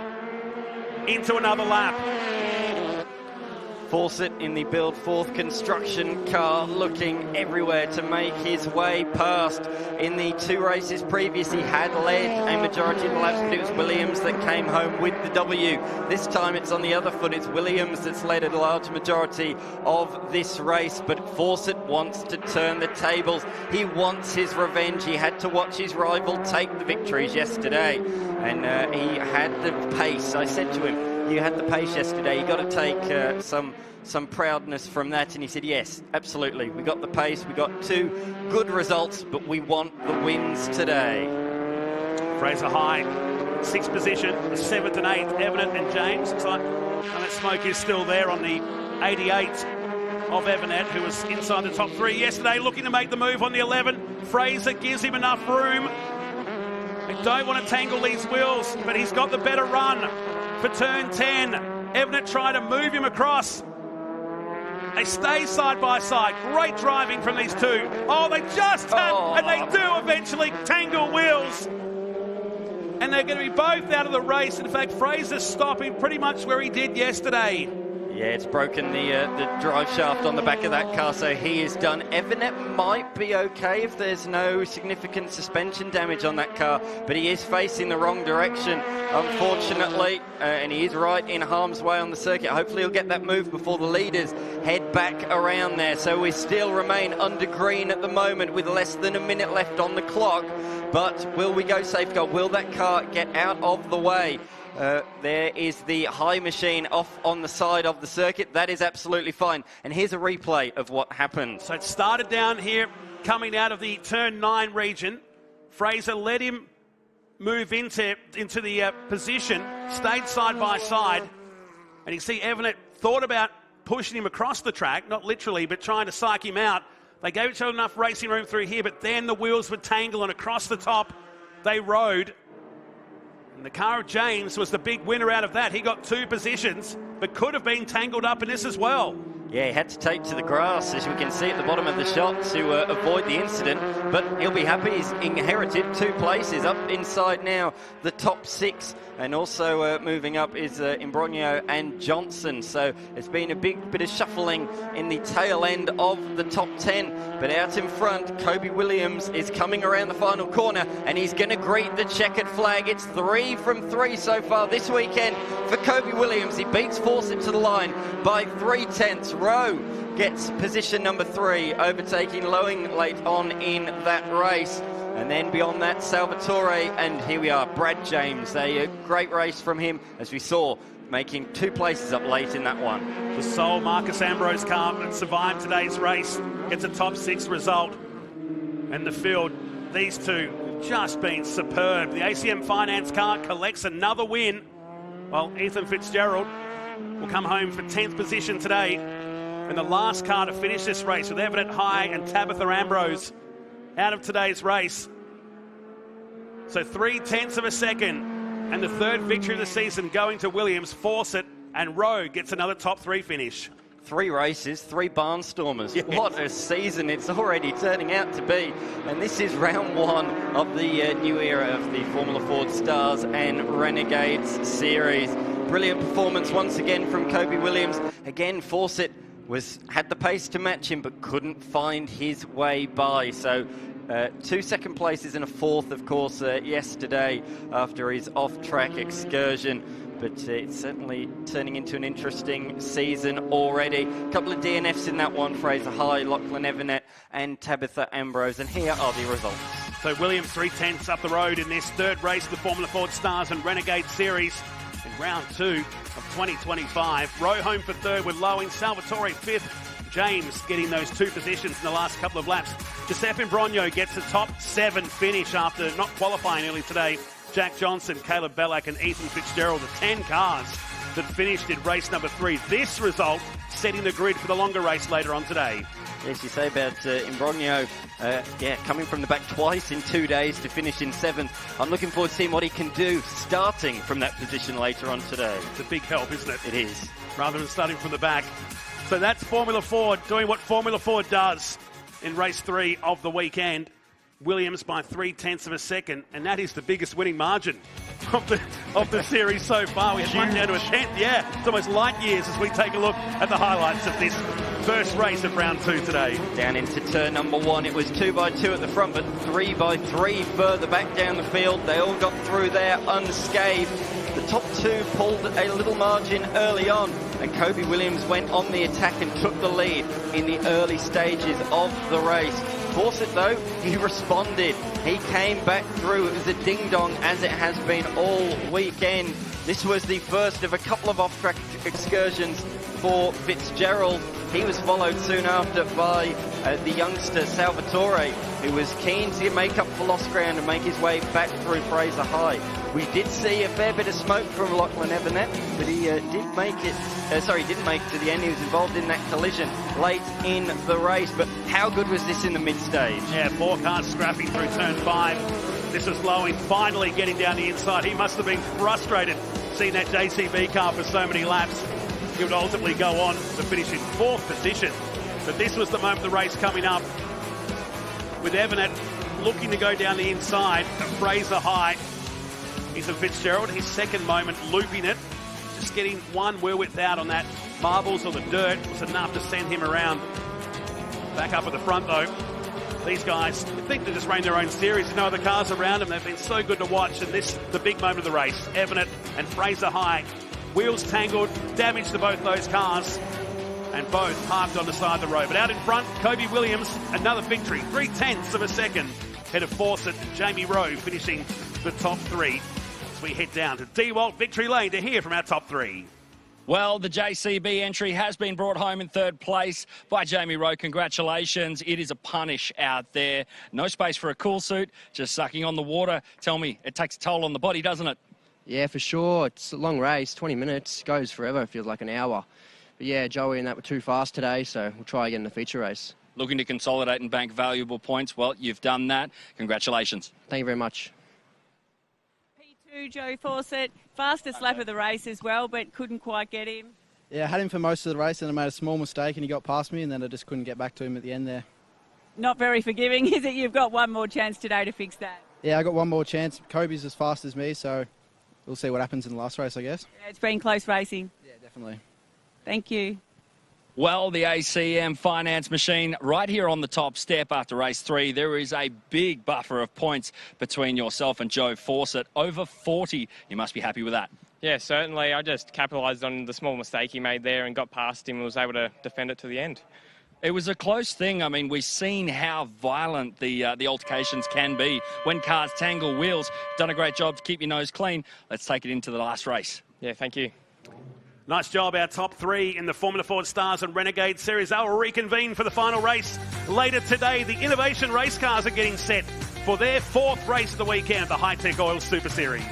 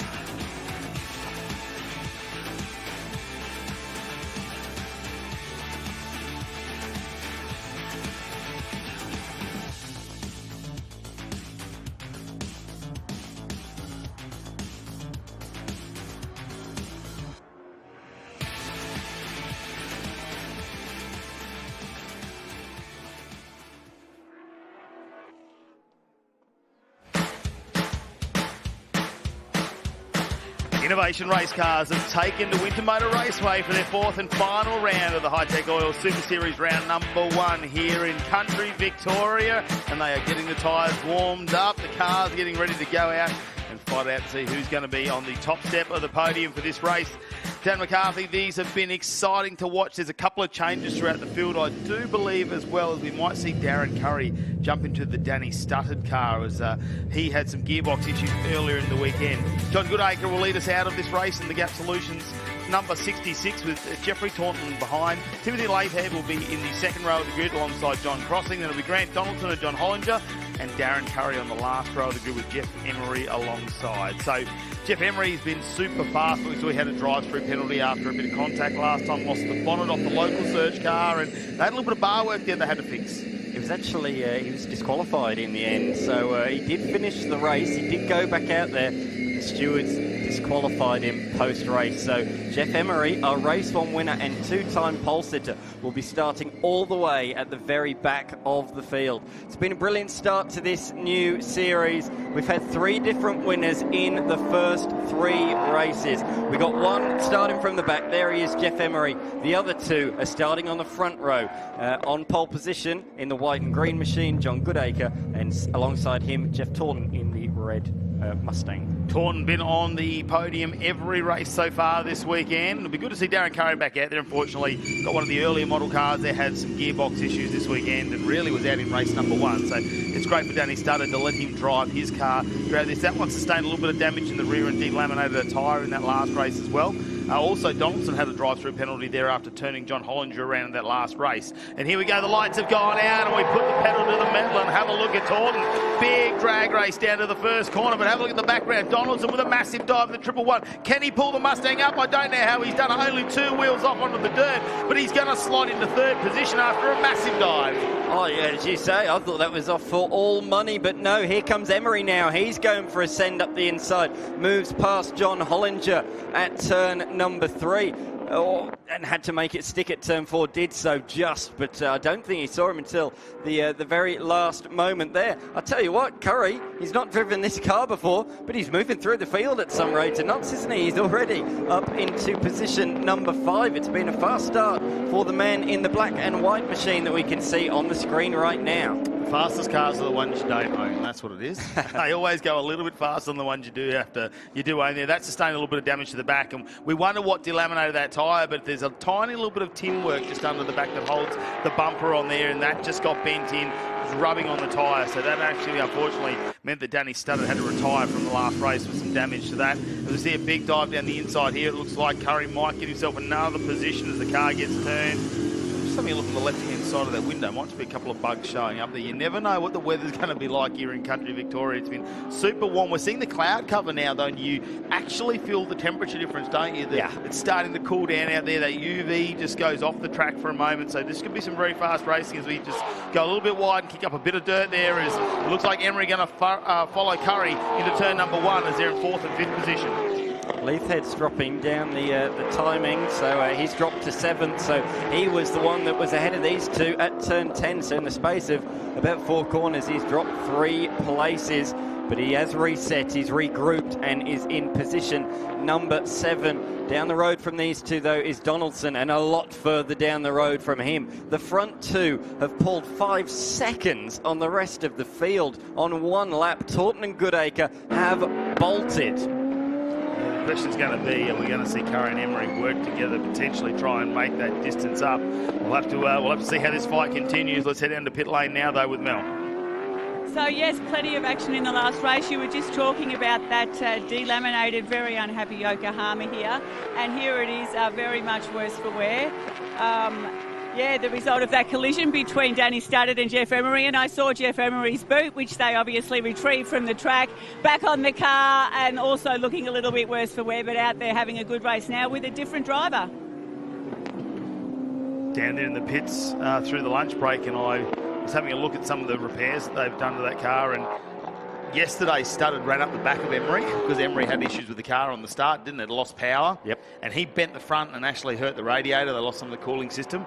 So they've replaced the front clip on it. And today, they were actually getting parts off that damaged front clip to repair the front clip of Emery's car. So, yeah, right. you know, the interchangeable parts between the two cars and obviously the work that goes on between the crews down there in Innovation Race Cars. We're expecting him bumper field when we head into round 2 of the Hi-Tec Oil Series at Sydney Motorsport Park at the end of May, because the invitation for the 5 years and older GT3 cars to join into the category, as well as some of our 5-litre touring cars as well. Yeah, so Danny Studdard, who is allowing Curry to drive his car in this race, the category founder, effectively, of Innovation Race Cars. So he has opened it up to, as you say, 5-year-old GT3 cars, because they are very equal in performance to these cars. They've got all the electronic mod cons that those cars have, the ABS, the traction control. They have the downforce, they have the speed.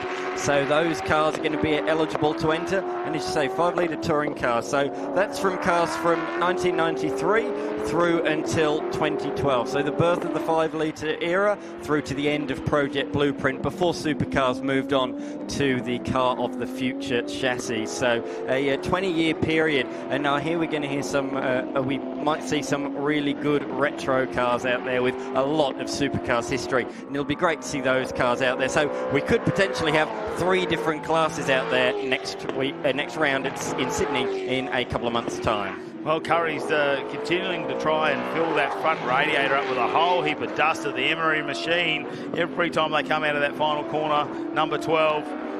You see him just grab a gulp of fresh air. There's a lot of tin work on the front. We saw it rubbing on the front tyre of Emery's car after he lost the bonnet. It was just down a little bit. I believe there was some bar work that got replaced, but the tin work there actually brings a lot of airflow over the radiators. Oh no, Curry gets on the edge of the tyre, spins down, and contact made with Emery. Emery now off onto the dirt going backwards, and well, these two cars are like magnets, aren't they? But they're not opposing magnets. Yeah. They just keep hitting each other. It's really not good to see, is it? Curry, I was just thinking, he's doing such a good job. He's not driving his normal race car. He's keeping a race winner behind him. But at the sweeper, he lost the rear. Around she went. And Jeff Emery had a decision. Do I go left? Do I go right? He went right. Sadly, that is where the Curry car went. Here's a replay. So mid-corner, just a little bit wide. Around she went. And Jeff Emery, very much the innocent party in that one. He's dropped all the way to the tail of the field. I think he's just rejoined the circuit now, but the onboard is quite spectacular.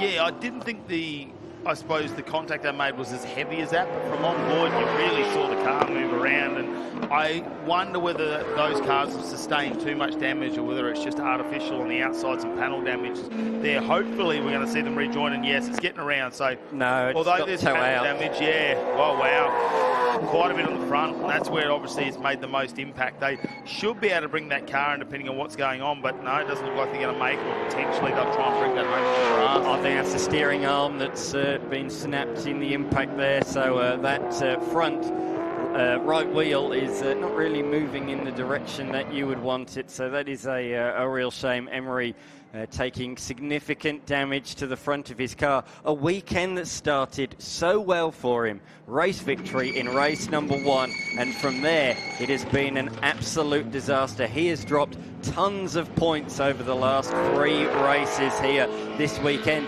Meanwhile, Taunton and Goodacre out the front. Yeah, okay, they might not have won race 1, but they've been scooping up the points left, right and centre since then. Well, Taunton's just been on the podium every time. Yeah. So, you know, 2 seconds and a win, so he just needs to stay in front of this one. If he gets 2 wins for the weekend, that'll give him a points lead as they start off this Innovation Race Car Championship in 2025. And let's head into the pits though to find out what's going on with Mel. Well, I was going to say, sitting here with a very relaxed Danny Studdard, not driving and watching the race, but all of a sudden the car was doing pirouettes and not so relaxing anymore. No, a little bit testy out there. I was quite relaxed to watch the cars go around, but yeah, Jeff and Darren have had it coming together, so I see Darren's just lost the rear and poor Jeff sort of clipped him on the way through, so yeah, not ideal. I spoke to him before the race and he was asked me to express his gratitude and appreciation at you giving him the opportunity to drive in this race. Has he blown it now? No, he's fine. He was pushing hard, obviously, and just lost the rear, but look, Darren's been a great supporter and he came all the way down from Queensland and thought I'd throw him in the car for the last race to show our appreciation. Well, they say your teammate's supposed to be your biggest rival. These guys have certainly proved that point this weekend, haven't they? Well, yeah, we've improved it all weekend. We've had a go at each other all weekend, so yeah, it's certainly the case. Oh, it's been exciting racing, thanks. No worries at all, thank you. Pretty relaxing down there, isn't it, the Innovation Race Car Shed? They packed the coffee machine up. Really upsetting. Already? They've been relaxed down there, haven't they? Innovation Race Cars, fantastic addition to the Hi-Tec Oils Super Series, and it's unfortunate you can see a little bit of frustration from Emery there as he just you see the body language he got out of the car, couldn't you? I mean, I know they're all great mates down there and there's going to be nothing going on, but just there's got to be a little bit of frustration creeping in. Yeah, there was the real shake of the head as he got out of the car, and you can see the team trying to fix it, but it looked pretty significant for me. I mean, it could be fixed probably in half an hour or something, but I don't think it'll be fixed in the next 11 minutes. They are looking. Yeah, I think there's a snap I can see down there. J-Mac, have you got an update for us? It looks like the impact on Emery's car has been that significant. It has actually damaged the air jack system. They've been trying to cycle it to get this car up onto the go jacks to get it into the shed. But yeah, unfortunately, no dice. Are you just sure Slowly starting to pressurise now. Are you sure it's not full of dust? Took a lot of dust on there when it went across the track, didn't it? There's so much going on. Need a pressure cleaner there to clean that engine off and everything else. They won't want to be working on that. We're normally a very clean car when it's out there. Yeah, exactly. It's even dirtier than my engine bay. Oh, let's have a look at our Ringers Western leaderboard at the moment. Taunton still leading us by almost 5 seconds now over Goodacre in second, and Donaldson in the 111 after that massive dive, who is under attack from John Hollinger now in fourth position of the 23 machine. Can he get it done as we're at the halfway point of this race with just over 10 minutes remaining? Hollinger's been steady this weekend. I don't think he's been on the unfortunate end of a couple of little incidents where he's been turned around. Fourth place in race number 1, second in race number 2. Went down the grid in the last race, unfortunately, just a couple back from that. But again, like I say, just unfortunately, a couple of people potentially helping him turn that car around. Donaldson's been one of my performers of the weekend. Yeah, he did have the retirement in race 2, but 6th and a 5th earlier, and he's running in 3rd position in this one as well. So it's been a solid weekend, I think, for Donaldson in a slightly older Mark II spec machine. So he's going really nicely. So the Mark II has a Ford 5.2 litre quad cam V8 engine, 615 horsepower. It absolutely rockets, as do these. These are the Mark 1s, a couple of Ford Focus bodied cars. So these have a bit less horsepower, 550 brake horsepower from a Ford 5 litre V8 Coyote motor that many people will be familiar with. But let's talk about the on-track action, because Hollinger has very much ranged in now on the back of that Mark II Mustang as they come out of turn 9 towards turn number 10. They seem to be stronger and weaker in different sections of the track, these two. And Mel, you're down there with an update? Yes, Darren Curry. I was sitting there with the owner of your car watching your race as it. What a weekend you've had. Oh, it's been a terrible weekend for me. Very unlucky there. Jumped in the IRC car, thanks to Danny for the last race, and yeah, I just cooked it all on my own. So had a good run up until that point, but just lost the rear in the sweeper. So. Well, you're probably the only person this weekend that's had the opportunity to drive 2 of these fantastic cars. Yeah, I got to say a massive thanks to Danny. These cars are just so amazing. Like, I drove a Mark 1, which is the first generation car, on Friday. And to get in this and be able to run at the front straight away with no practice, they're just such a good car. So. Yeah, you were doing a brilliant job. Yeah, no, it was good. Just unfortunate. So. Well, hopefully we see you again at all the other rounds. Yes, hopefully. Fingers crossed I'm here. Thank you.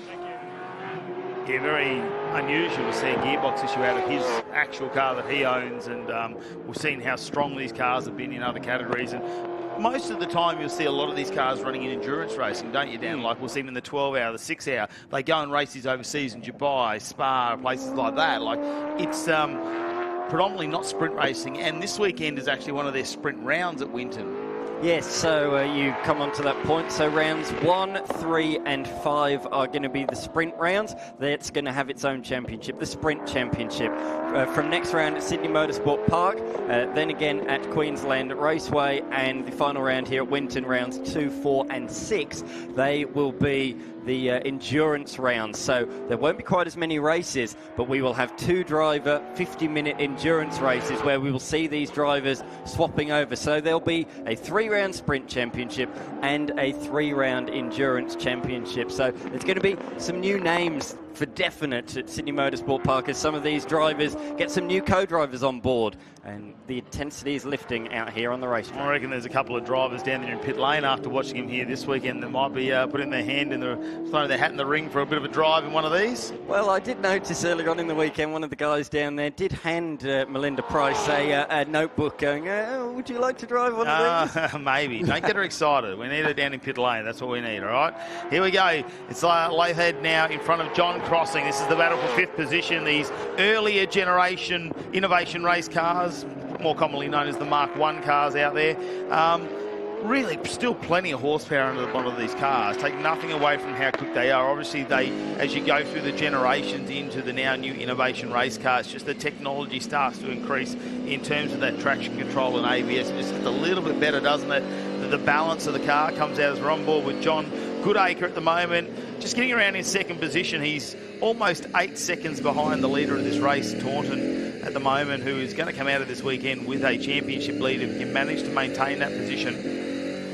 Great start for him, and we're already seeing there is some of the fluids being dropped, and I'm just trying to see which car that is we're under at the moment. It's, all right, so that's some of our TA2 cars. That looks like Josh Webster potentially there getting that car ready. Well, he dropped back late on, right at the end of the race, didn't he? He was right on the tail of Brad Gardner, and we didn't know why he fell back, so... Yeah, so we didn't know what had happened to that car, so we are hearing that potentially that's a transmission getting changed in that car, which we saw right at the end. Like, he came out of the final corner behind Brad Gardner, and the car just really went away, and he got overtaken by Josh Thomas right on the line. So... yeah, look, that's unfortunate for Webster, but the good news is just enough time to throw a box in, and it'll be nice and cool. Yeah, absolutely. Here we are, the fight intensifying. We said that the other 2 cars have been a magnet. Those 2 Mark 1 Focuses have been as well. But fortunately, a good magnet. They've generally been clean this weekend, opposing, those 2 cars. They can go alongside of each other but not touch. That's right. Yeah. So Leithhead and Crossing, they might be the only Mark 1 cars out there today, but they have been nose to tail all day long. It's been a great battle between those 2, and it's Leithhead ahead at the moment. But the fight for 3rd continues to enrage out there. Hollinger looks a lot faster in the middle sector, whereas I think Donaldson under brakes into this more 90-degree style corners in sectors 1 and the final sector as well seems a bit more confident. So they ebb and flow over the course of a lap, those 2. Yeah, Taunton just running his own race out the front for Jeff. He's currently at 1:23.39 as the fastest lap of the race. Now, we saw these down into the 1:18s in qualifying, so they're a very fast car. Probably that was Emery, and unfortunately, he hasn't got a lot of laps in this race. That was unfortunate contact a little bit earlier on. We're lucky enough not to have to release any of our safety out there. No yellow flags, nothing. The cars managed to make it out on track, and we can continue racing here in the innovation race cars. As this is our battle at the moment now for 5th position between Lathead and Crossing. Crossing just can't quite get that speed down the straight. And you can see a little bit of rubbish just starting to build up on the front. I think it's just getting picked up around the corners where we've seen cars go off. Slightly different lines as well. Yeah. The second car there, Crossing, using a fair bit more road on the exit of turn number 2. Seems a bit more confident around that section of the track. Or Donaldson a little bit wide there, but he will get a good run out of the turn 9 hairpin down towards turn 10. But that is as wide as you want to be without getting on the marbles, on the dirty stuff. Throughout the weekend, we have seen offline, there is absolutely no grip. There's so much grass, gravel, debris, and as well at this stage of the weekend as well, tyre marbles as well on the outside of the circuit. So if you get wide around those hairpins, it's very much a one-line groove. As we can see, the last lap board is out, so our race leader is already on the final lap of this motor race. And look, on the straights once again, Donaldson stretching the legs, but watch Hollinger hone in at this section of the course now. From this point on, this is where John Hollinger looks more confident. This twisty section of the course, sector number 2.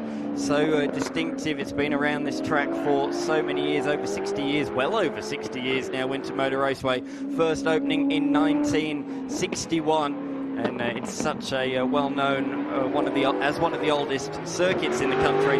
It's so well-known from everybody around the nation.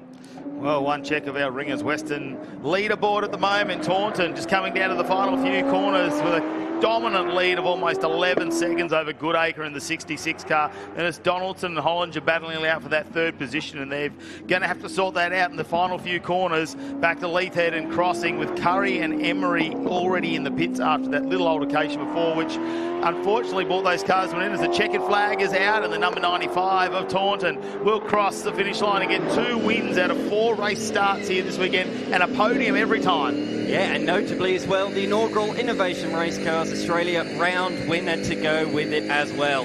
So that's a little bit of history for us out there on the racetrack this afternoon. The battle for third. Hollinger threw everything at him in the middle sector. We saw him close up, but it was not enough in the end. Donaldson holds on for a third place finish. And here we are further back between the two Mark I machines, one of which got a podium earlier on today in that chaotic race number 3. And it's the 67 of Leithhead that achieved that. But at the moment, he's forced to defend into the penultimate corner. Oh, a big twitch from crossing as he had a look to the inside. And that bit of a twitch is enough for Leithhead to break away. And he will hold on for a top 5 finish in yet another entertaining Innovation Race Cars Series race. But there he is, Jeff Taunton, the inaugural Innovation Race Car Series round winner. He goes away with 90 points, 11 ahead of John Goodacre, with John Hollinger a further 10 back from that. But look at that, Jeff Emery on just 42 points. Let's check out your official race results. Jeffrey Taunton there with a 1:23.389, the fastest lap of the race. Almost 11 seconds behind John Goodacre. Then it's back to Grant Donaldson in the Mustang with John Hollinger very close behind. Timothy Leithhead and John Crossing, they fought it all the way out, and it was less than a second between them over the finish line.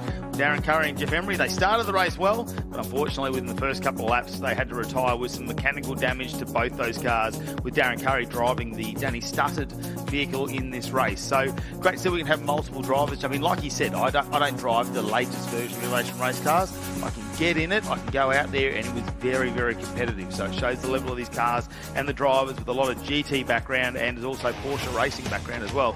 Let's have a look at some of the highlights though, Dan, and look, we're going to have to try and uncover this one. Look at Donaldson down the inside in the 111. I thought for sure he was going to miss this corner. Somehow he's pulled it up with only 1.5 wheels on the dirt, I think. I think he did balk pretty much the entire field behind him as a result, but he did make it stick. Good job from him, and he held on in the end to finish in that position. So great job from him. This was the awful contact between these two cars. Look at this. Around went Curry and Emery, nowhere to go. Look at this, the contact. Bang! Huge hit in the rear for this car and the front right for Jeff Emery. That was a big hit, a big bang. Not what you want to hear when you're driving your Innovation Race car. John Hollinger, well, he made his way through the middle sector of this racetrack to really close the gap down to Donaldson, but when we got to those little straights in Sector 3 and Sector 1, it just meant Donaldson had a little bit of an advantage. In the meantime, Taunton, well, he was just slowly driving away, wasn't he? Just putting down about half a second a lap as they continued on in this race and managed to take that win by just under 11 seconds and goes in as the inaugural round winner of the Innovation Race Cars here at the Hi-Tec Oil Super Series. It's round 1 at Winton Motor Raceway. I feel like the conditions have cooled slightly out there as the breeze has picked up. It's still a very warm 30-odd degrees out there at the moment, but yesterday was scorching well into the high 30s. So I think a bit more comfortable for some of the drivers out there as their Innovation Race Cars pulling. You can see our Australian Super Tin Tops are lined up and ready to roll out onto our track. They won't be too far away to getting their final race of the weekend underway, race 4 for them, and we'll run through some of those drivers and categories as they come out in a newly formed Australian Super Tin Tops. A slight change on what we've seen in the previous years, but a great group of guys out there racing this weekend as well. And have a look at them leaving that pit lane that was formed a little bit later. We didn't see this wasn't part of the original track down there, was it? We added a kilometre to this track as the years went on. And now it's just under 3 kilometres, or pretty much on 3 kilometres there, 12 corners to get around as well. So our Super Tin Tops will make their way onto the track. Biggest name that we're missing out of this one is Corey Gillette, who's unfortunately this weekend chasing car gremlins in that, and came to his final witch yesterday after he's had injector dramas and all sorts of mechanical issues with the car, and unfortunately has retired. But let's head down to DeWalt Victory Lane now. Okay. John Goodacre, P2 for that race, P2 for the round. Great start to the season. I didn't know it was P2 for round. That's fantastic news. Yeah, it's pretty tough out there. It's pretty hot. Tides are squirming around a fair bit at the end, but just held on as long as we could. Jeff was too quick for us today, so good congratulations to Jeff. It was a great weekend. First time out in the Mark Series, or IRC Series, sorry. Yeah, it's been a fantastic round and great. We'll see you next time. No worries. Thanks very much. A successful round here at Winton Raceway. Congratulations, Jeff Taunton. This thing was on fire all weekend long. Mate, they're a beautiful car. You treat her nice, baby, she goes really well. They're a beautiful, well-built car. Hey, looking after the tyre was quite hard, but we looked after the tyre. I just let everyone do their thing and came out on top. Congratulations, mate. Job well done. Thank you. No surprise to see the smiling face. I'd be pretty happy if I got out of one of those cars too. Fast, good to drive, plenty of ABS. And what's going on here? We're warming up, and this is Brent Edwards in the number 18 Falcon, and what was he doing? He tipped it into the corner, and the rear end went. Now, I thought he just lost the rear, but I think that looks a little bit more terminal than that. So, Brent Edwards, he's been so consistent this weekend, hasn't he? Third. He was starting third for this one. But that was very, very strange. It looks like he's rejoined at the tail of the field, but Mr. Consistency himself there, having an off on the warm-up lap. Very odd one. He was set to start behind the two BMW E36s of Mark Tracy and Matt Sims. They had a great race earlier on today. We'll come on to that a little bit later on. Tony Silent will come out of fourth, ahead of Matthew Holt and Joshua Robbins. Mick Pettit out of seventh, then Laurel Bell, Helena Maris and Natoli won't be starting this one. Wayne Allway will, as will Ryan Bell, and then Malouf and Hewlett are also out for the weekend. So it's been a bit of an attritional one in the Australian Super Tin Tops, but nevertheless a good field of cars out there for the final race. This, though, does not look good for Brent Edwards. Very, very early. Hasn't even got the race started and they're pulling into pit lane. I'm hoping that is something they can repair and try and get that as we see the board come up and the lights ready to go. Standstill starting with the Australian Super Tin Tops. Matty Sims has to try and control the power of the white BMW as Mark Tracy goes, mine's fine. I can get the power to the ground. Watch me go into turn number one. Holt in the Commodore just behind, and Sainty in the LS-powered RX-7 from Queensland. They've done the travel down this weekend. They left late on Wednesday night at 7 p.m. and did a few hours through the night and changed up drivers to make it down here for the opening round of the Australian Super Tin Tops. So you see Bell now in the 370s there. That thing's still doing so many laps. He travelled throughout the East Coast last year as well as down to South Australia as part of their series. And look, you know, he's just having a good time. He's got the LS conversion sitting there, but he just hasn't damaged the engine so far. Let's head down to the pits, though, with J-Mac. Unfortunately, Brent Edwards not able to make this start for the Super TTs. A blown power steering hose has put him out of contention. A tough finish to his event. And I don't think that's the first time we've seen a blown power steering hose from him in the last couple of seasons. He's had a couple of little issues. We saw that car stop once actually here in the middle. He pulled up and managed to get it going again. So just a couple of little gremlins creeping into there. All right, Holt under attack now in the Cavendish Electrics. HSV has got the power down the main straight. Slightly heavier car, though, to try and get through these corners than the RX-7. It's probably a bit front heavy, the RX-7, I'd say, with all the LS conversions. We slide them out. How sideways are we? Therefore, Petit.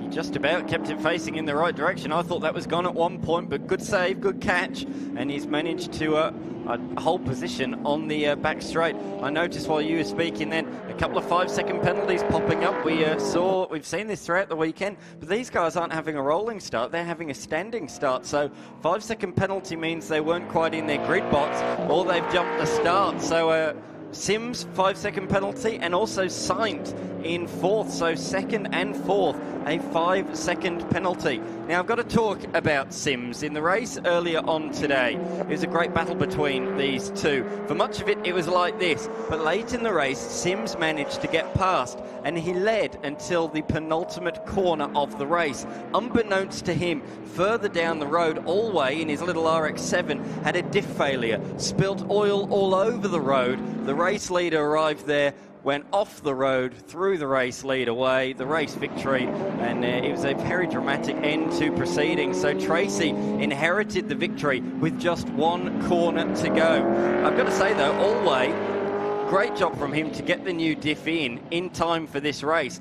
and he's already up to position number 7 in the orange RX-7. Great performance from him. Good to see Robbins as well in the 99 machine behind these two, because at the race start yesterday, that car didn't go anywhere. And we almost had a massive incident. Everyone managed to get around that car as these two are going to go. It's Saint now going to have a dive down the inside of Holt's HSV. And Saint in the RX-7, he looks like he's got well and truly in front there, and he's not going to have to sacrifice too much of the racing line and see the drive out of that. So the Cameron Electric's HSV will actually go back one position, unfortunately. He's going to have to watch out now for Robbins, who's behind him, and have a look at him pull out. Robbins not going to have the power, though. Have a look at the stretch their legs down the main straight. It's really the battle of the BMWs at the front, though, isn't it? Yeah, battle of the Beamers. Very much so. The margin only 0.4 of a second now, as Sainz, as we say, has moved up to position number 3. Holtz enjoyed his time in the Australian Super Tin Tops. We expect him to be joining the Australian Production Car Series in a couple of months' time when they join the Hi-Tec All Super Series for the very first time at Sydney Motorsports Park. Looking forward to seeing them on the racetrack. And he has very much enjoyed himself. He has been one of 2 production cars out there this weekend, but sadly for the Audi TT driver of Natoli, he had an issue in the last race, a broken ball joint, unfortunately putting him out for the rest of the weekend. So that's the reason why the very popular Audi TT is not out there on the circuit, but up at the front of the field. Tracy is forced to defend for the first time in this race. Sims forcing him in deep, and Sims looking for the cut back up the inside, but not able to do it on that occasion, using a bit of the curb to try and help rotate the car. I'm not sure if that worked or upset the car. Either way, he's got a bit of straight line performance advantage, and he blasts past like Tracy, standing still. That red E36 is a fast machine in a straight line, but Sims is just that bit faster. 20 k's an hour over the stripe, the speed stripe on pit straight. So you just can't live with that. 20 k's an hour is huge. Yeah, it carries about 100 more horsepower and 100 less kilos. So yes, in a drag race, you think Matty Sims would have a massive advantage there, especially in a straight like this at Winton Motor Raceway. But have a look at Mark as they go through the back section of this one. Mark Tracy, if he can try and make some ground up. We know he's got Blake Tracy's son here this weekend, last year's XL Cup winner as well, and this year jumping into a Trans Am and doing the series there. Was hoping to have the car here this weekend, but unfortunately they just couldn't get it here in time. They'll head down to Tasmania and take that on, but he's hoping to actually campaign this BMW at a few more events throughout the Australian Super Tin Top Series in Sydney as well, and make an appearance there. So good luck to Blake Tracy. David versus Goliath out there, isn't it, between these two? The huge, lumbersome HSV and the little mosquito that is the Lotus Elise out there. This is like Bathurst back in the 60s and 70s, isn't it? It's Tirana versus Falcon back then, of course, playing out in front of us at the moment. Look at the straight line speed advantage from the HSV, and every time they go under brakes or around any sort of a corner, the Lotus hones back in, buzzes around the HSV, trying to find a way through. This is what we've come to expect, and why we love the Australian Super Tin Tops category, because you can bring so many different vehicles into this style of racing. One note we do have to remember, although Sims has taken the race lead, he's got to build that 5-second margin up at the head of the field with that penalty hanging over his head. But look at the gap that Holt has right now. You think, oh yeah, that's fine, he's in a comfortable 4th position. But no, we'll get to the middle sector and watch that Lotus catch up. So through Sector 1, it all looks okay. But from here on in, we are now in Lotus country. They've blown out to 1.6 seconds, isn't it, by the end of the main straight, that big HSV. Yeah. And you can just see that back section of the track really suits the power of the big LSV8. Unfortunately, the big cars, they don't like to pull up as quick and turn as good as they do as the Lotus Elise. As you can see, Mark Tracy will just be trying to stay within that 5-second range. He doesn't have to do anything silly. We've seen Matty Sims as he's relatively new to driving this car as well. He hasn't got all the experience we've seen from Mark Tracy, and a couple of errors snuck into him yesterday in racing. Unfortunately, this morning was not his fault, but yesterday we did see him have a couple of excursions off the track, just pushing the car to its absolute limits. It's already down to a 1:28.51, so it's circulating at the moment around a second faster than Tracy per lap. Now, with 5.5 minutes remaining in this race, he's got to get another 2.5 seconds lead on him if he wants to try and take this outright race win. PB lap that time through from Tracy. 2.7 seconds is the margin. This could be pretty close here at the end of this race, I tell you. He gained a second that last lap, did Sims. At that rate, it's going to be very, very tight at the end of this race. Will Sims be able to pull out a 5-second margin? Don't go anywhere. Don't go and make yourselves a coffee in the next 5 minutes, because this is going to go right down to the wire. Yeah, Holt now extends that lead out to 2.1 seconds. So overall now just starting to open up enough gap, I think, for Lotus Elise to not come under fire there. But we'll have to wait and see if he can make another lap around here without any mistakes. Potentially you could be seeing those tyres starting to come up there for Holt and just give him a little bit more grip, and that's what you'll need, a lot more grip in the Lotus Elise, where you think that thing would be on rails from the start of the race.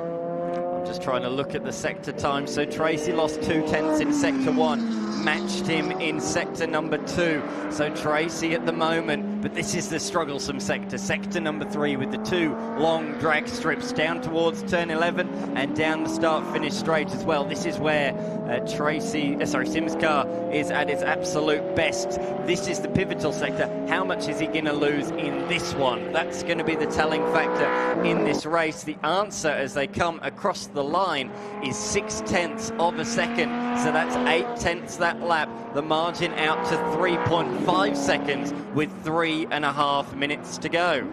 You'd think with those laps, considering we will go around and complete whatever lap we're on, that potentially that Sims, if he continues on this trajectory, he might be able to make that gap extend out past 5 seconds and bring home a race win in this one. As we look here though, lap traffic, and now he's coming up to a ball in the Falcon. Needs to try and just get out of the way just a little bit.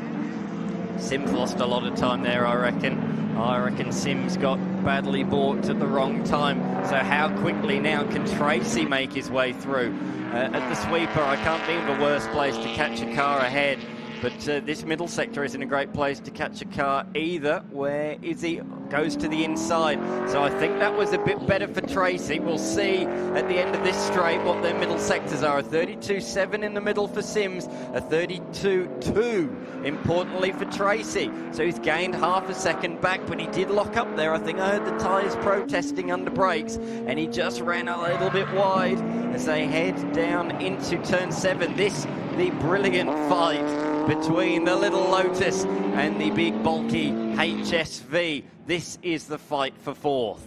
I reckon the Lotus could almost get about a foot of the front of that car under the rear of Holt's. Yeah. There's a lot of room under there, isn't he? He could drive it under there, just like a door wedge. Yeah. Just give him a bit of a help going along. He doesn't want to do that, though. No, definitely not. Look at the difference in height of the cars alone. One driver sitting down very low there in the Lotus Elise, and Holt sitting high in the HSV. It's like a legend car racing a TA2 car. I don't think a TA2 car is that tall. I reckon it's like a legend car racing a truck. Sitting up in the cab. Oh, Holt. This is the section where it's strong in these straights, but this time round doesn't have that lead. May have made a mistake earlier on.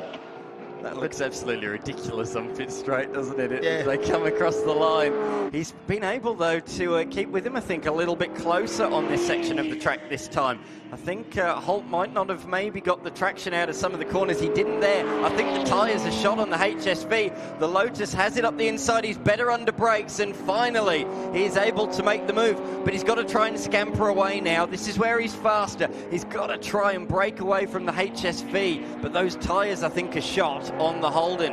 It's sliding around all over the place, and that could be the deciding factor in this one. I think Robbins needs to put a couple of those flags up, those safety flags, just so we can see the car at the level. Some of them getting around, maybe, potentially. Now he's got the move done. You're right. I think it's going to come down to tyres. The big, heavy HSV is going to chew him up a bit as we check out a replay of this overtaking manoeuvre as Robbins moves into 4th position, just outside of the podium finish.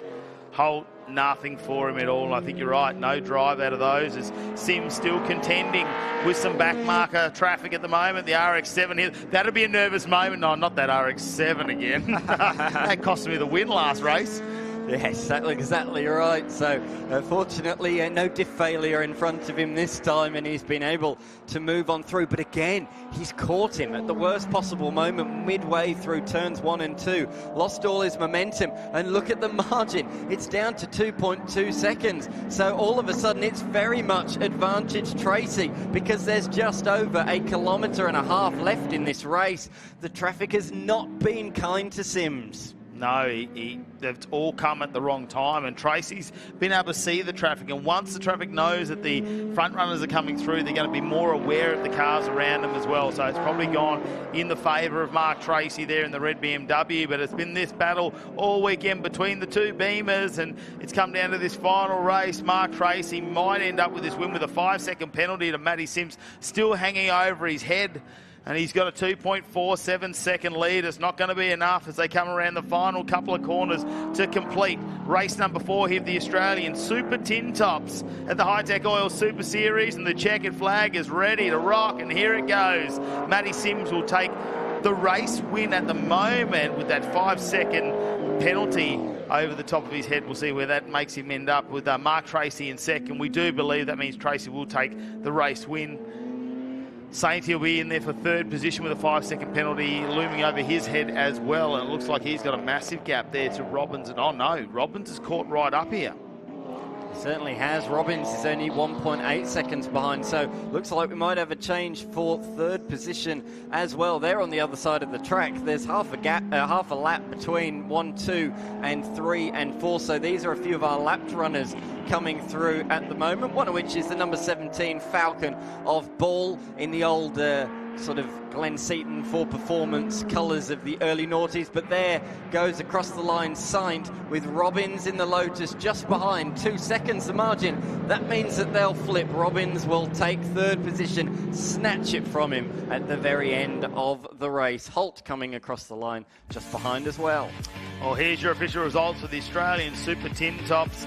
Matty Sims actually in front with Mark Tracy in 2nd, but with that penalty looming. Tony Saint in 3rd, also with the penalty there. Joshua Robbins, Matty Holt in 5th, and it's Bell Alway, Petit, Ball and Morris to round out your 10 cars on track. Brent Edwards didn't start the race at all. An issue there with power steering line, unfortunately, put him out. Now, Daniel Natoli, he said, was chasing issues. Didn't make it out there in the Audi. Merrick Malouf, big shout out to him. Big accident yesterday, and he managed to get out of that car nice and safe. We wish him all the best. Let's have a look, though, at our race highlights, and there's going to be a few of them in this one. Have a look at the Lotus in the background there. It tried to make a bit of a move there on Saint, as Saint just stalled up a little bit on the line. Now, Tracy, plenty of traction in the red BMW, managed to get this battle back underway between the two Beamers, and they went to fight out in front. Holt and Robbins, well, they just fought back in 4th position for a while there. You know, the HSV, very, very heavy car, but had some power down the straight. Mark Tracy did everything he possibly could here to try and hold out Matty Sims, but he knew Sims had the horsepower. Look at it down the straight. There was a 20 km/h disparity between the two cars as they headed into turn number 1. Pulled the car up nicely, and what I like about Sims is he's getting a handle on this car. We didn't see the big brake lock-ups and things that we've seen in previous rounds. Yeah, you are correct. So I think he's only getting stronger at the moment. I think he had the car pace this weekend, but a couple of things didn't quite fall his way, as we said about the incident on the final lap in race 3 and the 5-second penalty in that one.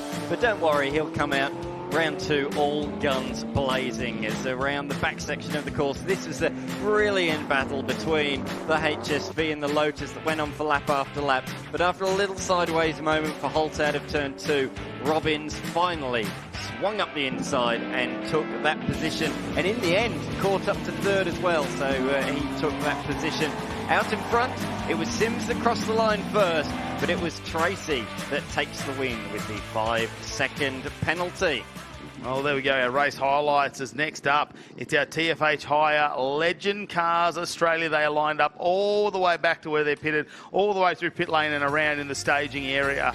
And they will not too far till we get them on track as we get our winners of race number 4 of the Australian Super Tin Tops getting out of their vehicles. We'll catch up with them very shortly. We're going to have a short break. And of course, the TFH Hire Legend Cars not too far away.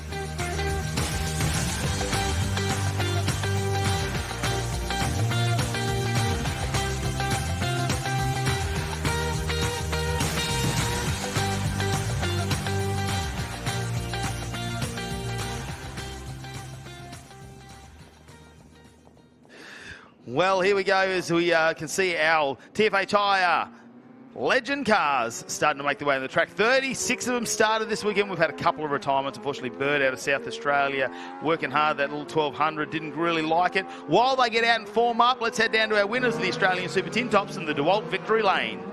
Well, Matt Tracy, a round victory in the first round of the season. You must be chuffed. Yeah, chuffed, mate. It was good racing all weekend. Yeah, we had plenty of fun with the family and the kids, and had my young bloke on the spanners, so it's not often I get out anymore. I'm sort of knocking him around the track, so yeah, it was good. A bit hard work out there, hot and bothered. Yeah, it's pretty. It's like 39 degrees or something. It's pretty hot inside the cab, but it is what it is. That's what we do, and that's why we love it. It's great to see the revised category out there and a lot of cars. We can't wait for the rest of the year. Yeah, thanks very much. Hey, thank you. Yeah, you go, Mark Tracy. A dominant weekend there. He's just super consistent in that BMW. And that helps when your son's even faster in that car. And Blake goes, he's on the radio telling him exactly what to do, going, Dad, I was faster in that section. You're doing it wrong. Gives you a benchmark, something to work for, you think? Yeah, probably a little bit of a benchmark here. All right, we'll warm the tyres up for the TFA Tyre Legend Cars Australia. Jared, come back and join me in the commentary box. The J-Mac, as we call you down there on the pit lane. I mean, it's great for you to come up here and be part of the Legend Cars Australia. They're always exciting. You and I get to talk about this afterwards, don't you? It's just there's so many points to go through, so much history. Yeah, 100%. I mean, these cars have a storied history hailing back to the States, where they were a fantastic junior category, coming originally from dirt track racing, but the action has been flying thick and fast this weekend between our top two guys, separated only by 3 points at the beginning of this final race of the day. Ryan Pring on 391 points, Robert Hogan on 388. You couldn't get any tighter, and then we've got Dylan Thomas in the mix. Maybe he can pull something out of the bag. Gee, you never know. Now, Rob Hogan had he had some issues in race number 2. It's where the gear shifter actually came off when he was out there battling with Ryan Pring. So he went down the order a little bit and only ended up finishing in 5th position, hence why you see him behind Ryan Pring. Pring now, he's been on the podium every race. He's had 3 seconds and 1 race win. Remembering they have a qualifying session on the Friday and 5 races over the weekend. So they are a very busy little category, and with so many cars, the beautiful thing is 2 of them is the same size as a normal production car.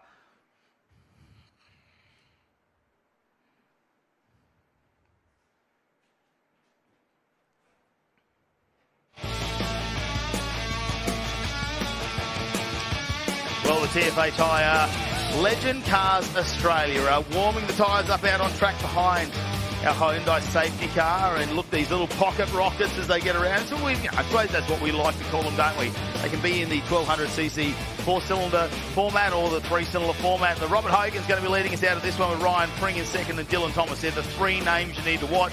Watch out for Skinner, though, and Tate. They had a nice little battle in the last race. Yeah, someone that's really been throwing them up the inside and having a bit of a handful of a time there. Hourigan in the number 51. We've called him the silver bullet on these race starts. A rolling start will be the order of affairs here as they make their way through the final corner on the run through to the lights.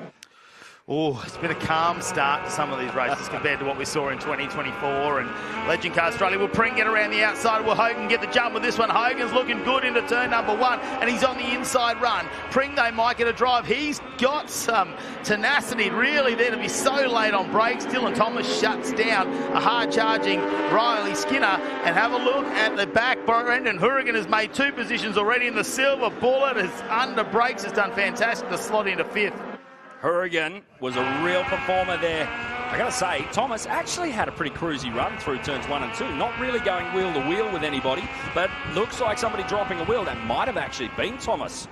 It would have looked about right from the onboards there, but let's check them out as they come through to the midsection of the track, and the gap only 0.13 of a second between P1, Hogan, and Ryan Pring. Well, they're going too wide. Brendan Hourigan's under a little bit of attack at the moment. He needs to watch out. He's followed by, well, I'm actually having a look, that's Skinner. So he's got past Riley Skinner at the moment, and Skinner's got Tate behind him. And there's a little bit of a Morse code going on there, I think, with some of the bumperettes. We'll just have to wait and see how that plays out. They're pretty common for these cars, really, if they just want to give themselves a tap and to say, hey, guys, we're here to have some fun. Have a look at Ryan Pring, though, all over the back now as we're 2 wide, with Aidan Williams in the green and gold 95 machine. And he's got Goodridge right behind him now. Yeah, Goodridge has been doing a great run in this early session of the race in that number 97 machine, driving in the Pro division. Just trying to do everything he can to get onto the back of Aiden Williams to make that run for the conclusion of their first hot lap. And it's Hogan from Pring with Thomas in third. Quick sectors there in sector 1 for Hogan. Thomas was good through sector 2. Quickest lap time so far, a 1:39.58 from our race leader, Mr. Hogan, in the 46 machine. Have a look at them. They're using a lot of a track for a very small vehicle, aren't they? That's probably the nicest way of putting it there is we can see plenty more battles happening further down our field. Have a look at Brendan Hourigan there on Dylan Thomas. You can just see the blue and yellow CXC machine. Hogan, though, has opened up almost a second gap on Ryan Pring. So he's done that very early, and we saw that in race number 4 as well, didn't we? But later on in the race, maybe as the tyre temperatures started to come up, they could be on a different, I suppose, they want to start the race differently. Some want to have the grip at the start, so they'll change the tyre pressures, they'll warm up, the tyres will expand, they'll lose a little bit of traction in the back half of the race. It's sort of playing that game. We get a safety car, all of a sudden you've got good tyres for the entire race. I mean, if you're looking for a category that is sort of renowned for a bit of biff and barge and maybe a bit of an off-track excursion, Legend Cars is the place to find it. So check it out now. Skinner trying his best to jump on to Hourigan. Hourigan wants to close down the gap, the half a second gap to Thomas, but he's going to have to drive defensively while at the same time not bleeding too much time away from that man in the top 3. The Budget Rental Cars machine of Tate coming along for the ride. Let's have a look. Tate, he's not going to be able to use any of that aero advantage. Aiden Williams rounding out this one though. You can see him there in the 95 machine in 8th position. Sendell just in front. Oh, wow, it's gotten untidy.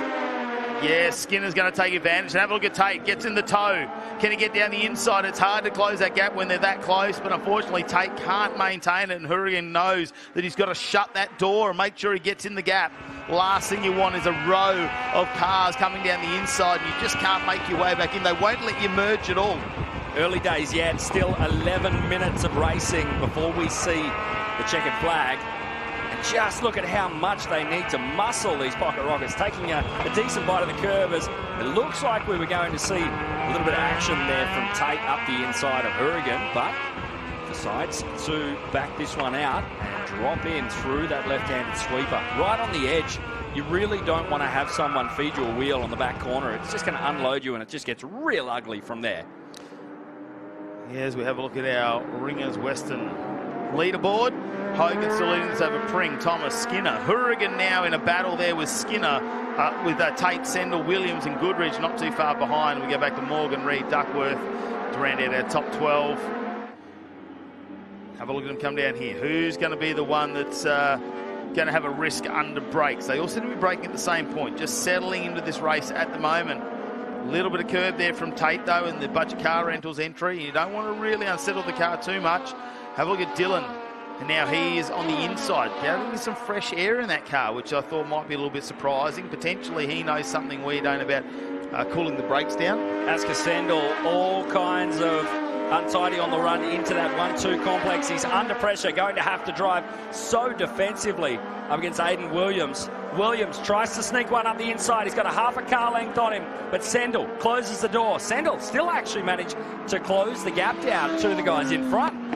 Have a look at Tate. He's got past Brendan Hourigan now, moves his way into 5th position, top 5. And can he get another one? Right in front of him will be Riley Skinner as they're starting to follow through. We've seen how strong Hourigan is at the start of the race, but he just seems to slowly lose those positions the further the race goes on. A former Australian Championship winner. And it looks like, I think that was the 51 of Hourigan going wide. Had a moment there, hasn't he? And that's let through 2 cars now. So Sendell and Williams has gone through. So definitely not the way Hourigan would have wanted this to go. He started so strong. But Sendell, he's really been there or thereabouts pretty much across the entire weekend, hasn't he? Great finishes from the number 55 machine sporting our onboard camera. Yeah, at the moment, 2 sick position finishes too from the first couple of races out there today, and you know, continued on with that. Last race out, we saw We saw him in the Ascot Central come through in 7th, so he's been top 10 finishers and a young gun too in the crew. Only started in the Legend Cars Australia last year, like we say, comes from a background of a little bit of go-kart racing. Super impressive through a very short career as well. And this is just the next step up with him and his dad at the racetrack, and it's great just to have them two working on the car. It's not a big pit crew they bring or anything like that, not huge budgets. Come down here as part of the Legend Cars Australia, and of course the acquisition by TFH Hire for a majority share. And this is Hogan just slides the car. You can see it start to understeer, and Ryan Pring, well, he starts to eat up that gap right now, and look how close he is, down under 0.4 of a second as he is right on the back of Hogan. And now this gets a little bit interesting. The 46 needs to keep his composure, because Pring, well, he's an Aussie title winner, he's an Aussie championship winner, he's a 2-time Australian title winner as well. So the young gun out of Canberra in the ACT, can he get it done? The apprentice mechanic. Pring's closed that up even more now, down to 0.14 of a second, but looks like he's just trying to keep it static. 7.5 minutes left on the counter as they make their way through this very technical portion of Winton Motor Raceway. The rundown, and your race leader, Hogan, and the number 46 machine. Big slide out over the curb there for Ryan Pring. That's going to cost him in momentum. Hogan won't be breathing a sigh of relief, but it will give him a slight buffer. And with these little engines, it is all about momentum. You know, if you have a go in a corner and it doesn't quite pay off for you, if you lose your RPM range where the car and the motor are making its most amount of torque, it can really hurt you, and it could take 1 or 2 laps to really build that pace up. As Pring now using a little bit of aero, goes to the outside, gets a fresh gulp of air, but he's not going to be close enough to take a dive at this point. But turn 3 is where he likes to dive down the inside. They come up, they go over the crest, and now he pulls out down here. How good is he under brakes? Can he keep the car straight? You can see a wiggle there as he has to grab the car on a slide, and down the inside of Hogan into 4 now. He's got the run. Hogan goes around the outside though. Wow, these guys are giving each other just enough racing room, and in the meantime, last race we saw Dylan Thomas use this to his advantage to close that gap up. These guys are still going fast out in front, running 135s. Yeah, impressive. I mean, Dylan Thomas still running barely a 135 lap time himself, but he's some 1.7 seconds off the back of Ryan Pring as they make their way through under the gum tree. And Pring has 6 minutes left to try and make it stick. Gathers himself up through that right-hander, and Thomas gets a front row seat to the action unfolding. Pring in the slipstream, trying to get the toe as we check out the replay here. This was further back in the pack. That's Goodridge there, and is that the 51 Hurricane going again? off again? Yeah. That's the same place as last race. A lot slower though this time, so it's like he knows he's had an issue with that car and had to pull off. Wonder if we're going to see whether we've got him, whether that's gone out and pulled up somewhere at all. I don't think it has on track, so potentially he's rejoined the race, and I'm just having a look further down. Definitely not now top 20 at the moment. Here we go, Pring alongside though as they come around and complete another lap. Pring now has got the nose just in front, but he's on the outside run. Hogan, is he going to hold on to the brakes? He does in the 46. The Rossi number on there. We could see him with a Rossi helmet on, you reckon, one of these things potentially. Channeling a bit. That defensive drive through 1 and 2 has really meant that he's not safe, but he's slightly less under fire from Ryan Pring, who taps out again. One of those, I'm sure, very profane Morse code messages on the rear bumper of the number 46 machine. Pring is right there. There's barely a car length in him, and the drone shot shows just how well Hogan is able to manage his track position relative to Pring in that number 1. He was last year's champion, and he's looking to try and open 2025 with a bang. He's currently top of the points, but if he stays here, Hogan will overtake him. Well, he can't wait too long, because have a look at Dylan Thomas now in the CXC car. He is now down to less than a second behind this leader. These leaders out in front, and behind him you can see Riley Skinner now closing in as well. So within a couple of seconds we've got your top 4 out on track here for the TFH Hire. Legend Cars Australia, they're fighting it out, and while this happens, let's head down to pit lane. So, Mike Hogan, your son's out there having a ding-dong battle with Pring. It's 4 races in. They are equal in points for the round. You're looking a bit nervous. Yeah, I know. It's pretty hard out there, pretty hot. And it's going to be down to the wire. And you've got your grandson out there too? Yeah, he's out there, Blake. He's doing pretty well. He's come from up the back. He's in the middle of the pack, and as they go past us again, too wide. I'll let you watch the rest of the race. Fingers crossed. Oh, thank you very much. No, good. It's good racing. Thank you. Yeah, Pring now starting to slide around. We might see a bit of those tyre wear starting to creep in after he's had a massive effort there to try and get Hogan very, very quickly. And the 29 car, unfortunately, we just saw that spin off the track. That's Blake Simpson. Might be talking him up a little bit there at the moment. Well, we'll see if he can rejoin that fight out there on track. Now the gap's blown out to almost, well, I don't want to say blown out, it's just under 0.4 of a second, which is nothing really, but it's going to take him to reset, because look at the pressure he's going to get from Dylan Thomas at the moment. The experience of that man in the 68 machine. Can it come to the front? Have a look. Pring might have an issue here because Dylan Thomas is looking racy on the outside, because knowing that he's going to be on the inside run this time. Dylan Thomas, can he get him under brakes? Pring will have to go to the outside, and can he do it? They slide the cars. It's all about drive down here, and look at Pring. He's got the drive coming from the outside line. Yeah, that was a hot minute there where Ryan Pring just had to bide his time, run around the outside. Great to see Thomas really pushing and showing Pring a wheel. And he's got right back onto that rear bumper of the number 1 car. You can see it from a mile away with those bright green rims, something that he did last season. And I tell you what, makes him so much easier for us to spot. The battle now really does focus on Ryan Pring and Dylan Thomas. Can't wait to see that car under lights in Sydney with the LEDs. Has a bit of a moment there coming out of the final corner, and Dylan Thomas might get this down the straight. Have a look at this, nose in front now. The whole car goes by, and Ryan Pring will be kicking himself for that little mistake he's just made under the pressure. And I think the tyres are going away from him because the car's starting to slide around a lot more. And Dylan Thomas, he'll be happy to be up into second position, chasing down Hogan. Yeah, Dylan Thomas has managed this race so well, right up to the 2-minute mark. Left on the counter. He stayed right with those top 2. The gap blew out a little bit as they battled, but while they were taking chunks out of each other, they brought them back as we check out the battle here between Reed and Goodrich. That's raging. And look again at the proximity, using up heaps of the curb there. Yeah, Goodrich, what can he do? Reed just in front. This is another tense moment as we look at the battle for 8th position. You can really hear these radial tyres now. They are screeching as they push him. Oh, big slide job there from Goodrich. Has to go full lock there to stop the car rotating around. Holding on by the skin of his teeth, Tate Reed has managed to hold on to position 6. Forget that battle for first position. Look at Thomas and Pring.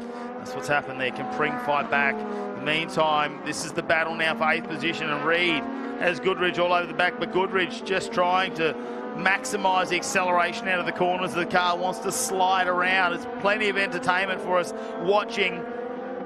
But as a race car driver, you want to make sure you can try and battle them out. It's the final lap. Final lap board is out now, so they'll come around to start that final lap. Just in front. So check out the Ringers Western leaderboard. It'll be Sendell in 7th, Tate in 6th, Williams in 5th, then it goes to Skinner 4th, Pring 3rd, Thomas 2nd, and Hogan still leading this race. Yeah, by a hefty margin too. Our timing screen's showing 1.95 seconds, the difference between Hogan and Thomas. But you can't tear your eyes away from this battle between Reed and Goodrich. There is nothing in it. You could barely slide a piece of paper between them.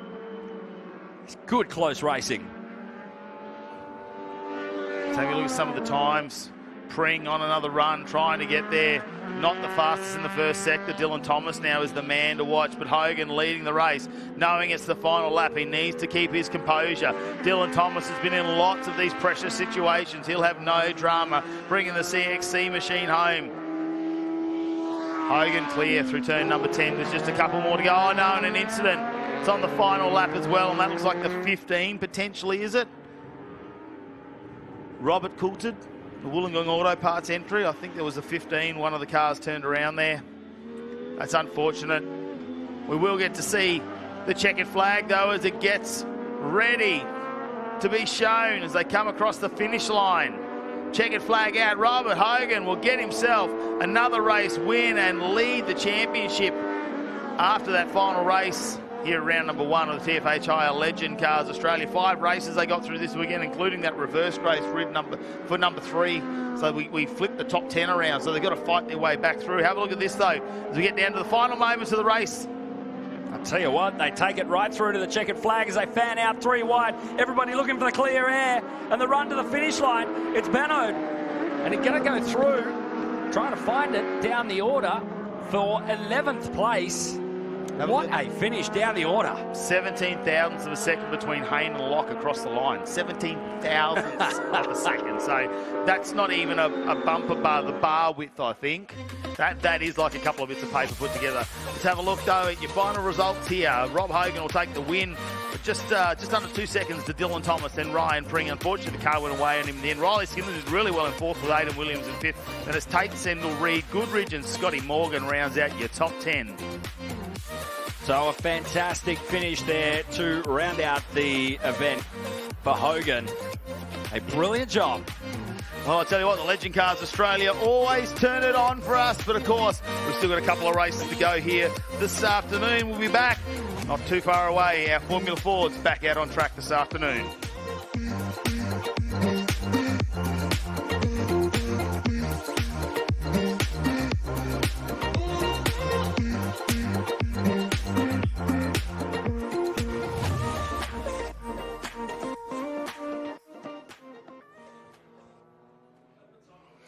Well, as you can see, final lap, these 2 cars coming together. A little bit of fluid coming out. It's actually the 10 car and the 255. So that'll be Mark Duckworth in the 10. He's got a brand new livery on this year. It's really thrown me to go bright yellow. We should be able to see that. As we'll check out some of the race highlights of the TFH Hire Legend Cars Australia. And Hogan, well, he managed to get into the first corner this time. He wasn't going to let Pring get that. I'll tell you what, Dylan Thomas, he's just slotted in the 3rd once again. Anything could happen there, but he's just keeping very cool, calm and collected. In the meantime, in the back, we can see that it was Riley Skinner really pushing and Tate following through at some stages. Hourigan was early on, went really hard, but backed off later on in the race in 51, and we saw that incident. Yeah, Hourigan didn't really have the stellar race that he was hoping for. Back with our race leaders now, and Hogan just kept it exactly where he needed to. Big dive up the inside as Hourigan exits stage right. He's had a really tough time out there on turn 1. Yeah, very similar to what we saw in the earlier races where he just went off. Now, Ryan Pring, he challenged for the number 1 position a number of times, and you know, you sort of think that if potentially one of these opportunities had worked for him and he'd got by, maybe we would have seen a different result. But at this stage, he was chewing up a lot of tyre wear, and he was, and the car just slowed down after that. It gave an opportunity for Dylan Thomas to close down the gap, and then have a look at this perfect manoeuvre. Goes around the outside, but it sets him up on the inside for a run. Ryan Pring came around the outside and said, nope, I've got a little bit more left in me before I give up that position. This was an absolutely brilliant battle between the number 97, and there was the contact. Duckworth involved. Very tough to see, but your race winner at the end of it all, Rob Hogan, taking out the event. Yeah, Rob Hogan would be a very happy man there. Obviously battling it out. Had that one race, number 2, where he had a couple of mechanical issues there and finished a little bit further down in 5th position from memory. So a great way to fight back and to string all those wins together for him to be able to be our round winner here for the TFH Hire Legend Cars Australia. Round number 1 as part of the Hi-Tec Oz Super Series at Winton Motor Raceway, a track that really encourages great racing from these style of motor vehicles out there. Looks like that little bit of fluid should be cleaned up. Duckworth and unfortunate little coming together there with the 255 entry of Maverick Kamenoveri. That's unfortunate right at the end of the race as well. And luckily it meant that we did see a checkered flag. We did not get to see the Hyundai safety cars, which is always a fantastic way.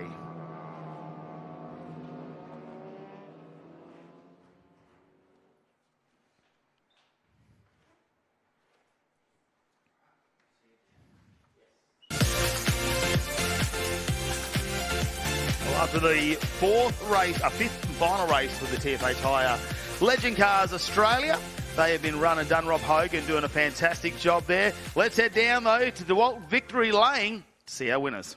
And another thrilling Legends weekend. Ryan Pring, P3 in that race. You're only 2 points behind in the championship. Yeah, it's good. It's going to be a good championship, I hope. And, yeah, that race, was very interesting. I liked it. It was a good battle with Rob and Dylan, but gave it my all, and my car just didn't have it. Well, you were challenging for the lead. You were nearly in first, then you were in third. Yeah, you can swap positions that quickly in these cars. It's actually crazy. Great start to the year. Well done. Thank you very much. Okay, over in P2 for that race, Dylan Thomas, you gave that everything.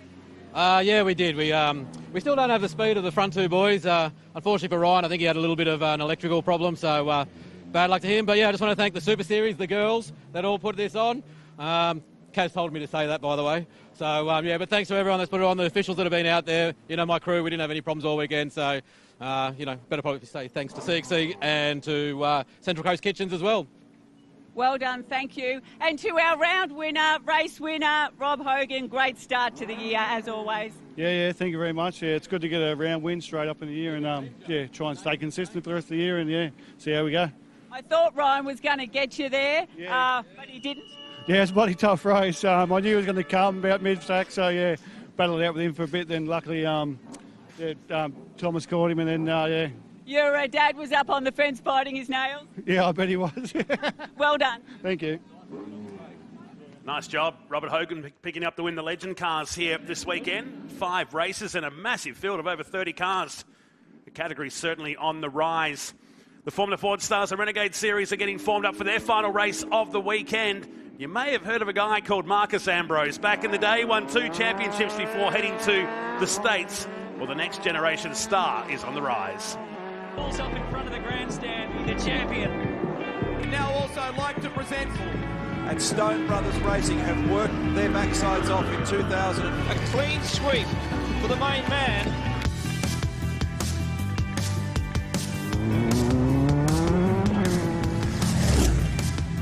Hi-Tec was on Dad's car before I was even born, 04 and 05, which is pretty cool. So, you know, just being able to look back at the old photos and seeing Hi-Tec and almost seeing a complete replica of my Formula Ford is really exciting.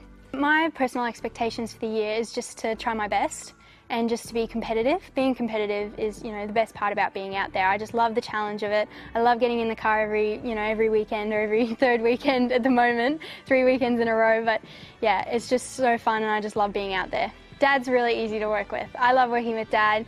It's great getting out of the car and just being able to talk to him. He knows so much and I just love learning off of him. Sometimes we have our little headbutts and I think I'm the better race car driver sometimes, but you know, at the end of the day, he's definitely the better car driver. What an experience really.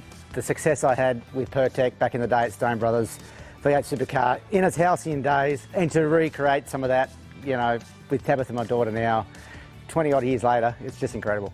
I really believe in family and I believe in, you know, I drove for Richard Petty, four generations of races over there. Glenn and Peter Duncan, just wonderful people. Again, another great family. Hopefully the Ambroses are a good family and it really is, it's important to us and it's obviously important to Hi-Tec. So very happy to put this back together. Kind of special really. I always said to the guys at Hi-Tec that they'd done so much for me that I'd never really asked for anything, but this has sort of come around here where, you know, Tabitha's coming through her racing program. She's starting to really deliver great results. To bring that whole Hi-Tec thing back, you know, the retro thing and the family thing, it's very important and it's just working out great.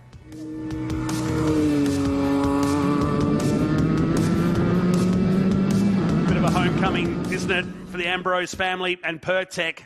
And young Tabitha will start down the field from 13th to the final race today. Kobe Williams and Joseph Fawcett, once again, they'll square off for the final time. Jamie Rowe and Will Lowing on that second row, and the mid-pack was arguably Dan McCarthy. Some of the great racing we've seen so far in 2025, and just is the form guide for what we'll see over the next 8 rounds at the end of today. Yeah, certainly will be very interesting to see how this one plays out. Slightly reduced, just 25 minutes the feature today, but still a long, long way to go. Here we go, lights are on. They are looking up, there they go, they are away, and they fan out towards the back of the field. It looks like a really good start from Johnson, who's trying to thread the needle back in the pack, but out in front it is going to be Williams that is going to take the position up at the front of the field. So the winner from earlier started from pole and he has remained there.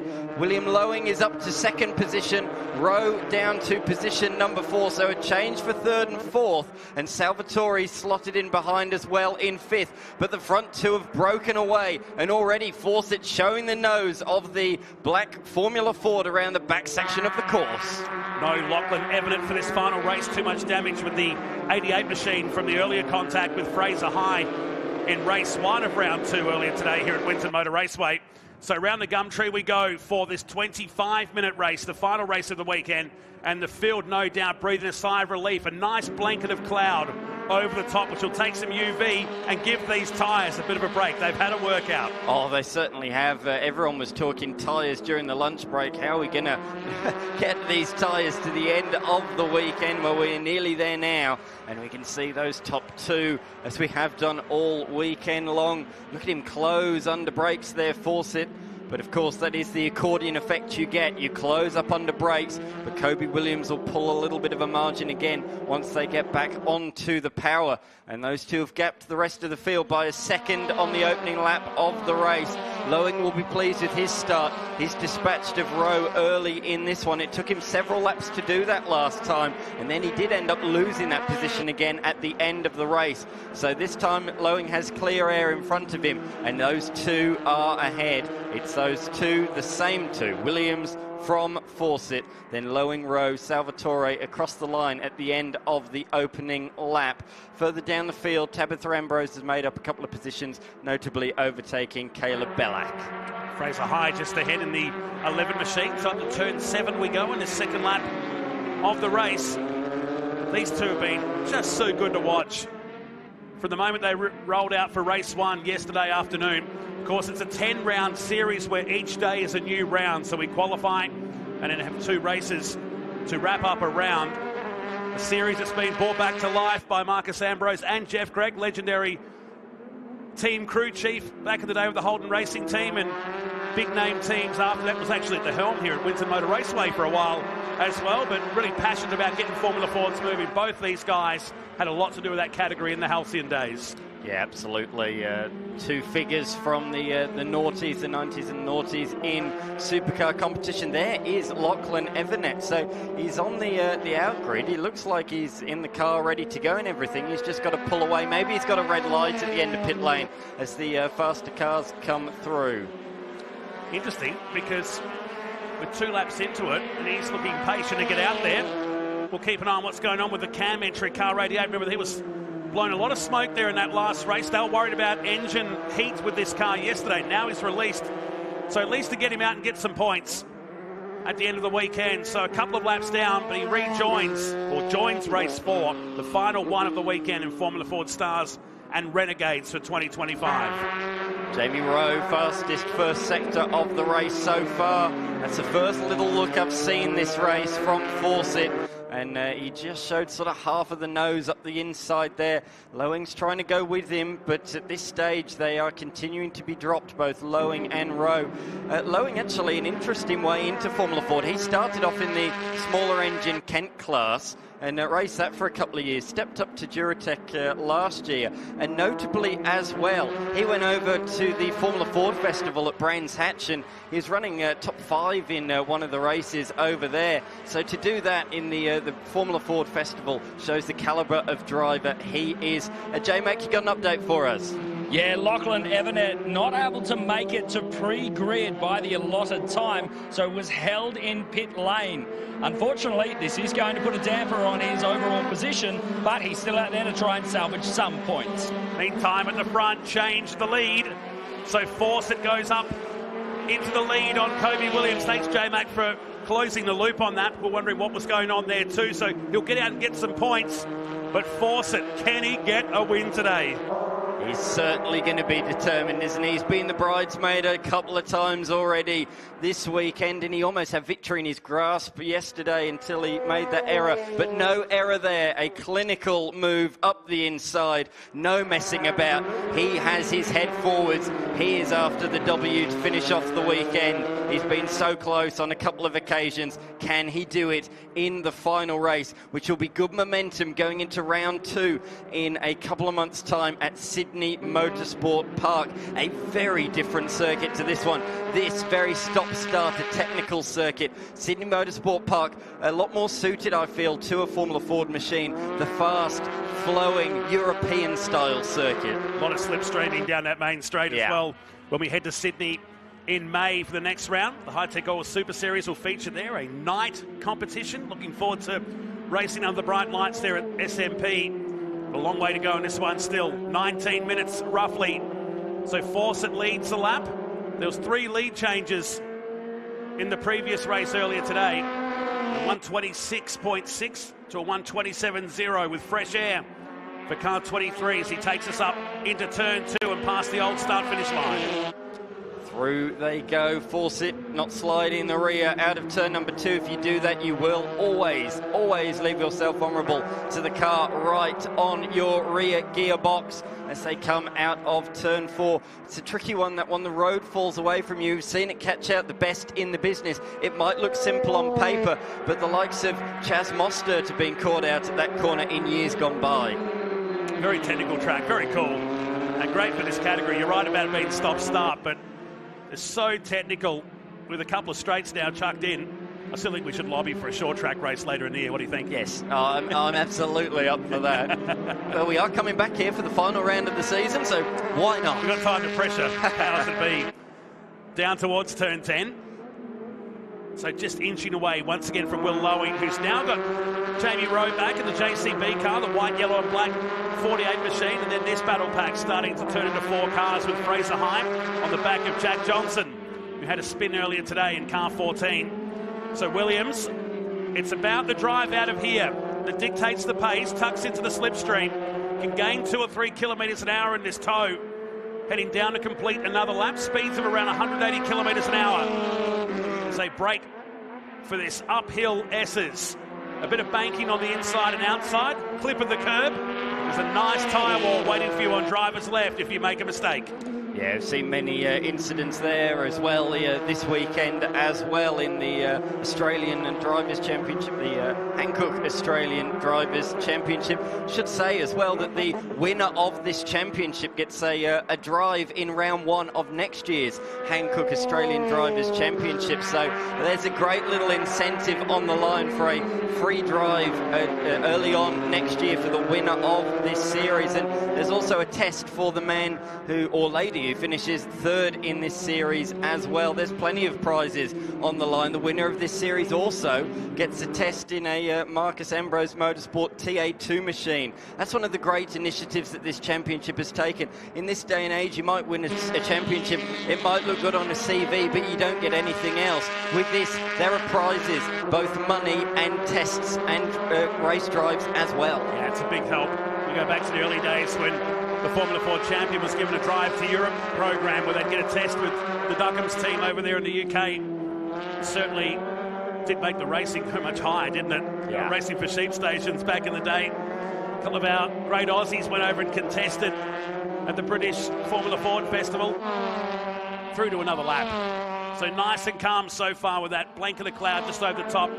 Can't complain about the weather conditions here at Winton Motor Raceway. Look how close Williams is now in the ACM Finance car, looking for 4 victories in the opening weekend in the ACM Finance car. But Fawcett, who grabbed the pole, just wants 1 W next to it. He'll be happy with that. He won't be happy with another second. No, definitely not. Formula Stars and Renegade Series though certainly kicked off with a bang here at the nation's action track, Winton Motor Raceway, and there has been absolutely no shortage of action. The track's certainly living up to its title, and we say Stars and Renegades. This weekend it's only been the Future Stars, but we do hope that in coming rounds there will be some Renegades joining. I think for that one of the reasons is next weekend is Island Classic, Phillip Island Classic, where many of the old Formula Fords dust off the cobwebs and get out there. So I think for round 2, that won't be around a classic Formula Ford event. So I think we should get some Renegades out there as well when we head up the Hume to Sydney Motorsport Park. Just a few hours away. Yes. In the middle of Victoria we are. Just on the outskirts of Benalla here in northern Victoria. A track that's been around for over 60 years. Has had some classic motorsport in that time. Down into turn number 1 we go. Just under 15 minutes of racing. With Fawcett and Williams now 3 seconds up the road from Lowing, who sets his fastest lap of the race now. 26.4. With Rowe just behind him, went 26.49. And here they are on their way down into turn 2. Lowing spent many laps in race number 1, just trying to get past the JCB car and made it stick down there at turn 2. Yes, it was a great battle between these two. So it's been very much Fawcett and Williams for 1 and 2, but throughout today, round number 2, it's been Lowing and Rowe for position number 3. And the man in 4th position, there's Erebus logos on that car. You can see on the back corner, he is part of the Erebus Academy, of course, the supercars team that has done so well in recent years. And he is looking to move up through the supercars ranks. His uncle is Terry Wyhoon, who runs the Super 2 affiliated team for Erebus Motorsports. So, yeah, the nephew of Terry Wyhoon, a great driver in his own right. Absolutely. One of the OGs of Super 2 in the early days. Yeah. It's the second Marcus Ambrose Motorsport car 61. James on the back of Salvatore had an excursion across the back of turn 7 in the earlier race today. Largely unsponsored white, number 16, through to complete. Another lap we go. And with a field like this on the first weekend, and plenty of them watching on the sidelines today, there's a move happening now. James gets it, oh, he just gets it up. This is that classic move you talked about. You make a mistake and you pay the ultimate price coming out of turn 2. And all of that build-up to get yourself into that position, you'll have to regroup and try again. It was just the smallest of small lockups, and that was just enough to push the car out wide, ruined all of his mid-corner speed, and he was able to get the cutback and swing back by on the run to turn number 3. That's the great racing that we've become so accustomed to in Formula Ford competition around this country. But look, the top 2, I don't think they've been separated, apart from late in the race yesterday when Fawcett dropped off the road. Otherwise, I don't think they've been any further than half a second apart all weekend long. Hard to do, but they've done it. Over all 4 races, this is the point of the track you talked about from yesterday, where there wasn't really even a lock-up from this car. It just went off at high speed. He felt the pressure, maybe saw him in the mirrors and forgot there was a braking marker there. And went to the outfield and dropped down into 4th position at the end of race number 2. So Williams and Fawcett. And while traditionally when you'd have battles like this, you'd bring yourself back to the field, they're managing to pull away from the cars behind, because Lowing and Rowe have got their own battle going on. Getting closer is that Salvatore car 16, running back in 5th. And Brogno, who missed qualifying earlier today, drove a great race earlier today to get up inside that top 10. He finished in 7th place. He certainly did. There's been a bit of movement further back, though. Look, Rowe has bolted away from Lowing, who's coming under pressure now from Hunter Salvatore. That is a great name to say. That is a racing driver sounding name, Hunter Salvatore, who's doing a great job in the number 16 machine. His first ever weekend in car racing. He's come out of karts and he's doing a blindingly good job out there at the moment, inside the top 5. Oh, this might be the reason why Lowing is so far back. Was there a bump in the middle? So might have got the side pod in the middle of the turn, and look at the way they bounce through there. They're strong cars, but they've got their limits. These Formula Ford cars have really been giving that corner a test over all 3 days in this Hi-Tec Oil Super Series round. And off the track is Lachlan Evatt. Remember, he's a lap or 2 down and doing the Hunter Salvatore trick, going around the back of the gum tree. I've called a few races over the years here. I don't recall cars going around the back of the gum tree. No, some of them seem to think it's a rallycross circuit, doing the Joker lap around the outside there. But anyway, these cars perform better on tarmac than they do on gravel. Some of the cars we got here this weekend, the Legend cars, they perform well on both gravel and tarmac. These do not. They are very much tarmac-specific cars. 100%. Hope he hasn't hurt the undertray of that car as well. Bumpy, very dry outfield that we have at Winton Motor Raceway. Here we go, back at the front. So Williams with Fawcett through turn 5. The quick change of direction here at 6. As Marcus Ambrose looks on. Tabitha's come up into 10th position now after that car stopping earlier today, the Pertec entry, car 45. lead car from the team is running in 7th position, with James behind the wheel there in car 61. Just under 10 minutes remain as Williams slides out of turn number 9, trying to stay. You just feel that Force is trying to break the spirit of that 94 is now a bit more sunlight on the course. The sponsors won't be complaining of these two cars, will they? The No. Build Forth construction car and also the ACM finance car have been on the screen so much this weekend. That's one of the great things, though. Up and down the paddock, everyone's been saying this category is absolutely brilliant. We get so much track time, we get so much exposure, not only on the live stream, but also on, of course, SBS and KO and Foxtel as well. I'm sure you're watching at home, enjoying all of the action here at Winton Motor Raceway. And if you are enjoying it, make sure if you're in New South Wales, head to Sydney Motorsport Park in just a few weeks' time. But it's intensifying towards the tail of the top 10. We got Johnson, Ambrose and Fitzgerald all within a couple of seconds. And here comes Tabitha looking for a move up the inside. Nicely done, well executed. Oh, a bit taily though on the exit, right up close to the wall, and we're going to go 3 wide. Fitzgerald trying to squeeze up the inside. Johnson fights back, cuts to the inside. Look at Fitzgerald in the lime green machine. He's swinging left, swinging right, trying to benefit from any sort of a mistake from those ahead, but somehow they stay in the same order they did when they crossed the start-finish line. 9th, 10th and 11th. That was a great sequence of racing. She really took the don't argue into turn 1, then made that mistake. She crossed up in the middle of the turn, and that allowed the other car behind to catch it. Then Ethan Fitzgerald thought he was getting 2 cars for 1, and somehow stayed in that order. So Johnson, Ambrose and Fitzgerald, 9th, 10th and 11th. So we go back to Bronio, James and Fraser High. Good move from Fraser High down there at turn 10, that more than 90-degree left-hand turn that brings us up the short straight towards the end of another lap. In Bronio, car 5. Oh, some dust, someone's gone off. I can hear someone trying to return to the track.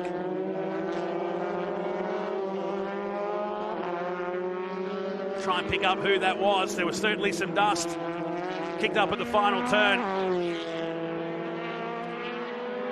Nobody's really lost too many places, so I think it was just maybe a couple of wheels running through the dirt.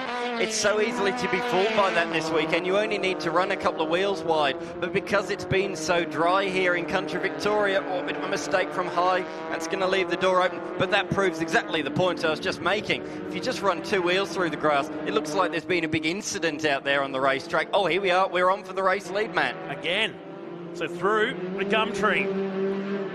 Their field time is starting to run out, and it is under 7 minutes of competition remain in this final race of round 2. The Formula Ford Stars and Renegade Series at Winton Motor Raceway.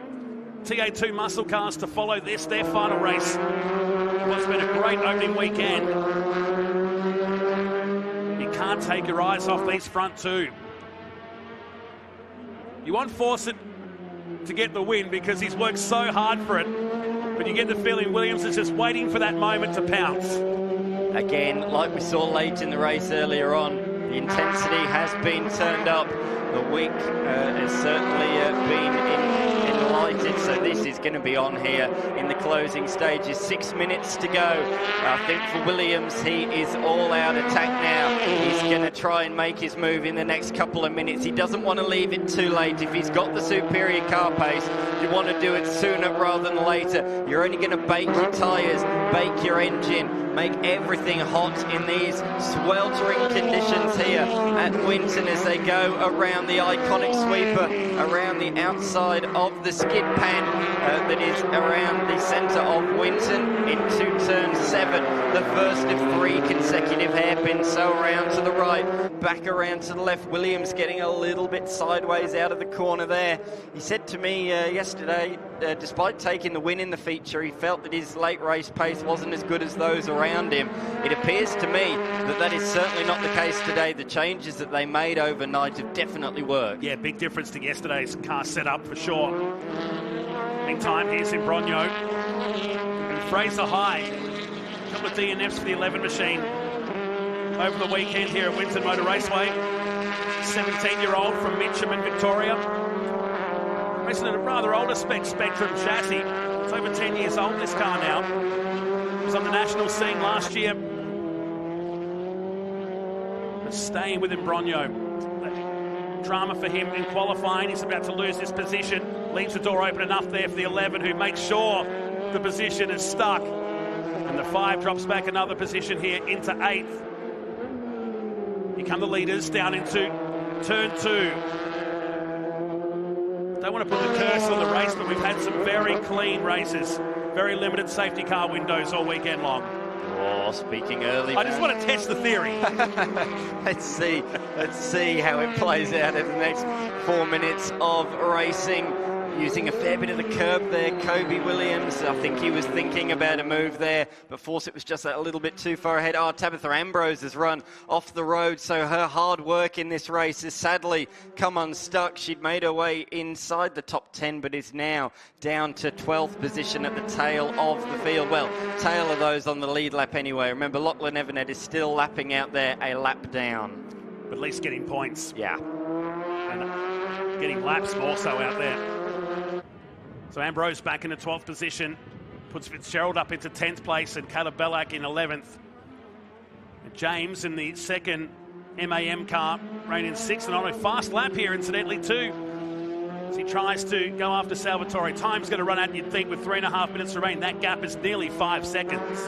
He's got stronger and stronger though as the weekend has gone on. James didn't look too comfortable in qualifying yesterday, but for every race he moved forwards, and as well in qualifying earlier, he's moved forwards from there as well. It's been a better Sunday than it was Saturday, but I think he'll be very pleased with the progression that's been made throughout the weekend. Compared to many in the field, James is a relative newcomer to car racing. Did a lot of karting, but only stepped into Formula Ford competition at Phillip Island late last year, where he bagged the top 3 finish in what was a stacked field. Oi, Williams ragging the machine sideways through turn number 6. I love watching Kobe on the limit. It's something special to watch. Seems that curb works for him. I thought when he pushed that yesterday, going, he's getting a bit aggressive here now, but he's used that must work. The car's fairly stable when it comes off the other side there, so if it works, go with it. Just over 2 minutes remain. And they've left the field behind. James Rowe back in 3rd position. And he's broken away from Will Lowing in car 53, who's some 4 seconds away. Just broken the back of that battle. Hunter Salvatore is closing in on Lowing in the fight for 4th position late on in this race. He set a PB in Sector 1, so he's just gaining a 10th here, a 10th there, but he's only a second behind Lowing. So a 10th here, a 10th there, and a toe on the last lap, and he might spring a late race surprise in the fight for position number 4, but we can't take our eyes away from this one at the moment. This fight has been absolutely awesome all weekend long. These two have put on an absolute display of how to drive these machines. The only error from either of these two this weekend was when Joe Fawcett's foot slipped off the brake pedal and he hit the throttle and lost the race lead yesterday in race number 2. So that is it for these two. Other than that, they have been so very smooth, so very consistent, so very precise throughout the weekend. Fitzgerald is looking strong late on in this one. He's caught up to the tail of Johnson, and Johnson is doing a good job out there. He had a few engine gremlins yesterday. He does look like he's got a bit more straight line speed today. He's matching them in the speed trap, which is great to see. Unlike his father, he doesn't want to become an AFL footballer. He said to me, I want to go hypercar racing. He's enjoying what he's seeing in WEC, as many of these young stars are these days. And look at the likes of Matt Campbell, of course, Australian, gone over there racing for Porsche Penske over in WEC and in the IMSA Sports Car Championship as well. And it just shows that there really is an opportunity, not only in Formula 1 and supercars these days, but sports cars is back in a true golden era once again. Yeah, 100% agree. Here we go, Williams on the outside of that curb. Time is running out to get the 4 victories. Fawcett has clear air ahead. One eye on the mirror and one eye on the track ahead on this, the final lap of the Formula Ford Stars and Renegade Series. It's what's promising to be a fantastic year for this open wheel category, steeped in history. Absolutely. Here they go into the middle sector for the final time of asking. Kobe Williams is now running out of opportunities corner by corner. His overtaking opportunities are diminishing. There's only really a couple left. He's got to get good drive out of here. Turn 10's an opportunity, but no, not close enough. There's a couple of car lengths between them. There's only really one more opportunity, and it's turn number 11. Oh, he gained a lot of time there under brakes. He really threw everything at it, but I'm not sure it's going to quite be enough late in this one. Fawcett heading to the final couple of corners. He swings it into turn number 11. Look at Williams close under brakes, and he closes again at turn 12, but he's not close enough. For the first time this weekend, Williams is not going to take the W. Fawcett is going to take the victory in race number 2 of the Formula Ford Stars and Renegade Series for round number 2. Great race between those two, but finally Fawcett prevails. He gets one, and Rowe will finish third just at the finish line there. Rest of the field coming through to complete. Well done to Fawcett. Held off maximum pressure from Williams all weekend long in the ACM Finance car. Ethan Fitzgerald sliding around the final turn here with Johnson just ahead. Solid weekend for the 14 car on the national stage. Well done to this entire category. With a few more cars coming along during the year, we're in for a fantastic Formula Ford Stars and Renegade Series in 2025, if this is the form guide to go by. Oh, absolutely. I mean, everybody will be watching around the nation going, I've got to get involved in that. I mean, they've put on an absolute clinic here this weekend. It's been scintillating action. So with racing like this, the field can only grow going forwards. Absolutely. Confirming the results in the final race of round 2 of 10 in 2025. Fawcett by 3/10. Hey, we kept the consistency with the race finishes, all less than half a second all weekend long. Jamie Rowe third ahead of William Loewen, back to Salvatore. Brad James in 6th. Fraser High, and that's a top 7 result. Yeah, beyond that we had Giuseppe in Rogno, and then Johnston, Fitzgerald. Ambrose just outside the top 10 after her late race mistake. She did get back through ahead of Caleb Bellac, and Lachlan Everett finishing a lap down in what was a tricky Sunday for him. Started in overcast conditions, a bit of cloud cover here at Winton, which was well received by the fans and as well as the drivers out there in this final race of the Formula Ford Stars and Renegade Series. That was the move for the lead early in the race by Joe Fawcett. He got ahead of Williams, but he did not let him go for the rest of this 25-minute encounter. No, it was very, very tight all the way through the race. Great shots from the drone cam looking down on the lead battle. James briefly took the position from the number 5 of Imbrogno, and he did eventually beat him across the line, but it was a hard-fought battle. This was the move for third position. Rowe up the inside of Loewen. It was just that little bit wide, and then had to take to the sketchy grass. We've seen a few cars bump through there, and that was another example. Tabitha got a little bit sideways out of turn 2 after taking the position from Johnson, but Johnson fought straight back. Fitzgerald tried to get involved as well, but in the end was unable to do so. Fraser High made a little bit of an error down at turn 3, and through went in Brogno there as well. That was the mistake I just referred to for Tabitha Ambrose. She had a challenging weekend this weekend, but I'm sure she'll be looking forward to a bit of a reset when they head to Sydney Motorsport Park. Yep. Mistake in the final race cost her a top 10 finish. While out in front, these two had 7 seconds on the field. They were just a different stratosphere this entire weekend. And Fawcett managed to hold on. Kobe Williams, who won't get the 4 in a row, but hey, 3 victories is still a pretty good weekend. And Fawcett will leave Winton Motor Raceway with a smile on the dial in car number 23 after claiming pole in the first round of the weekend. Well, they're back in the congratulations. Sewell victory lane. Let's go down to pit lane.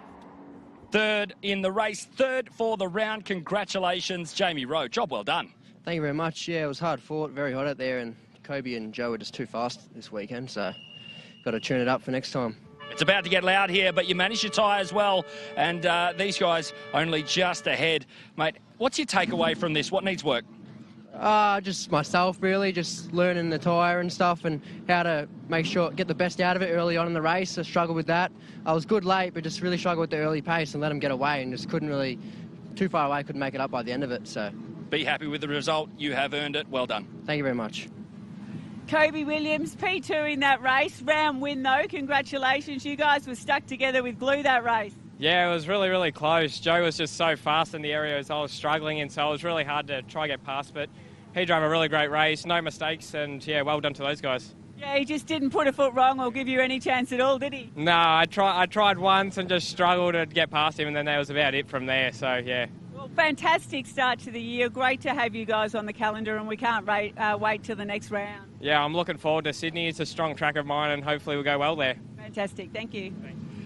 Joe Fawcett with a fantastic finish, taking the win in the final race, taking runner-up position for the event. Tell me, it's obviously not how you wanted it to go, but it's still a great result nonetheless. Yeah, I'm super happy with it. I mean, it was good to finally get the result that we wanted in the end there, but I mean, Kobe was really good all weekend. He had us on our toes the whole weekend. So, yeah, thank you to him as well. Well done, mate. Thank you. Strong start to the series for that man. Big sip of water, well deserved. And they'll be back at SMP for the next round of Formula Ford Stars and Renegades. We're off to a break. The TA2 muscle cars meet one more time with Feeling at Winton Motor Raceway. We'll be back.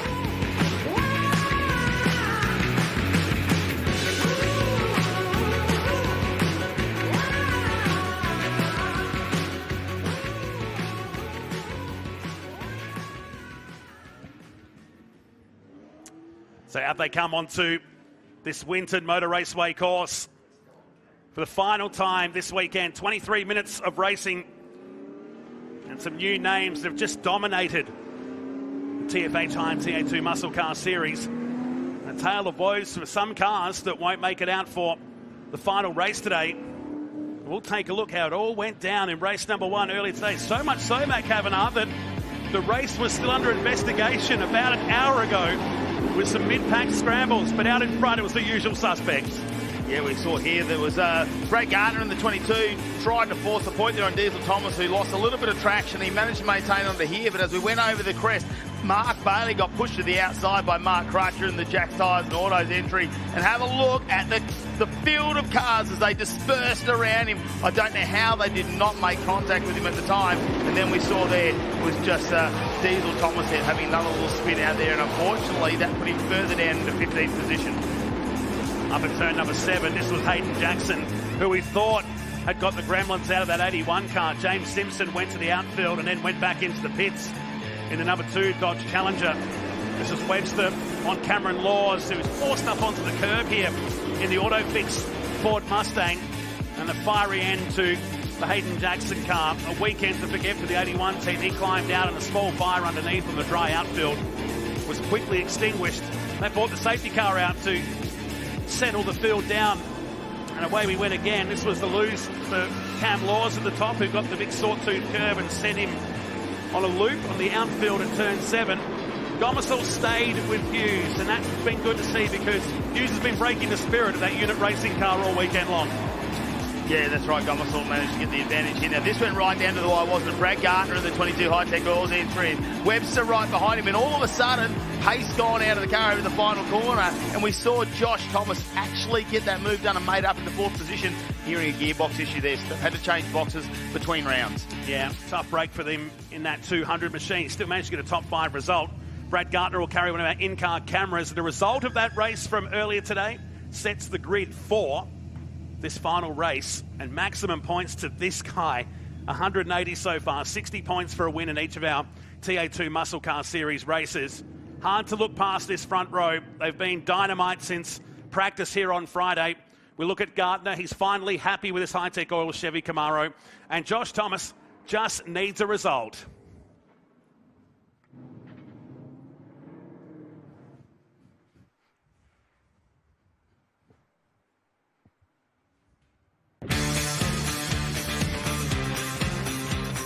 Field is moving away for the final race of TFA Time TA2 Muscle Cars presented by Maritimo at Winton Motor Raceway. The Hi-Tec Oil Super Series. You look at Sprint Car star, Sprint Car legend Robbie Farr in the Hi-Tec Oil's number 7 Chevy Camaro, upon the 2-car assault prepared by Waltec Motorsport in 2025. And Farr starting from position 10. He was a big charger in yesterday's opener from 16th up into 9th. Look at Michael Coulter, who was on for a good result until he was effectively parked at turn 7 late in the race. Jared Hughes, though, Matt Kavanagh will start from pole one more time here at Winton. Yeah, and they'll reignite this battle between him and Ben Gomersall, who's in second. Brad Gardner, can he get in on that little parade? And he's starting out of 3 with Josh Thomas alongside them. It's Josh Webster and Graham Cheney on the 3rd row of the group between Domain Ramsey and Diesel Tom on the 4th row. And Des Collier and Robbie Farr will round out our top 10 before we go back to Mark Crutcher, who took a little bit of a post-race penalty there with Danny Reedy alongside. Michael Coulter and Chiara Zabaticus will be on the 7th row of the group with Paul Hadley and Cameron Laws behind them. Hayden Jackson, James Simpson and Mark Bailey, will they make it out on the grid? That is the biggest question. I don't think we're going to see Hayden Jackson come out in this one in the 81. No, he's definitely done for the weekend, which is a shame. Can confirm with the Cam Laws penalty was a 20-second penalty for that driving infringement and the re-entry up at turn number 7 on the top of the first lap there. So the field behind the back of the safety car gridding up. We're getting set for the final race of the weekend here. Stick around.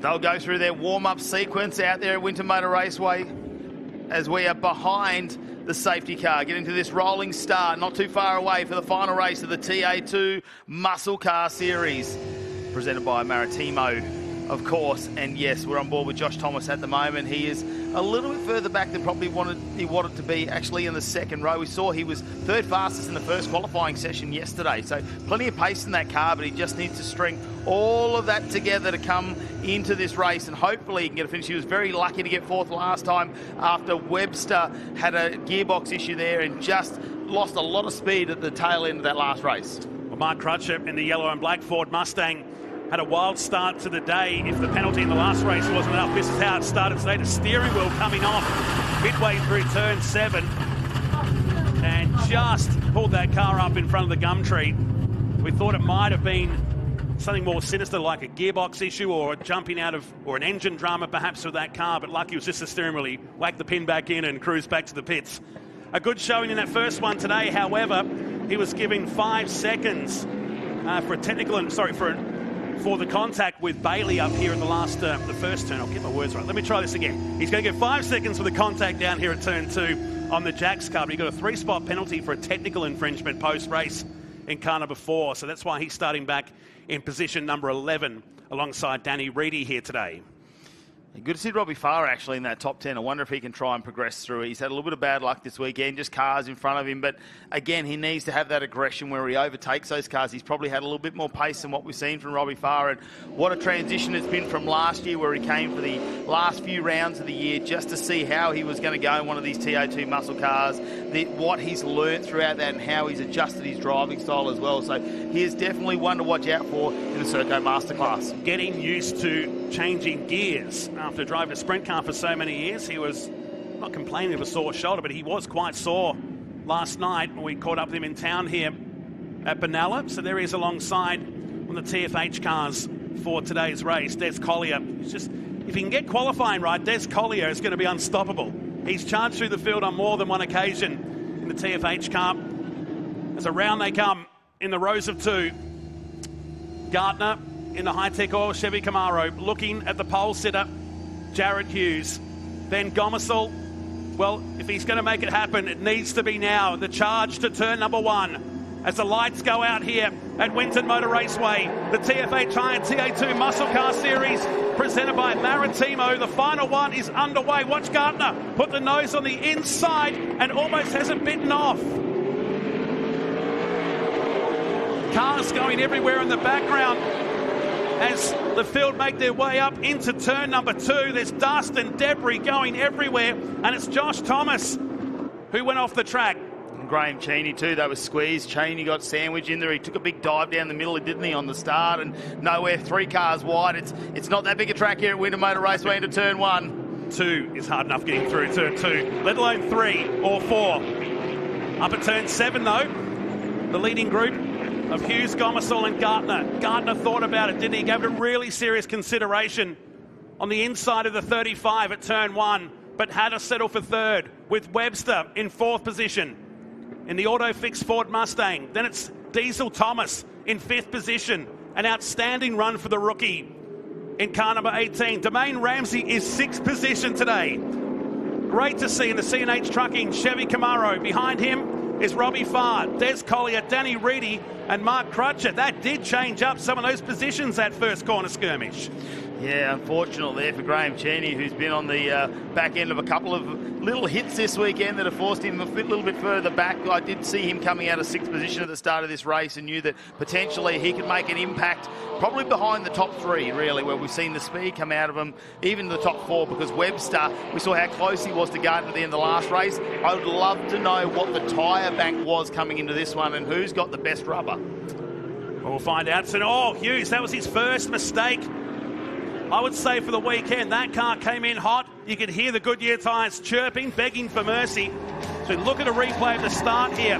So that was Cheney making it 3 wide in the centre. He's about to get squeezed. And car-on-car contact saw Thomas to the infield. The Cheney car in the IES Motorsport looping to the left-hand side. Here it is for the TFH Mustang. On board with Josh Thomas as he turns in the car along. There's 2 cars alongside and Webster on the inside. Cheney had nowhere to go. And look at the dirt as it just comes over the front window. We saw him drag that all over the track, and they're going to have to watch out for that in the coming laps. And is he off the track again? That looks like the 169, yeah. Josh Thomas had more excursions off onto the dirt this weekend than he would at a speedway meet. I didn't know we had a super special stage planned for race number 4, but nothing surprises me these days. So he's back down the field in 18th position behind Chiara Sabatakis and Michael Coulter just ahead. This is Cameron Laws with Mark Bailey just behind the Jack's Tyre and Auto Service number 12 Chevy Camaro. Oh, damage, big damage to Sabatakis.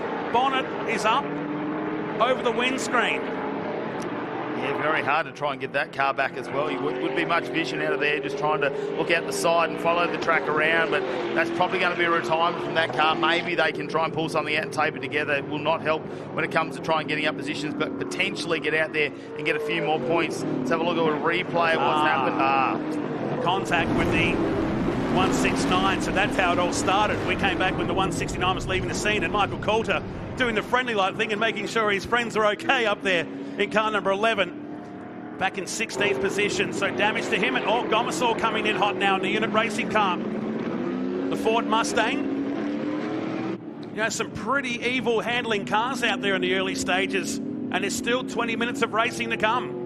And this is where we haven't seen this brand new tyre at the end of a race meet. They've done lots of testing on these things, lots of laps, but it's when you come under race conditions, you've got 6 tyres that you have to get through for the weekend. And what are you going to do in qualifying? When they go and test them, how often are they doing qualifying laps like we've seen them do here this weekend? And now we've had a 35-degree day yesterday. Today hasn't been much cool on that. And have a look at the damage, though, on Chiara's car. That's extensive, and I doubt we're going to see that one come back out. But well done to get that car back, blinded by that bonnet. So she's got that car back into the lane, and we keep the race green with no safety car. A forgetful day for Josh Thomas. He's gone back into the pits, no doubt with front damage.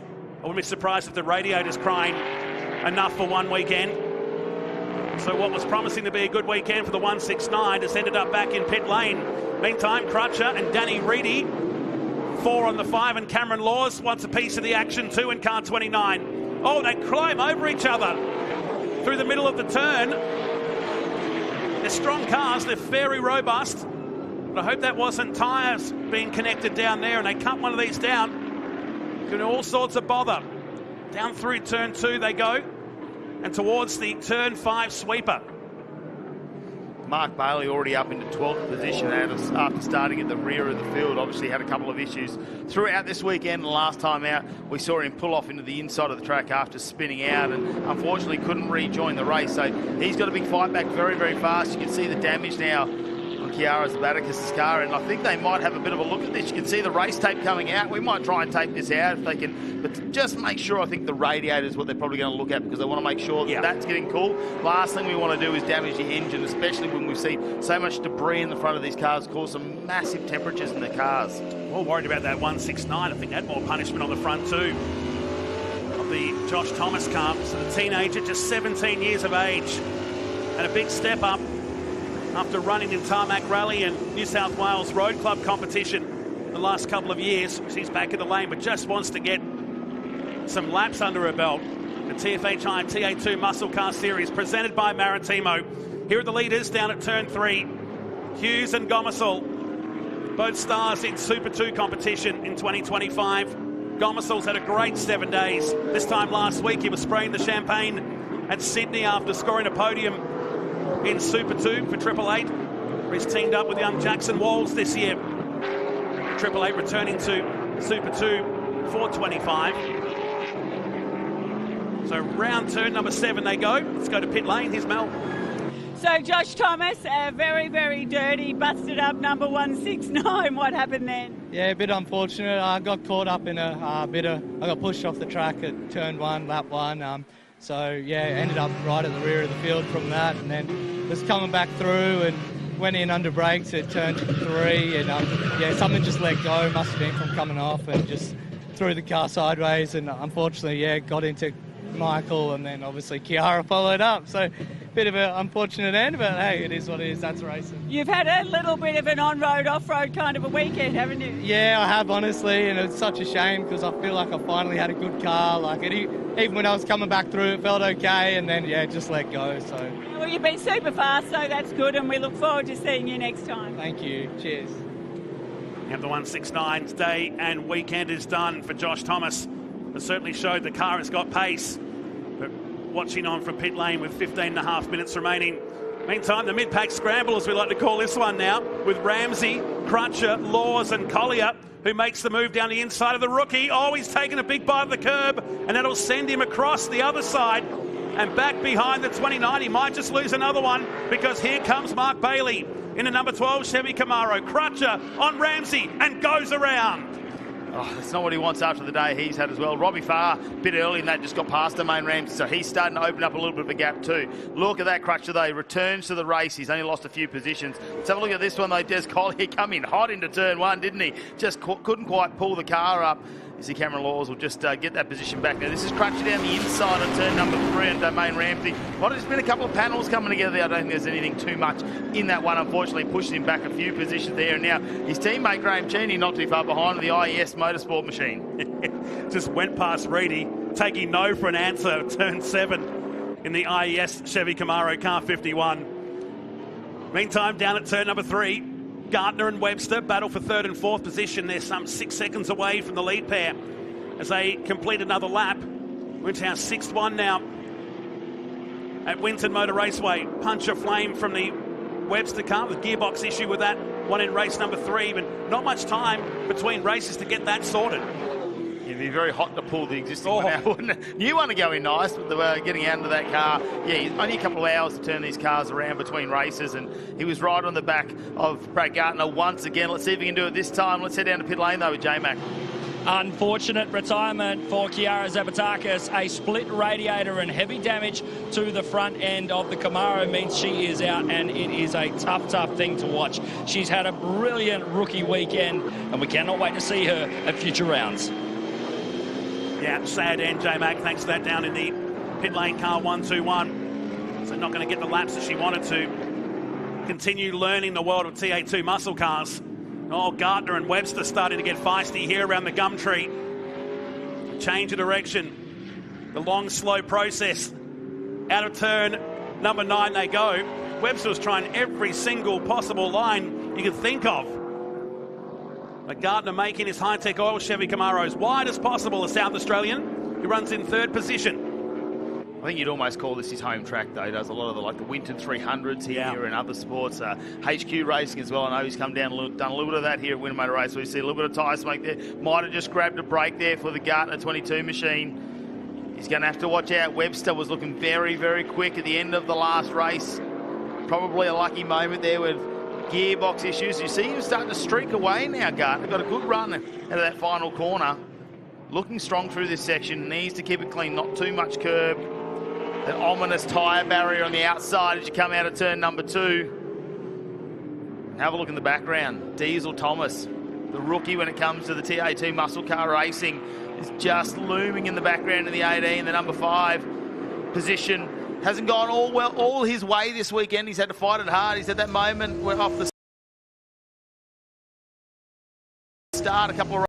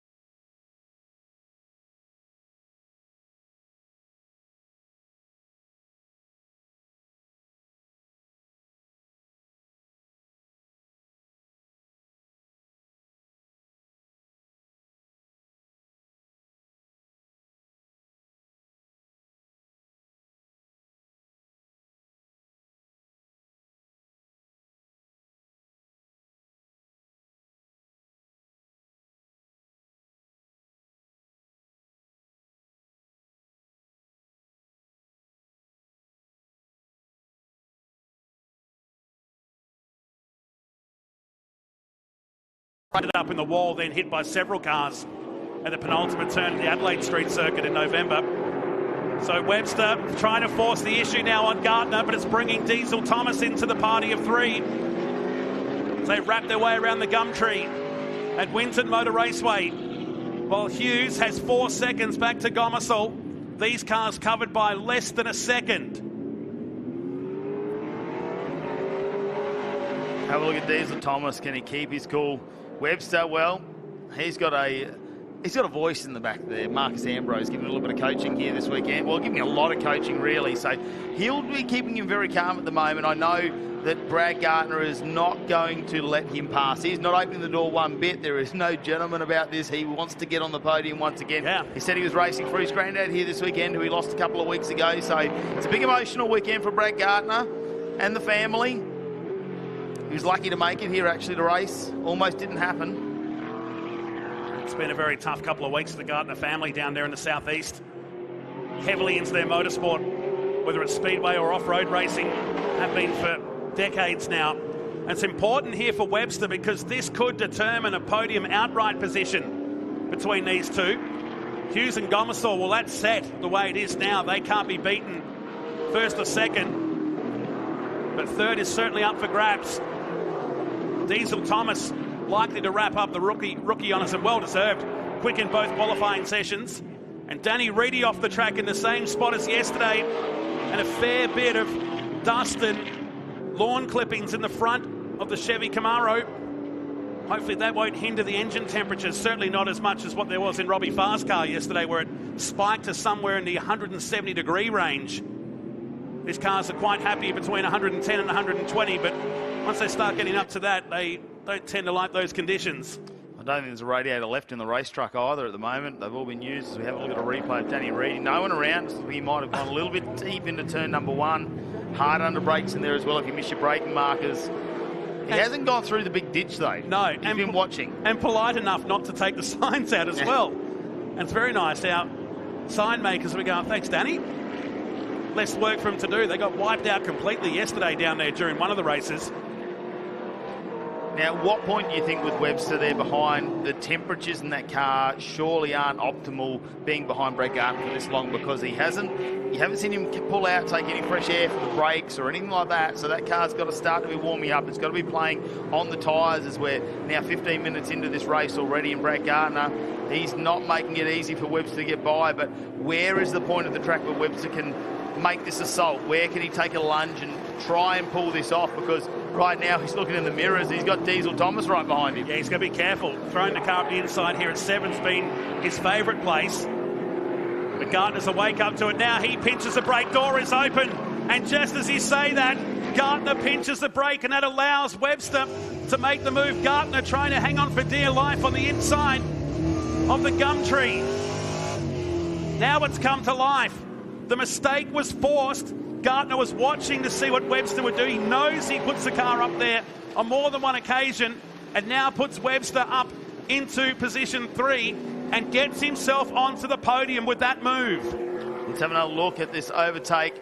You're right, Brad Gardner being a little bit defensive, grabs a brake, unfortunately locks the front tyre up. Webster goes through, almost lets Diesel Thomas into the mix here. He's not going to give it away too easily there. If he could have put the nose in, I think he would have got up the inside, Brad Gardner. But without that drive, that moment you've had, you just don't have the pace. Now have a look at Diesel Thomas.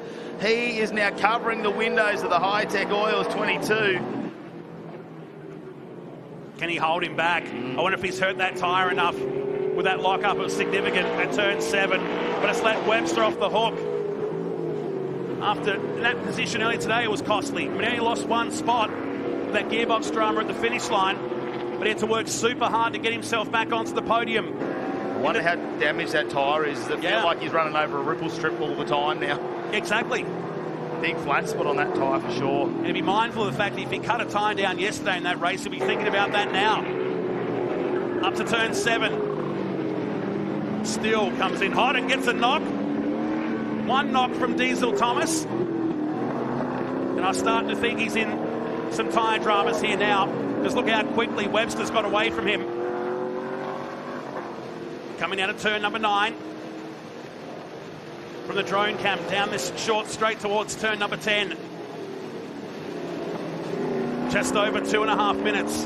Hughes and Gomersall, 3 seconds is the margin, but they're 14 seconds up the road from this battle. Great fight back from Diesel Thomas after an eventful first day of racing. You can see there they've already had the front guard on that car, been through 2 radiators, coming into the TA2 Muscle Car Series for the first time as well. Very different, I suppose, to driving the RX-8 to where we've seen him before. There was a yellow, there's a car off the track there on the right-hand side, or was there a small fire maybe? I saw the yellow flashing on one of those panels at the exit of the final turn. That's just a local yellow, so we'll keep the race moving. Dust in the background as well. Got to say a big thanks to our volunteers this weekend. It's been incredibly warm conditions. Most are in fireproof suits, so whatever it is outside, you can add another 20 degrees on how they're feeling right now. The guys and girls who've helped out manning the Winton Motor Raceway course, whether it's a flag marshalling point or at the gates around or pit marshalling, we say a big thank you for your help at Winton Motor Raceway in 2025. It almost looks like Diesel Thomas has just backed off a fraction here at the moment. Brad Gardner, I don't think there's anything left in that car. That is absolutely pushed to the maximum of that setup. Wherever they found it, they haven't quite found as much pace as what we've seen from the top 3, but we know Brad Gardner is tenacious when he wants to be out there. He really throws the car around, and for him to be a little bit back there, just still trying to find their groove at the moment. Unfortunately, with the rebirth of that car, they weren't able to get any testing in on the new tyre prior to coming here to Winton. So Friday was test day for them. They've done a fantastic job just to get it on one podium, I think, and still currently holding out for 4th. Domain Ramsey's got Laws, Collier and Bailey right behind him at the moment. And that's 7th, 8th, 9th and 10th. And he's got damage on the front right too of the CNH truck. Oh, change at the front. So it's on. There must have been a mistake because that was 3 seconds a moment ago. And Gomersall goes to the lead. So was there a mistake from Hughes? It was 3 seconds when we last looked at the timing screen. And Gomersall goes to the lead in the final minute of this race. What did we just say? Don't take your eyes off it. Have a look at the speed he's got too. It's like we've let him off the leash at the moment. Gomersall already opened up 0.3 of a second on Hughes, and you think their tyres are just done at the moment. They are protesting. They'll be cheering as they go across the finish line shortly, just saying, yes, my weekend is done. Well, for 2 of you, you've got to back it up for the next round. You've got to take 2 in there. Yeah, exactly. Wow, I'd like to know how this all played out. But nonetheless, the unit racing car that's prepared by TFH Racing heading down the back straight. A game-changing moment in the closing minutes of the race. Closing minute of the race, we should say. He's waited all weekend long. Hi-Tec Oil's replay showing us. And coming up the short straight here, just caught him. But how did the 3 seconds disappear that quick? Is Hughes in trouble maybe? We saw that slight oil leak from his gearbox earlier in the weekend because there's little puffs of smoke yesterday and was just a seal. But, you know, sometimes linkages in these cars and everything. Look at him sliding the car around. And he's cruising. I wonder if he's stuck in gear. Yeah, we have seen it when they jam linkages in these gearboxes as well. It seems very much like that. The final lap of the race, and he needs to limp that car around. Lucky with a 13-second margin back to Webster, who's in 3rd position. But for Ben Gomersall, pole position earlier today has got him to the race lead. This car is limping around on the final lap. For Jared Hughes, and what was looking to be 4 straight victories, it's not going to happen. Gomersall with a handful of turns, and Webster off. A podium position goes, and the Autofix Ford Mustang off the track and out of the race. Brad Gardner, well, he pulled a rabbit out of the hat. The Magic Man will get back on the podium. He's done that now. There's got to be more. Just when I thought the race was closing down, we were ready to say podium set. It's not. And Gomersall has 1 turn remaining on what's been a fairy tale weekend. Pole position earlier today and heading towards the line. Claps and applause from the pit wall. And Ben Gomersall got it done in the final minute. Hughes is going to cruise to 2nd position and win the round for the weekend. Diesel Thomas, oh no, slides the car out. I thought he might have had one last lunge on Brad Gardner, but he slid the car out in the 2nd last corner. And have a look at this, Brad Gardner. Wow, the Magic Kid himself. Well, We'll get into third position. Diesel Thomas in fourth. Now, Robbie Farr, what a finish it would be for him in the 5. Yep. Yes. The Hi-Tec Oils racing team having a fantastic comeback this weekend, and Robbie Farr will be elated to have that finish. Oh, I think Laws, no, he didn't get Ramsey. It was only 900ths at the line. Great weekend for the Hi-Tec team. Hard luck for this young guy. In the Autofix Ford Mustang, he got the curb and just lost control when he was in a podium position. Skates off the track, parks it in the bunker, and had to watch the field drive on by. What a finish to the weekend here at Winton Motor Raceway. Gomersall wins the final race, but Hughes wins the battle in the first round of TFH High TO2 muscle cars thanks to Maritimo. Oh man, it's going to be a year. Gardner home for third, Diesel Thomas fourth. He'll be the rookie of the weekend. Robbie Farr's best result in fifth. And Domain Ramsey, that'll be his best as well with Cam Laws. Des Collier behind there and Mark Bailey in ninth. Graham Cheney in 10th position. And that'll give Farr the Masters class honours as well for today for the over 45-year-olds. Oh, this is unreal. Just when you thought it was set, Hughes lost that 3-second advantage. Gomersall got the win. Webster went off the track on the final lap. Good luck cutting the highlights package on this. Well, we'll have to try and unfold this one. Webster, I tell you what, off the field you can see him getting recovered there. Well, I can't wait to see the highlights page. Going to be coming your way very shortly. We're going to have a short break and be back. Plenty more action here at the Hi-Tec Oil Super Series.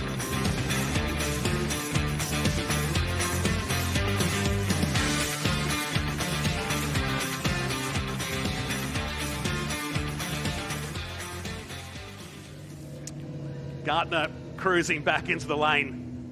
We'll talk about this race for a long time. Gets the result, gets a top 3, gets himself back on the podium just when we thought it was over. Oh yes, the highlights. Whoever's done this needs an award because there's a lot to talk about in the fourth and final race of TFH High TO2 muscle cars. It started here with some 3-wide action. We know it doesn't work and ultimately someone had to lose.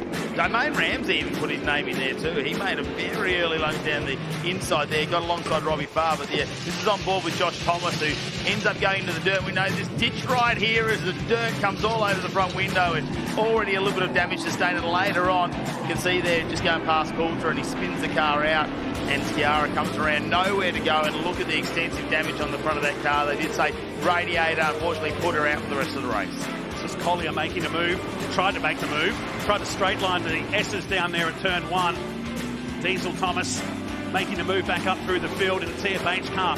Jared Hughes was in control. Look at that, no one behind him. Had nearly 4 seconds at one point in this race in the 118 active road active suspensions car. But we knew that would change later on. This was Danny Reddy being very polite with the signs, going in and out, almost like a Motorcana down there through turn 1 and 2. Rejoin the track, and the Rockstar gets a result today in the Danny Orr earth-moving car. Lock up here for Gardner at turn 7, and that opened the door for Webster to make the move up into third on the track and for the weekend. Then Diesel Thomas thought about the same move. Just give the Hi-Tec Oils Camaro a bit of a hurry up through the middle of turn 7. But this was the moment of the race.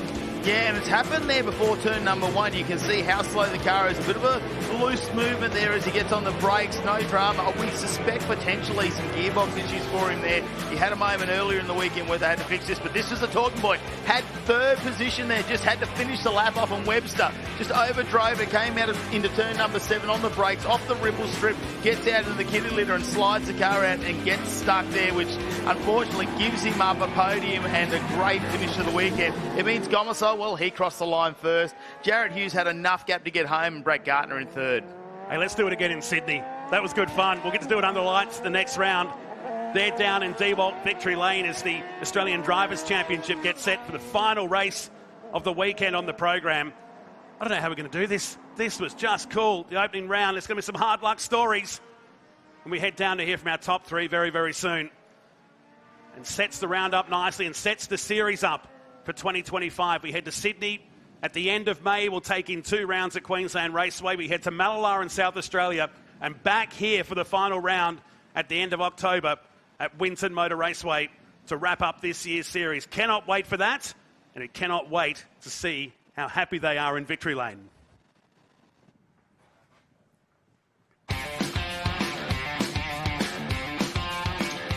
back at Winton Motor Raceway and what's been a barnstormer of a finish here in the TA2 muscle cars. Let's head down to D-Volt Victory Lane. Down here after an incredible conclusion to today's racing. Of course, we have to say a massive thank you. Tony Sewell from AC Delco presenting our event trophies. Brad Gartner wrapping up third place. There was a moment there where you must have thought it all vanished before your eyes before you were able to pluck it back. Congratulations. Yeah, thank you. No, I definitely didn't have it. Probably not me or the car, just yeah, more so me. But thanks for the boys. They've done a great job. But yeah, we definitely got lucky there. So it's about time I have some luck on my side. So yeah, thanks for everyone. Thanks Hi-Tec Oils, Taylor, George, Raph, Timmy, Aaron for building the car, and just yeah, Joel and Max for getting me here. So yeah, well done. Cheers, guys.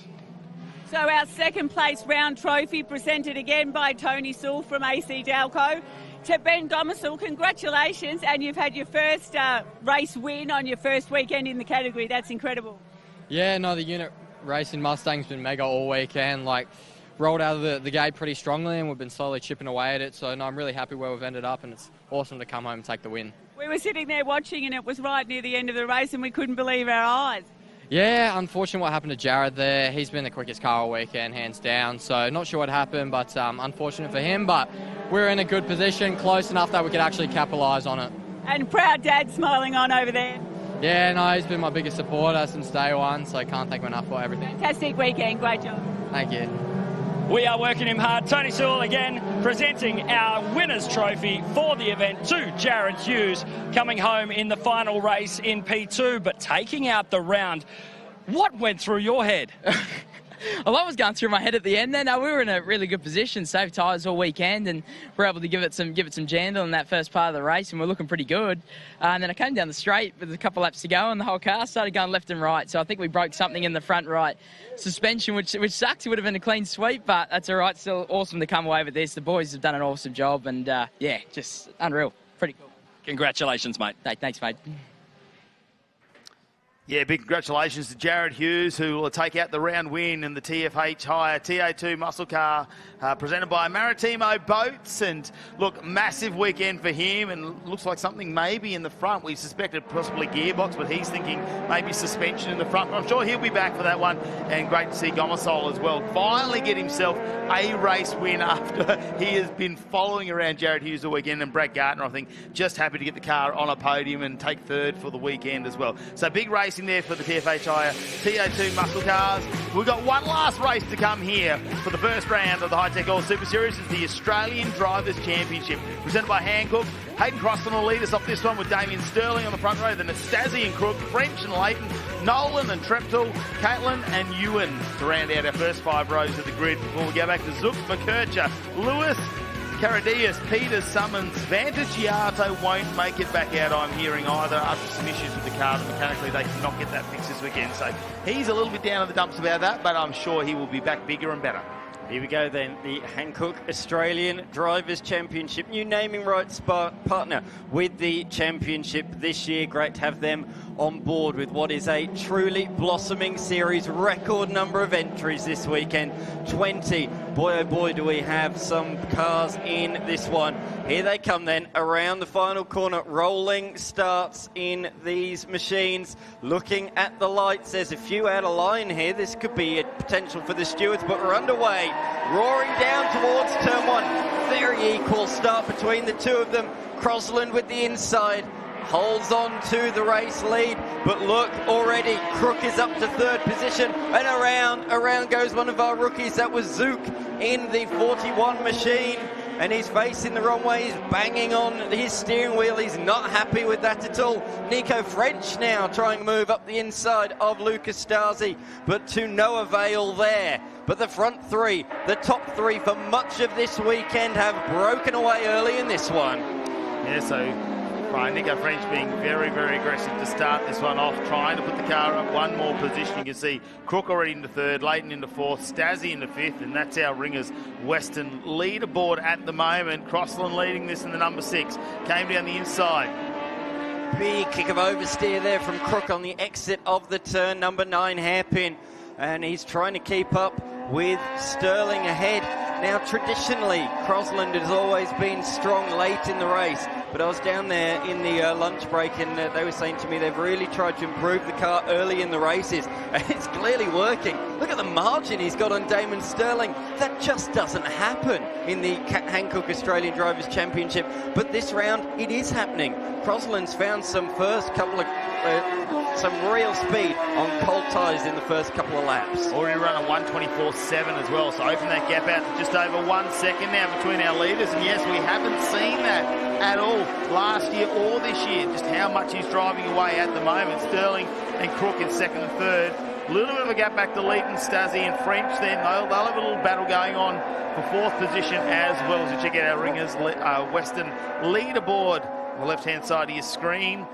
Unfortunately, it looks like Davies has made it out. There was Summons and Zook as well, who had that spin just before. So back to the rear of the field at the moment. 18 cars left in this fight. As they turn underneath the gum tree, this is the fight for second between Sterling and Crook. These are the drivers that have won the first 3 championships. Here's a replay of what happened on lap 1. I'm not sure if there was contact there made. There was a lot of cars. It was pretty frenetic down there at turn number 2. But Zouk has got the car back running, but he is at the tail of the field. Here we go, Stasi and French.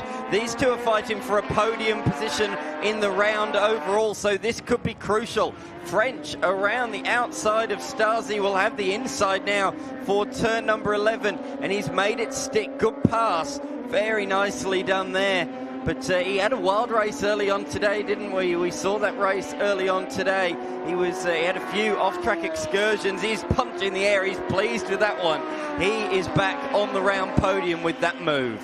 Don't know Treptow just coming onto the main straight there. I thought I saw a little bit of fluid go across our screens as he went around. Yep, there it is. We can see it again. So you can see some sort of spray coming off the back of that machine. Yeah, depending on what that is. I know we got the radiator down to one side under the plastics there. I can't remember if it's the left or the right-hand side. Potentially it's a little bit of a water line. I hope it's nothing else, but I'm sure our stewards will be looking at that one because that could potentially bring him in for a mechanical issue. They'll have to get that checked. I hope it doesn't, but yeah, something we just noticed out there is Nico French now already starting to open up a little bit of a gap on Stasi. The response is coming. Sterling purple in sector number 1. So Sterling is responding, although having said that, Crosland now responds to the purple in the middle sector. They are going blow for blow, punch for punch out there on the race circuit this afternoon to finish round 1 of the Hi-Tec Oils Super Series for 2025. And what a opening round it's been in all of our categories, and this one is absolutely no exception to the rule. The top 3 are matching each other, and Dean Crook's looking fast now. He's closed the margin down to Sterling on that lap. They really are trading blows out there, these top 3 at the moment, just flat out driving to the very limit of adhesion.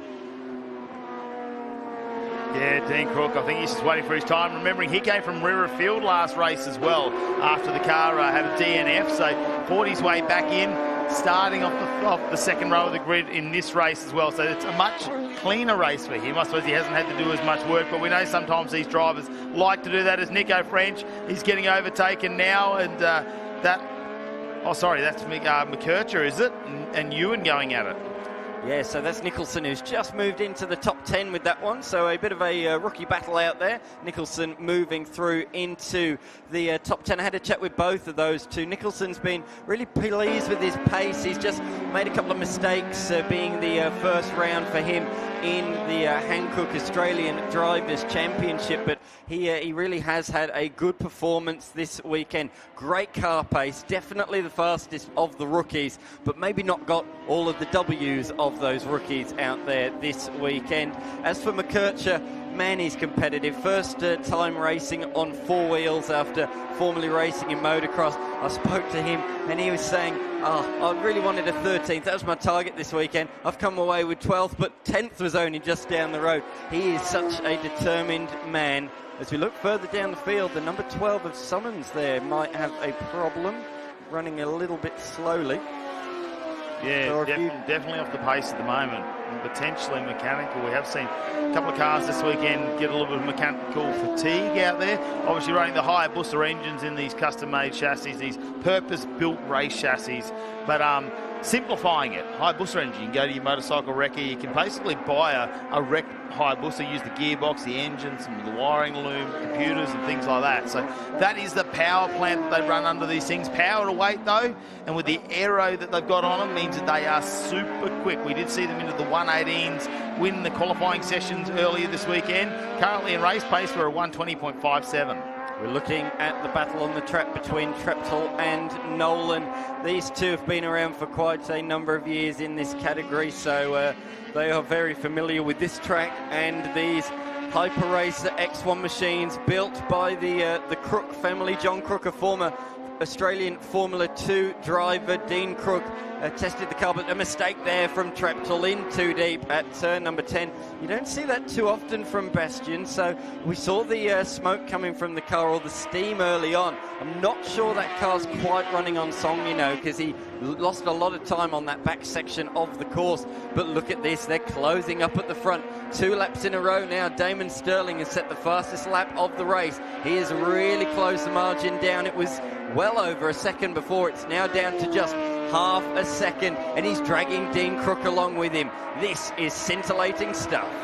Yeah, Crook is very experienced, isn't he? He knows that he doesn't need to try and battle it out with Sterling. He needs to work with him. As Treptow now dropping down the order, we can see in our timing screen. So I think potentially what we saw coming out of the car might be a mechanical issue for that one. But yeah, these cars out in front, Crook experienced enough to know we need to work together so we can catch up to Crossland, and then we can fight it out over the final few laps. Let's make this entertaining. They close right up. It's less than a second between these three right now. Crook with all the hard work in race number 3 to make it back into the front or the second row of the grid so he could fight it out with these two. These three have been dominant this weekend to kick off the 2025 season. You mentioned before about Crook having to charge from the back of the field in the last one. He spun around on the opening lap of race number 2, and the damage that was sustained in that saw him retire from the race. So he marched back to finish in position number 4 early on today. However, originally Nico French was given a penalty for that, and he started the last race with that penalty applied. He finished 3rd, started that next race in 5th. However, since the conclusion of the previous race, his 3rd place has been reinstated. So Nico French should have actually started the last race in 3rd position in theory. So I think Nico's a bit disappointed with that. J-Mac, you got an update for us? Treptow has retired from this race after coming into pit lane with no fuel cap on his fuel filler. Obviously not able to rejoin the race with such a vital piece of equipment missing from the car. That is the fluid you don't want coming out of your car, especially. A little bit of radiator fluid might be all right, a little bit of water, but definitely no fuel cap is going to be an issue. They talk about 1%ers in motorsport, don't they? And yeah, putting the fuel cap on. It's only a 1%er, but it is quite important. I think it is, actually, in this race, and that's unfortunate for him. Obviously, they don't have one down there in pit lane to be able to just quickly put that on. Quite a few of them down there. Their pit's actually stationed a little bit further back as we've spread out here at Winton Motor Raceway. Have a look at them moving around, trying to break that aero. Very important in these cars. They can try and use that draft to close the gap up. We need a bit of a DRS zone for them, don't we? Potentially. Get some electronic wings on the back. Well, they are ground force cars, all of it produced underneath, so you can see the big aero effect out underneath the machine. So, no, not ground force, sorry, ground effect through the floor underneath these machines.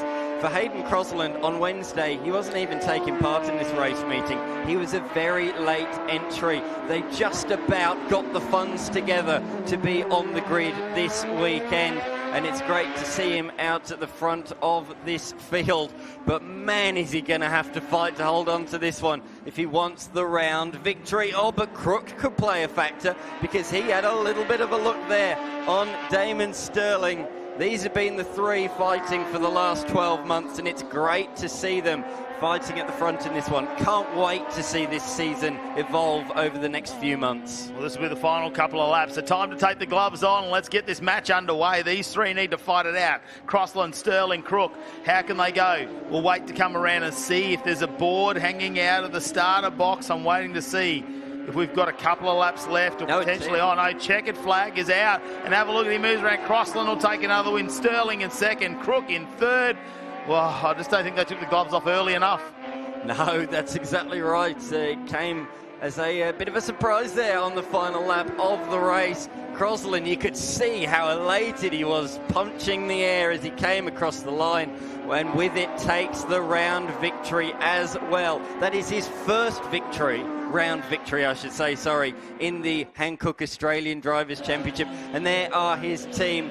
They're such a passionate group of guys. They do such a great job. They come all the way down from New South Wales for all of the rounds. They're the only team based in New South Wales. So for them to do what they've done this weekend, just about making it onto the grid and taking the round victory, brilliant performance from Hayden Crossland. And here we go for the final results of the Hankook Australian Drivers' Championship for race number 4. Hayden Crossland with the win. Damon Sterling second, Dean Crook in third. We've heard that all weekend. Nico French ends up in 5th over Lucas Stazzi, so they moved around a little bit there. Justin Ewan with a nice end, and McKercher makes it in the top 10, and he's the guy we just spoke about who's in a wheelchair, so that's great coming from him. We know how competitive he can be. Yeah, absolutely. Fantastic performance from him. He'll be delighted with that. Here we are, the highlights from that one, and there were plenty. Been action-packed afternoon, hasn't it, on the Hi-Tec All Super Series program, as our leaders around turns 1 and 2 kept things nice and clean. Further back, though, that was not the case. Duke spinning around at turn number 2. He was able to get restarted and finish the race in 16th position. And here is the move that he made on Summons midway through that race. Summons running a bit of a Lotus-inspired livery from the 1970s there. Managed to stay out there, though, and it was at this point here we thought the gloves were going to come off in the final moments of this race as Crook started to get very, very close, and I thought they were almost going to make contact, moving around just in case someone got a little bit of a draft, and those three know they're going to be a big round of applause for them as they finish the race. Tough fight this weekend between them. You can definitely tell those three at the top have been driving these cars a little bit longer. They've got it under their belt. I'm looking for things like McKercher, who's started to come through in his first full race weekend as well. It's a shame to not see Ivan Vanagiato out there with some engine issues as well, but we've definitely got a lot more talent that's being injected in the Australian Drivers' Championship. I think it's just going to get better and better every round. Oh, for sure. Absolutely. Can't wait to see how this season evolves. J-Mac, down to you. Hayden Crossland, congratulations, taking out the final race of the weekend. It must feel awesome. Oh, it feels great. I think that's my first overall win ever, so stoked, absolutely stoked. Just jumped out of the car, and yeah, this one feels good. Well done, mate. Thanks, mate. P2 Sterling. So equal points at the end of the first round. Yeah, it's that was good fun though, because it was just so close. Yeah, I enjoyed it a lot, and congratulations to Hayden for that last win. That was really good of him, yeah. Yeah, they're all super excited. Well done by both of you. Yeah, so yeah, that was good fun, yeah. Congratulations, a great finish to the weekend. You are knackered, aren't you? I'm knackered. I'm knackered. That was intense. Well done. We're looking forward to the upcoming round. Yeah, me too. Do that again. Thank you, thank you. Well, next, the Hi-Tec Oil Super Series heads to Sydney Motorsport Park the 30th of May to the 1st of June. So the end of May, we head over there up the Hume Highway. It's going to be an incredible round number 2. Heaps of different styles of cars are going to have. The Innovation Race cars are going to be back. The Formula Ford's down. It's going to be a fantastic weekend. Here is our calendar for 2025. We've got 2 rounds at Queensland Raceway to follow that rounds 3 and 4. Round 5 back to South Australia, somewhere where the Hi-Tec Oil Super Series hasn't been.